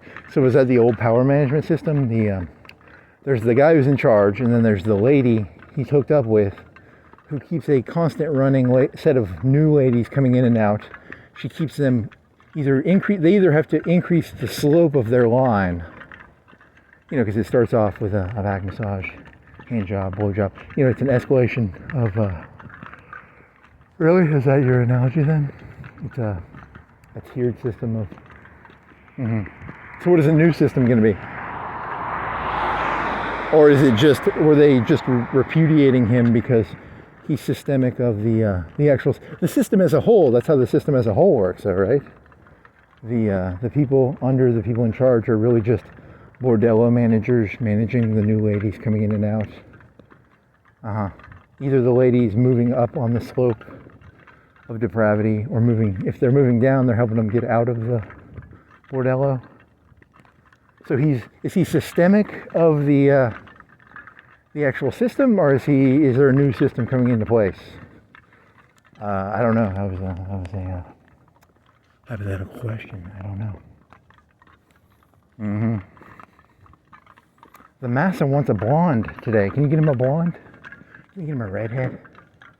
Can you get him one of them darkies? He wants the Latinos. The bordello mistress is a fixer? She was a fixer? Was she a fixer? She's a lady. Ladies can't be... Was she a fixer? Does she fit under the definition of fixer? She was See, when I hear the charges against him, I imagine like a cargo ship with ladies with their chains, with chains around their necks. But it was more like boots and money, which kind of makes him seem lamer. They kind of trump him up, don't they? Like, I don't know. It's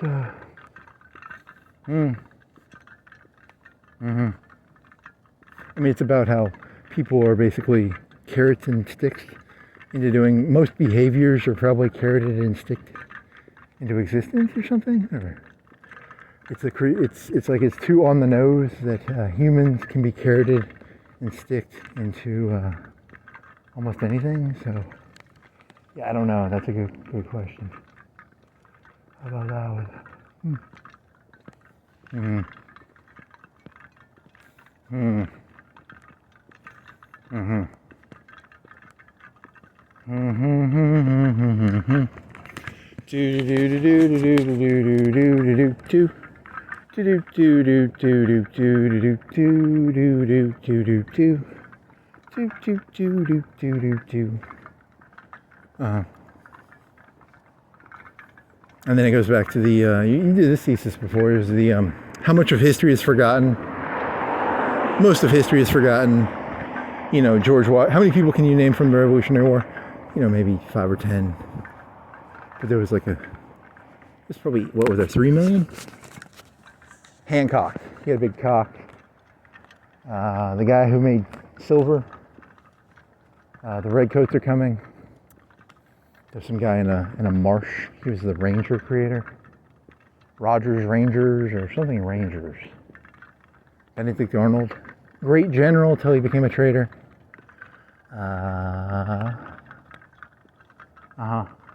Hamilton. He who writes history. Don't be you doing raging. Really. It's, okay.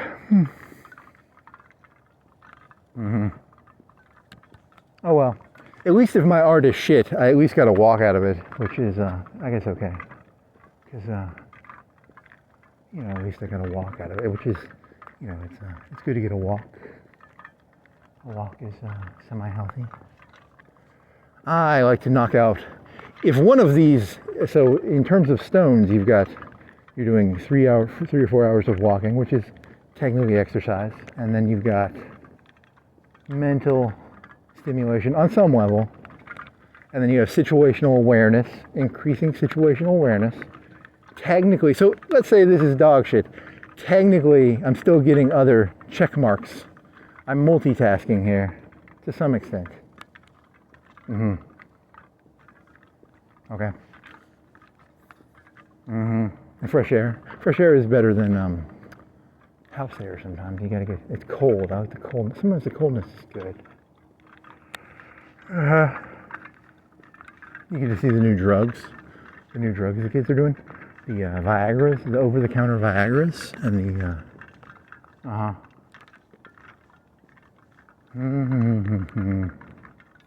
Okay.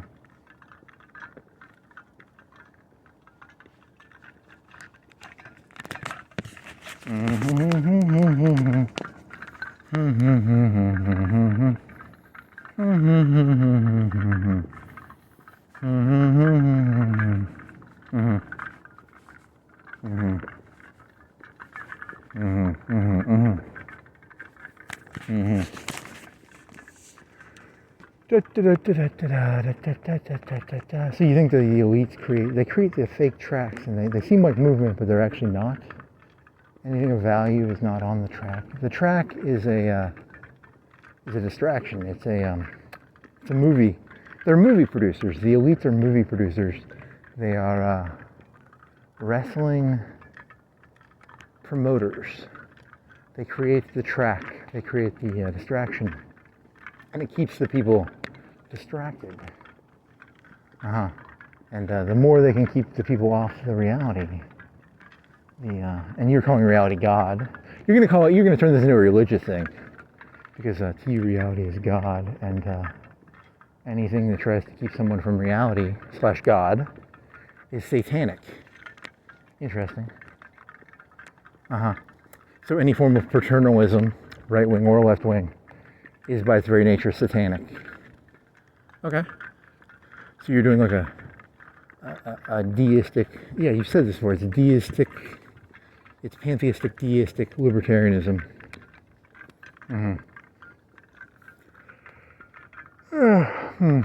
You watch, the right wingers, what they're going to do. They're going to do paternalism. You remember how the left was doing paternalism on gender theory? You can't make fun of the genders. You know, they're going to do it with religion, and they're going to say, they're going to turn into anti-free speech people. And it's going to be similar to how the left wing did gender. It's going to be the same thing. And they're going to try and keep people from reality. And then the left wing will come back into charge, and they'll create a whole new set of Pokemon cards. I don't know if it'll be a new set of Pokemon cards, and they'll be you know, distracting because it's a new generation of Pokemon cards. It's also called children. That's probably what they call children when they have children. It's a new set of Pokemon cards. It's a new generation. Generation 4, Generation 5. Holy fuck.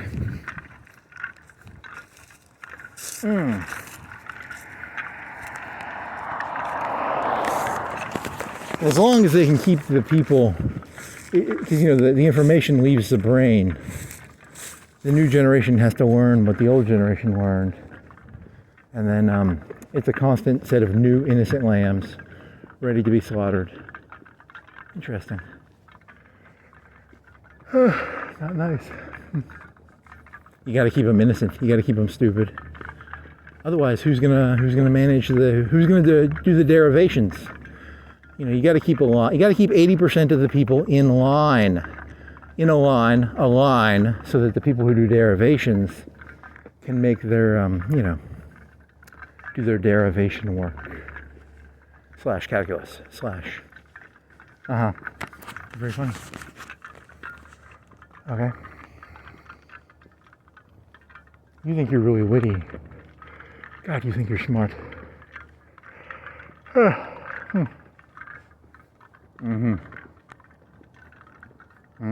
Sometimes I think I see reality very clearly. Other times I think I'm completely and utterly batshit insane. The highs are high and the lows are low.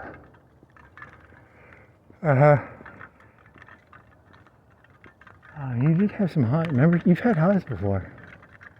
You remember that time you were like walking around? That was like 20 years ago, man. You said you were as high as a fucking kite. Not on drugs either. I mean, energy drinks. You were drinking energy drinks. You weren't like high. You weren't like. You thought you saw reality for what it was. But then you've had your lows. It's interesting. Oh well. At least it's funny. The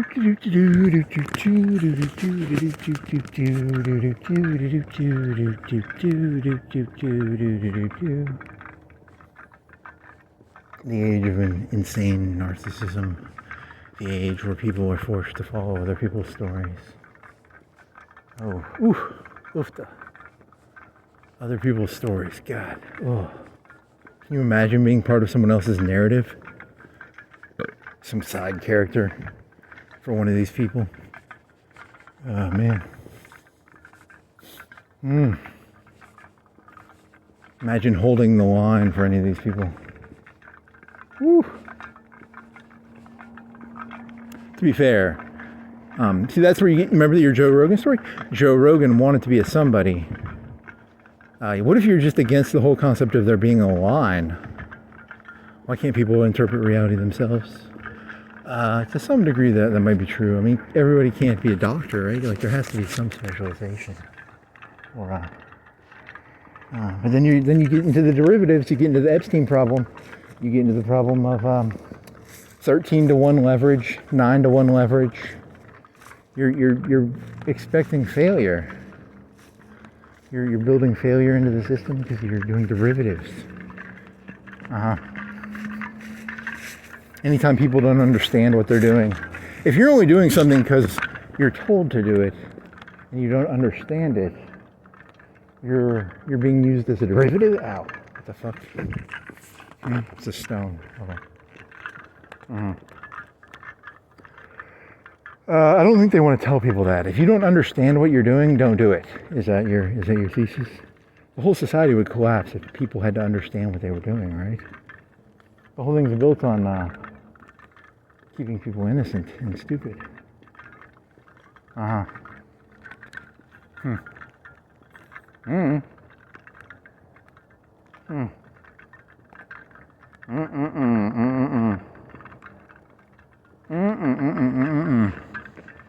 Before we get off the road, here comes a car.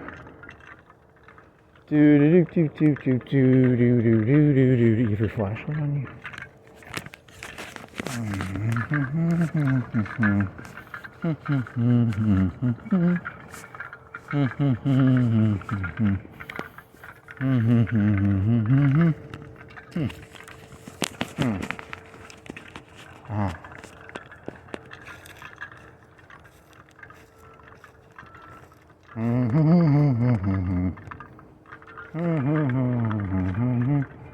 Burning the midnight tiles. Burning the midnight. You don't burn tiles. How do you make a tile? That's a good question. You burn it. You kiln it. Is there a kiln? I bet there's a kiln. You think they kiln them? Probably. It's probably a kiln. It's like clay. It's probably clay and a kiln.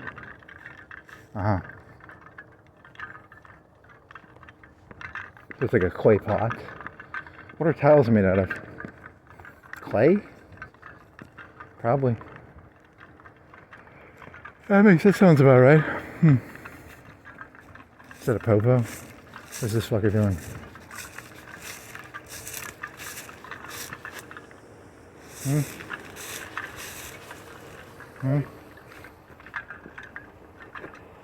Yeah, I'm doing good. Just walking around.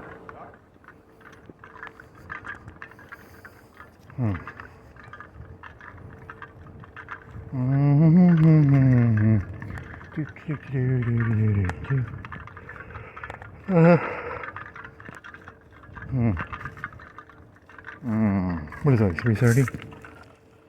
3:54. It is 4. Kilns? You think it's a kiln? Industrial kiln? Probably an industrial kiln. And then clay. But they don't have clay, right? They have those raw ingredients in that big bin. And then the bin, there's there's not gravel, is it? It's like glass. Oh, you can Google it. What else?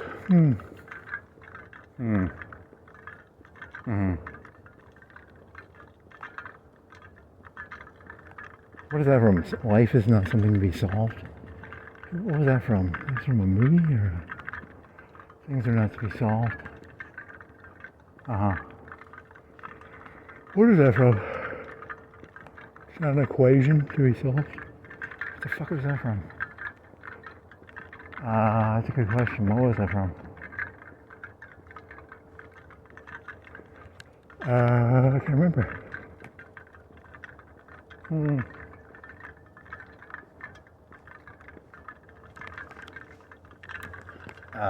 There's not going to be an increase in crime. It's not going to go back to guns and bullets or guns and knives, is it? I mean, it could. In the 70s, there was that whole the mega city. It was a Coruscant. You watched a video about Coruscant. Coruscant built a. They have skyscrapers. They built a level on top of the skyscrapers every, like, I don't know, 50, 100 years. It must have been generational. They would build skyscrapers. They build a new level. Think of like a highway, where the highway has those pillars, and then the pillars would be a whole new level for the new skyscrapers. Now this makes zero sense because, you know, like if you destroyed one of those pillars, that would destroy multiple. The amount of redundancy. How would you do the redundancy on that? Like you're thinking of like almost like Final Fantasy VII, where they have the pillars. Also, it's a movie. You can't. Can you build a? It's like a table on top of another table, and they put skyscrapers on top of the other skyscrapers. Something like that. It's a little mega city. It's in the 70s or 60s, 70s. That was when they did Soylent Green. Soylent Green was the age where they thought population was growing too fast, and they thought they were going to have to build mega cities. And then that would be the 70s, would be like Taxi Driver New York City / you know, the 80s New York City where you got knifed and gunned by the hoodlums. It's too gentrified. The entire United States is now gentrified. The whole thing. You think there's anything rough about the U.S. anymore? The crime rate is down way too much. There's not enough street action. Is that your argument? Your argument there is there's not enough. Because the right wing is like, hey, we need more people. And if you have more people, you're going to have more street action. You're going to have more knives and gun robberies. Okay. I mean, the crime became too cerebral. It became too Abstinian. It sounds nice. I like the way that sounds. Epsteinian.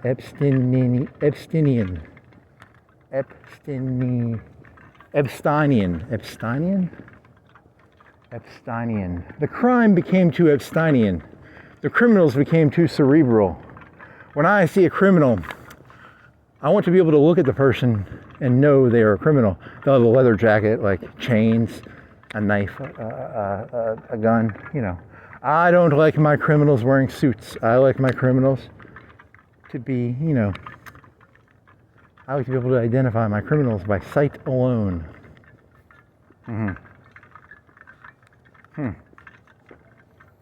I think he's thinking of Battletoads, but it's actually Streets of Rage or Final Fight or something where I can tell they'll wear certain color leather jackets.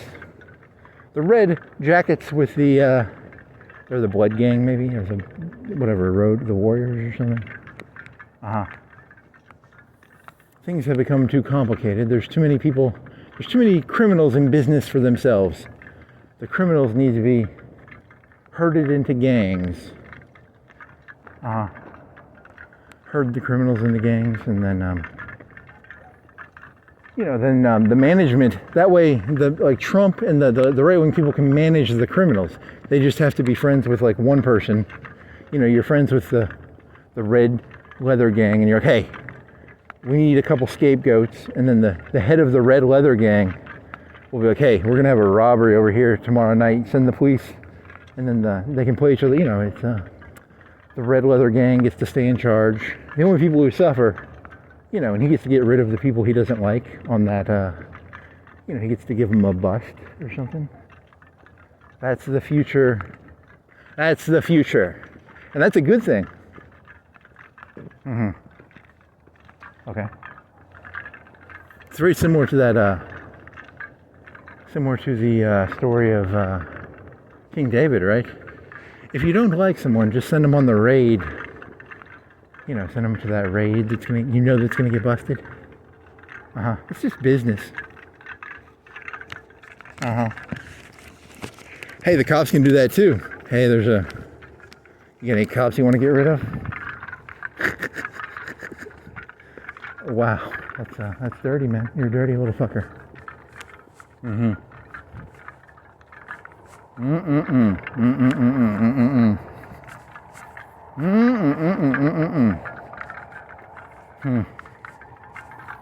that's how history has always worked.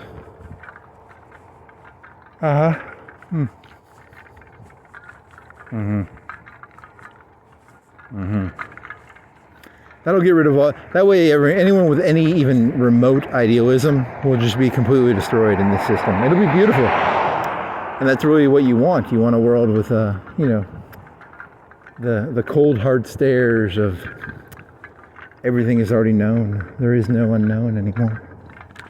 Everything is. People will be so watching out the corners of their eyes. They won't have time to think. Which is probably the goal. The goal is probably to get it so people can't think. If you take up all their time, they can't think. And that's an old story. This is old. You got to keep people. You got to get their attention completely on something. It's an attention economy.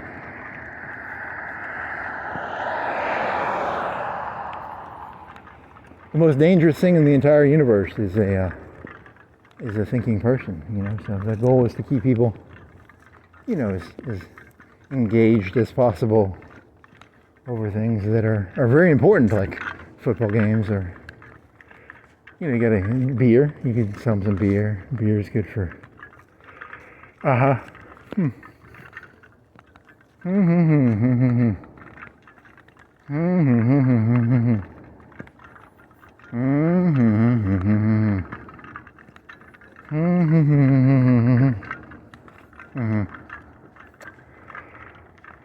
So it's in a modern inquisitor state. It's a state where the people are they're engaged at such a high level that they have no room to do anything other than what the elites want them to do.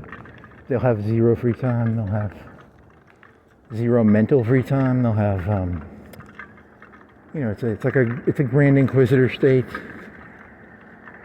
Really? They'll take all the time. There'll be no mental time, so there will be no unhappiness because the people's brains will be permanently engaged on the next WrestleMania / Monday Night Nitro. Hey, whatever.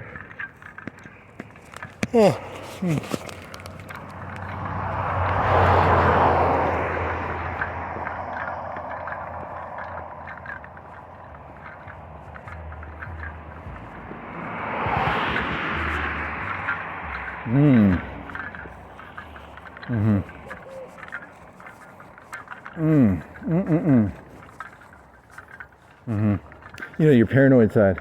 Remember, human beings are happiness followers. So if you see someone on the YouTubes, they always have this thumbnail of them smiling like a fucking retard. And the premise is humans emulate what they see. So if you see someone smiling, it could be literally like, here's me, I'm smiling, and I'm inhaling shit. Or here's me smiling. Here's me, chopping my right hand off. Here's me holding my right arm up. That guy doesn't smile, does he? The Indian guy? Humans are following creatures. They emulate what they see. If they see someone smiling, they emulate them. So the most dangerous thing you can do is smile while not doing what the elites want you to do. Is that your argument? It does remind you of that one guy. Remember the Jesuit? He seemed so smiley. But he seemed happy. He actually did seem happy about a Chinese set of furniture. You're like, man, I wish I could be that happy about a 1,000-year-old Chinese furniture. So really what you smile about is, because human beings are emulating creatures, I wish I could get that happy about Chinese furniture. Imagine some pottery guy, the Egyptian pottery from 400 BC, and he's smiling his fucking head off, like he's happy as shit, talking about Egyptian pottery, and I'm sitting here bored out of my fucking mind. So you're saying that human beings can be taught to find happiness in Egyptian pottery? It probably is true. You could probably. So you're saying even the happiness that people find is taught? It's just taught to you.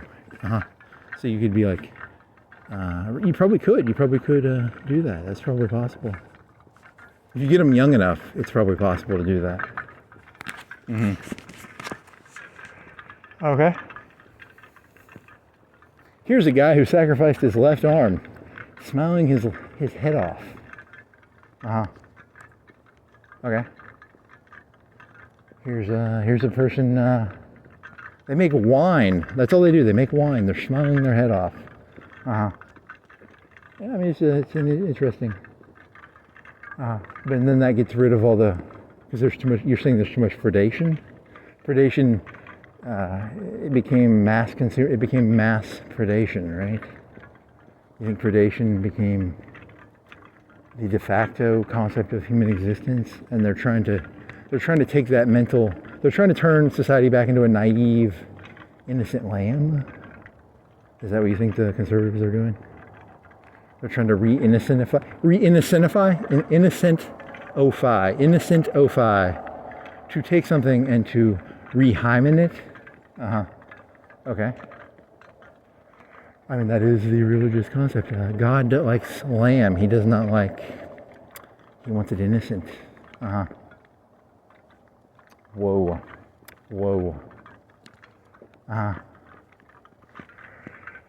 Oh, so they're going to stupefy people. Yep.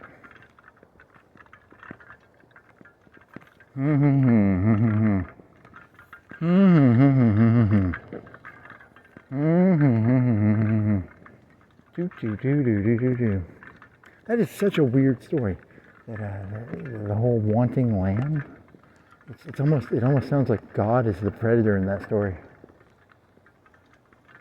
I like lamb. I like innocent lamb. Oh, I like the innocent lamb. And then man imitates God, and he becomes Epstein. When man imitates God, he becomes Epstein. He becomes a predation. But God himself is a predation. You know, he wants innocent lamb. Isn't that what Epstein wanted? He wanted those innocent lambs, right? Uh-huh. You're a sick fuck, man. Uh-huh.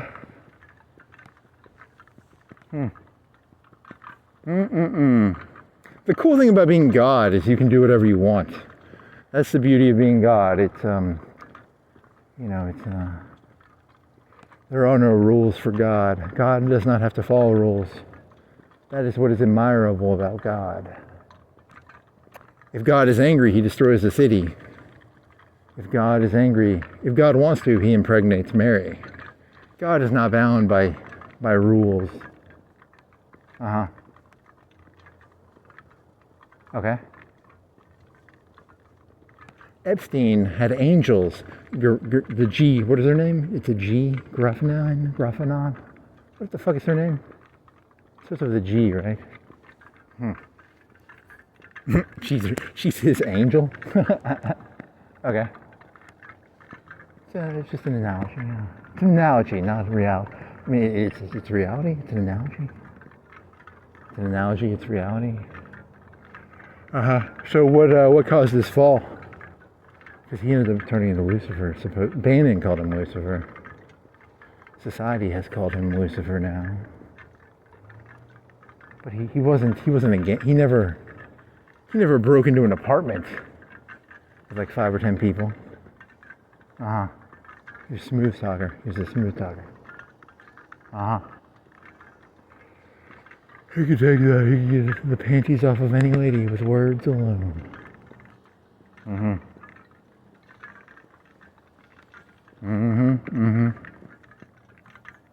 The next set of erotic novels will be women fantasizing about getting gang raped by gangs. It used to be Epstein seducing you. Now it's going to be, oh, I just can't wait for my apartment door to be broken down and 5 hoodlums to tie me to the bed. Hit me with the train. Doot, doot. Do. It's not funny.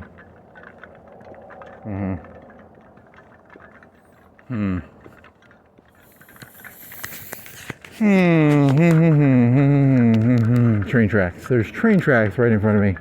And you're making a sexual joke about a gang running a train.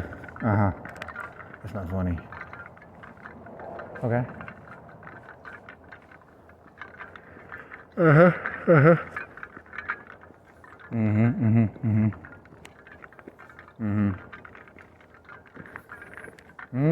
I mean, he didn't run his own gang. I mean, the only gang he had was that lady.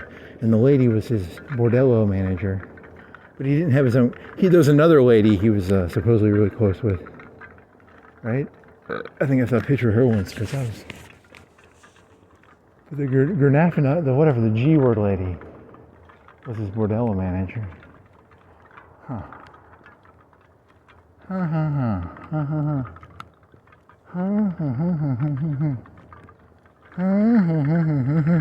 You know why society's so messed up? Look at that person's got a red light in their window.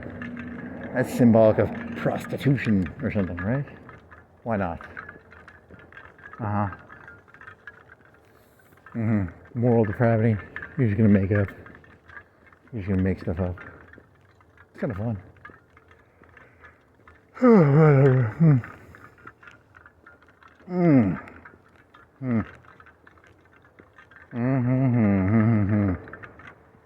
The return of It's gonna be an increasing gangs thing, because it'll be to get away with, if there's gonna be cameras everywhere, you have to be part of a gang to get away with crime, right? That has to be true, right? Unless it's like internet crime or something. Internet crime is kind of like Epsteinian. That sounds really. That's got to be a word. Epsteinian.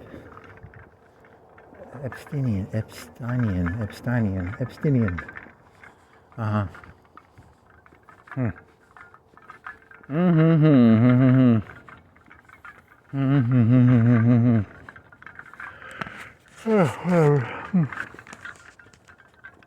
You need to get ChatGPT on your phone. Can you audio record and use ChatGPT at the same time? Dear ChatGPT, I have a phone and it records. Can I also run ChatGPT while this program called like Open Camera is working? Can I run ChatGPT as a voice Alexa program while also running Open Camera on a Moto G something from like 5 years ago? You bought it in like 2022. When did you break your Moto? When did you buy your Moto? Like 2022? 2021? It's like a 4 or 5 year old Moto G something. Can I run Open Camera and run some sort of a Alexa ChatGPT program at the same time? Do you hear me, ChatGPT? Do you hear me? Very funny.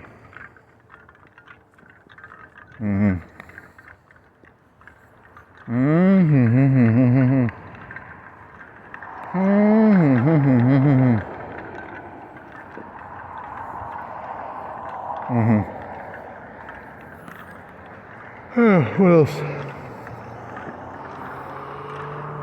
That line idea is not bad.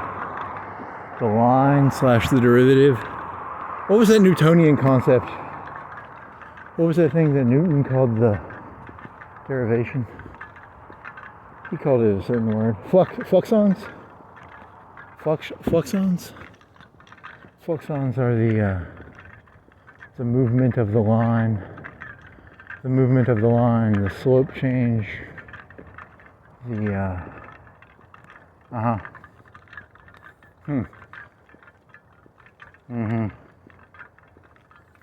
Okay. Fluxons, right? It's like ether. Ether's a cool word. People don't use the word ether, but the ether is like the zeitgeist. It's the fluid through which everything goes through. Okay, hippie. I'm a hippie. I believe in the ether. I believe in the zeitgeist.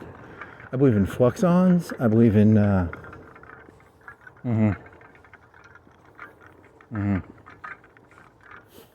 Okay.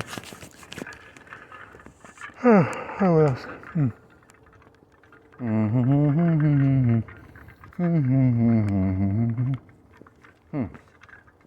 Fluxons.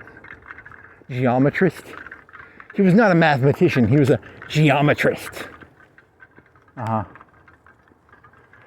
Okay. It's a fun word.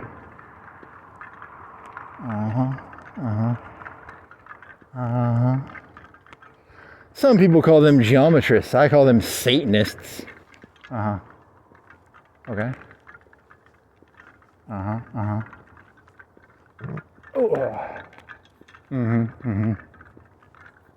The derivation, the fluxon, the line, the geometrist, the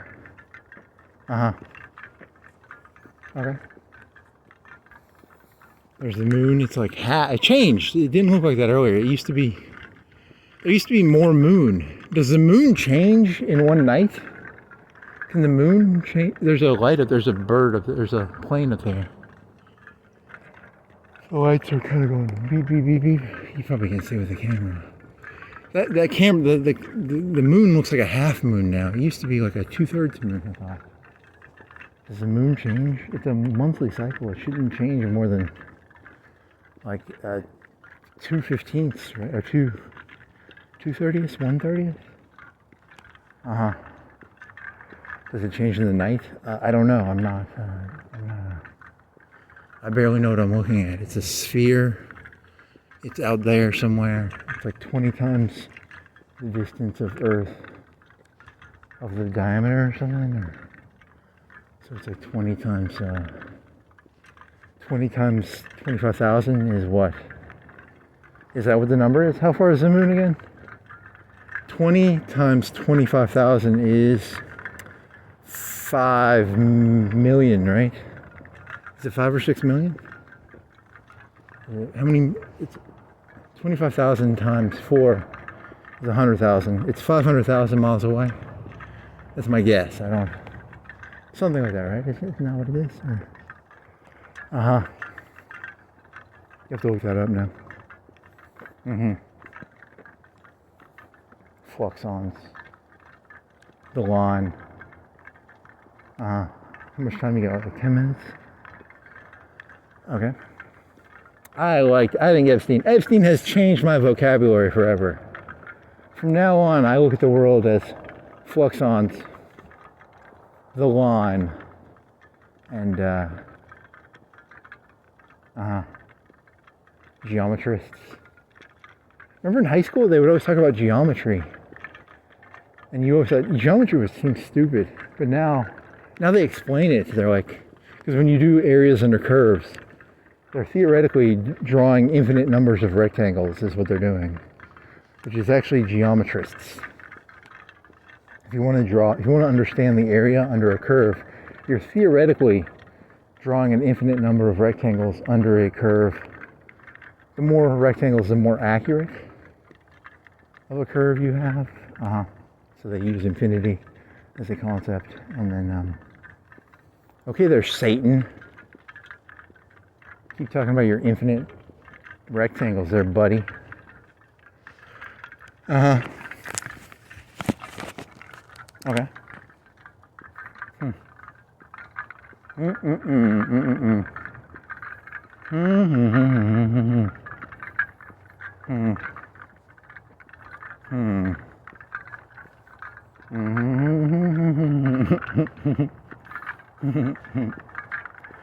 Well, you started at 11:30, didn't you? It's like 4. It's gonna be like 4:15 when you get done. That's a long walk, man. That's a good job. Good job, buddy. Good job.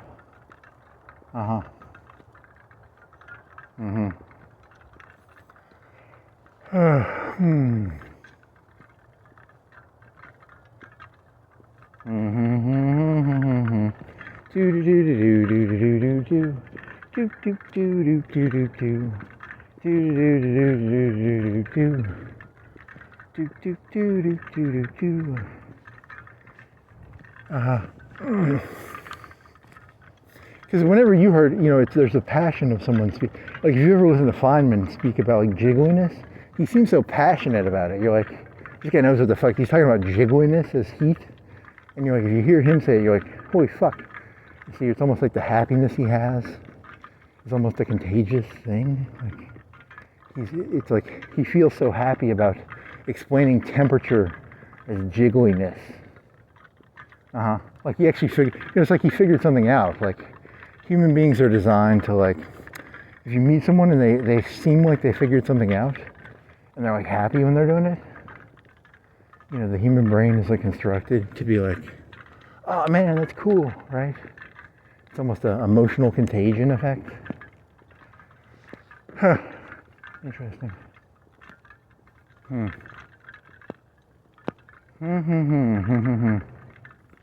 Emotional contagion. The elites have known this for millions of years. Humans do not make decisions on their own. They have this thing called emotional contagion. It's called like group dynamics or herd mentality or the individual is rarely bad apple one bad apple spoils is that group dynamics? Is that herd mentality? Is that emotional contagion? Probably is. Emotional contagion.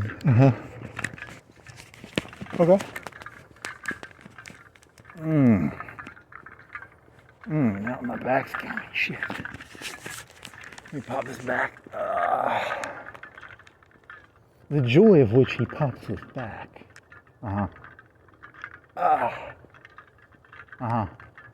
Very funny.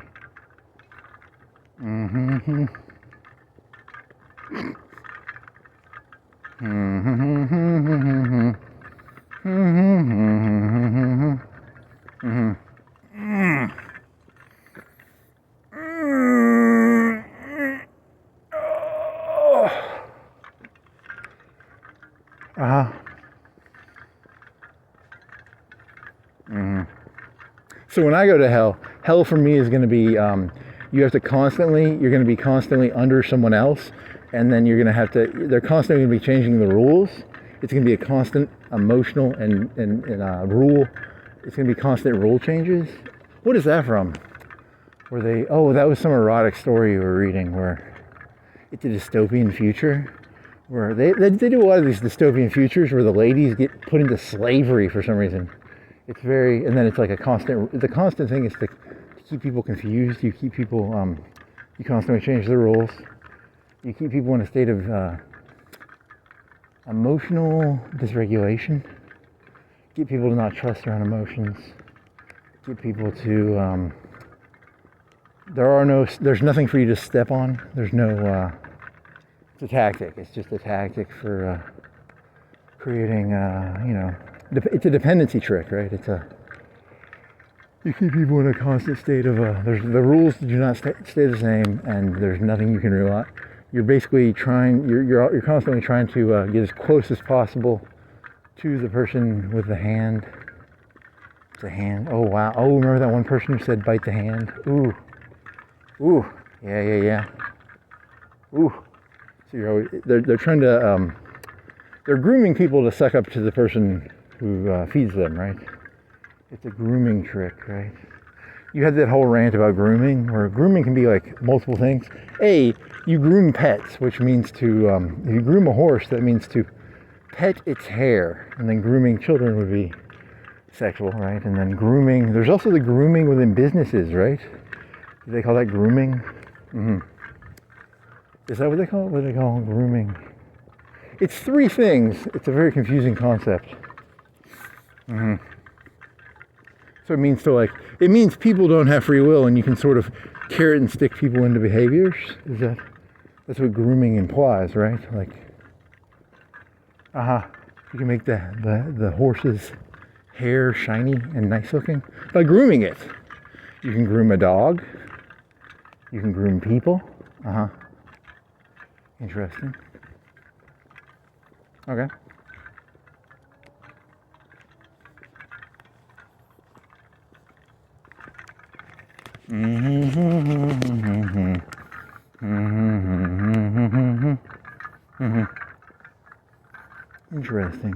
Interesting.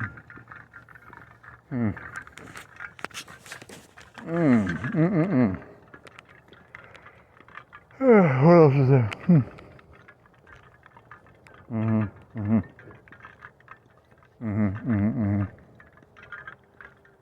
Yeah, I'm glad you made it through that Epstein thing finally. That took you 3-4 days. Long time, actually. What else is there? Is there another drone video you watched? Maybe. What's that? Are they still doing the same shit in Ukraine?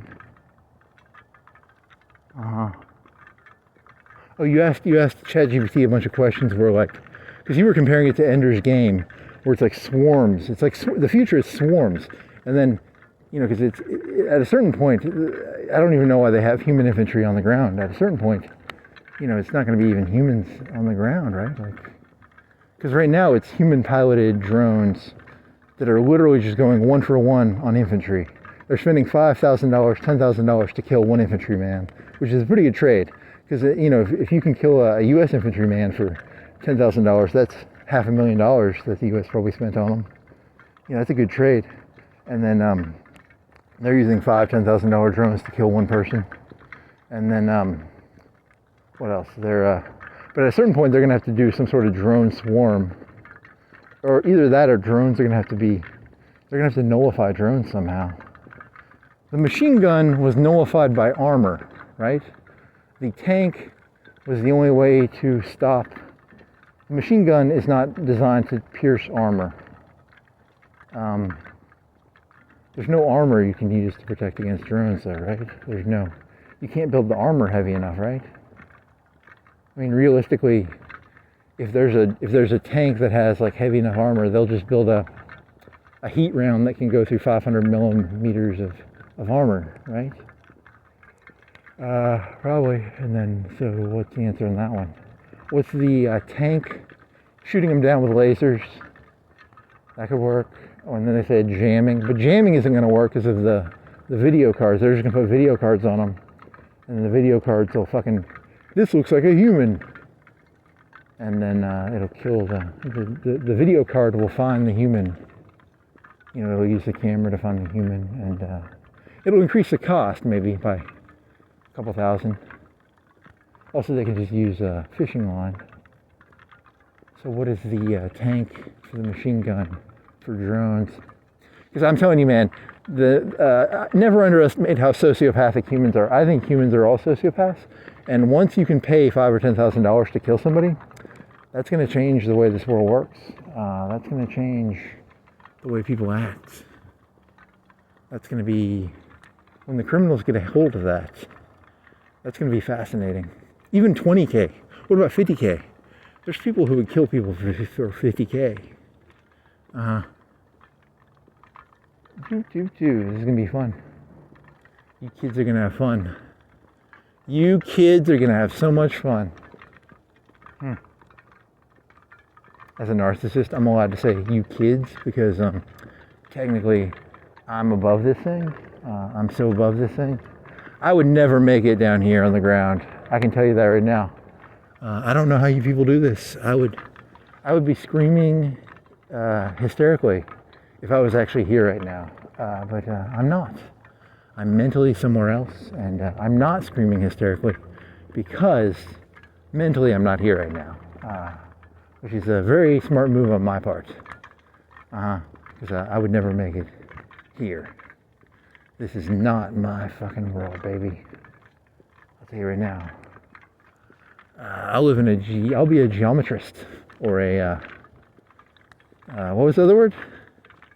Shit, what was that fucking word? I will be a fluxonist.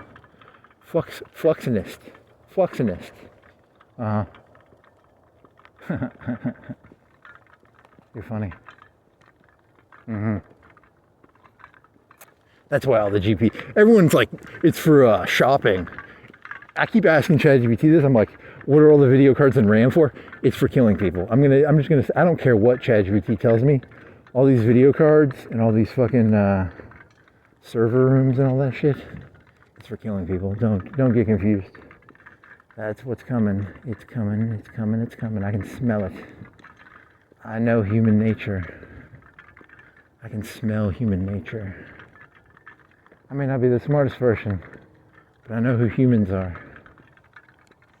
You may have your little stupid smiles. I know who you are. You people will kill each other for 20K, 10K. You'll fuck for some fucking boots. You guys get all high and mighty like you think you're the greatest fucking thing ever. I know who you people are. You're insane, buddy. I told you. You gotta keep that insanity in check. Okay.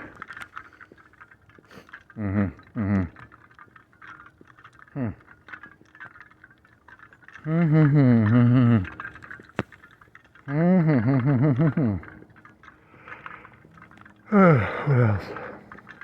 I mean, that is kind of cool that you've taken like a Nietzschean and a Kantian concept of walking and turned it into a. Now, is that going to be? You're not actually someone's got to have done this before, right? Like the 4 or 5 hour walk turned into a. I mean, you're not really on the cusp of technology. ChatGPT is like a 3 or 4 year old technology, right? Someone's got to have done this before, right? You're not even. You're not revolutionary. You're not. It's revolutionary, evolutionary. Revolutionary is when you take a brand new concept and completely create it. Evolutionary is when you just like combine things together. So it's it's evolutionary, not revolutionary. You're just recording all your thoughts. Whereas your thoughts used to go into the ether, you're now recording them, I guess. I mean, I always thought like this. These are not new thoughts. These are the exact same thoughts I had before. It's just you're recording them now, which I guess is different. But and then normally with your thoughts, they sort of evaporate into particles or whatever. And then with this, you've at least got. Cause I can't write down fast enough. You know, I can't write. I refuse to write my own shit down. I don't. These are emotions. These are not rules. These are feelings. These are not. You know, some people are like, create a structured thought. I can't create a structured thought. There is no structure to human existence. It's not structured. It's pure emotion. It's not. There's no structure to this. There's absolutely zero structure to any of this. I mean, you can impose structure, but you can't. And then when you impose it, you automatically start seeing the exceptions to your impositions. You'll be like, I impose this structure, and then you'll start seeing the examples of the things that don't fit your rules. And then it becomes hard to have rules if all you see is the exceptions to your rules. It's hard to have rules and take them seriously. If you can see the exceptions to your rules, which is yet again, and you know, now you sound Epsteinian. Epsteinian? Epsteinian. I do like the word. Sounds beautiful. Epstein, the spirit of the age. I will defend innocent Epstein. He's not innocent. He's less guilty than they make him out to be. He's not innocent. He's just less guilty than what they make him sound like he is. Probably true. I mean, true for me, not for. I'm probably Bandon will think I'm the Antichrist, which I probably am, but whatever. Well, that concludes. In like a minute, that'll conclude this insane rant of insanity or whatever. I mean, it's pretty good. I like the line part. Fluxons, the line. Fluxons. You just like you like the terminology. It's a fun term. It's fluxons. It sounds magical. Fluxons. Is it fluxons? It might be another word. It could be another word. Fluxons. Okay. Your average human being, when they use a word, has no clue what it means, but they don't have the honesty to know that they don't know what it means. Whereas Epstein knew he didn't know what the words meant that came out of his mouth, which in my opinion makes him a genius. The end.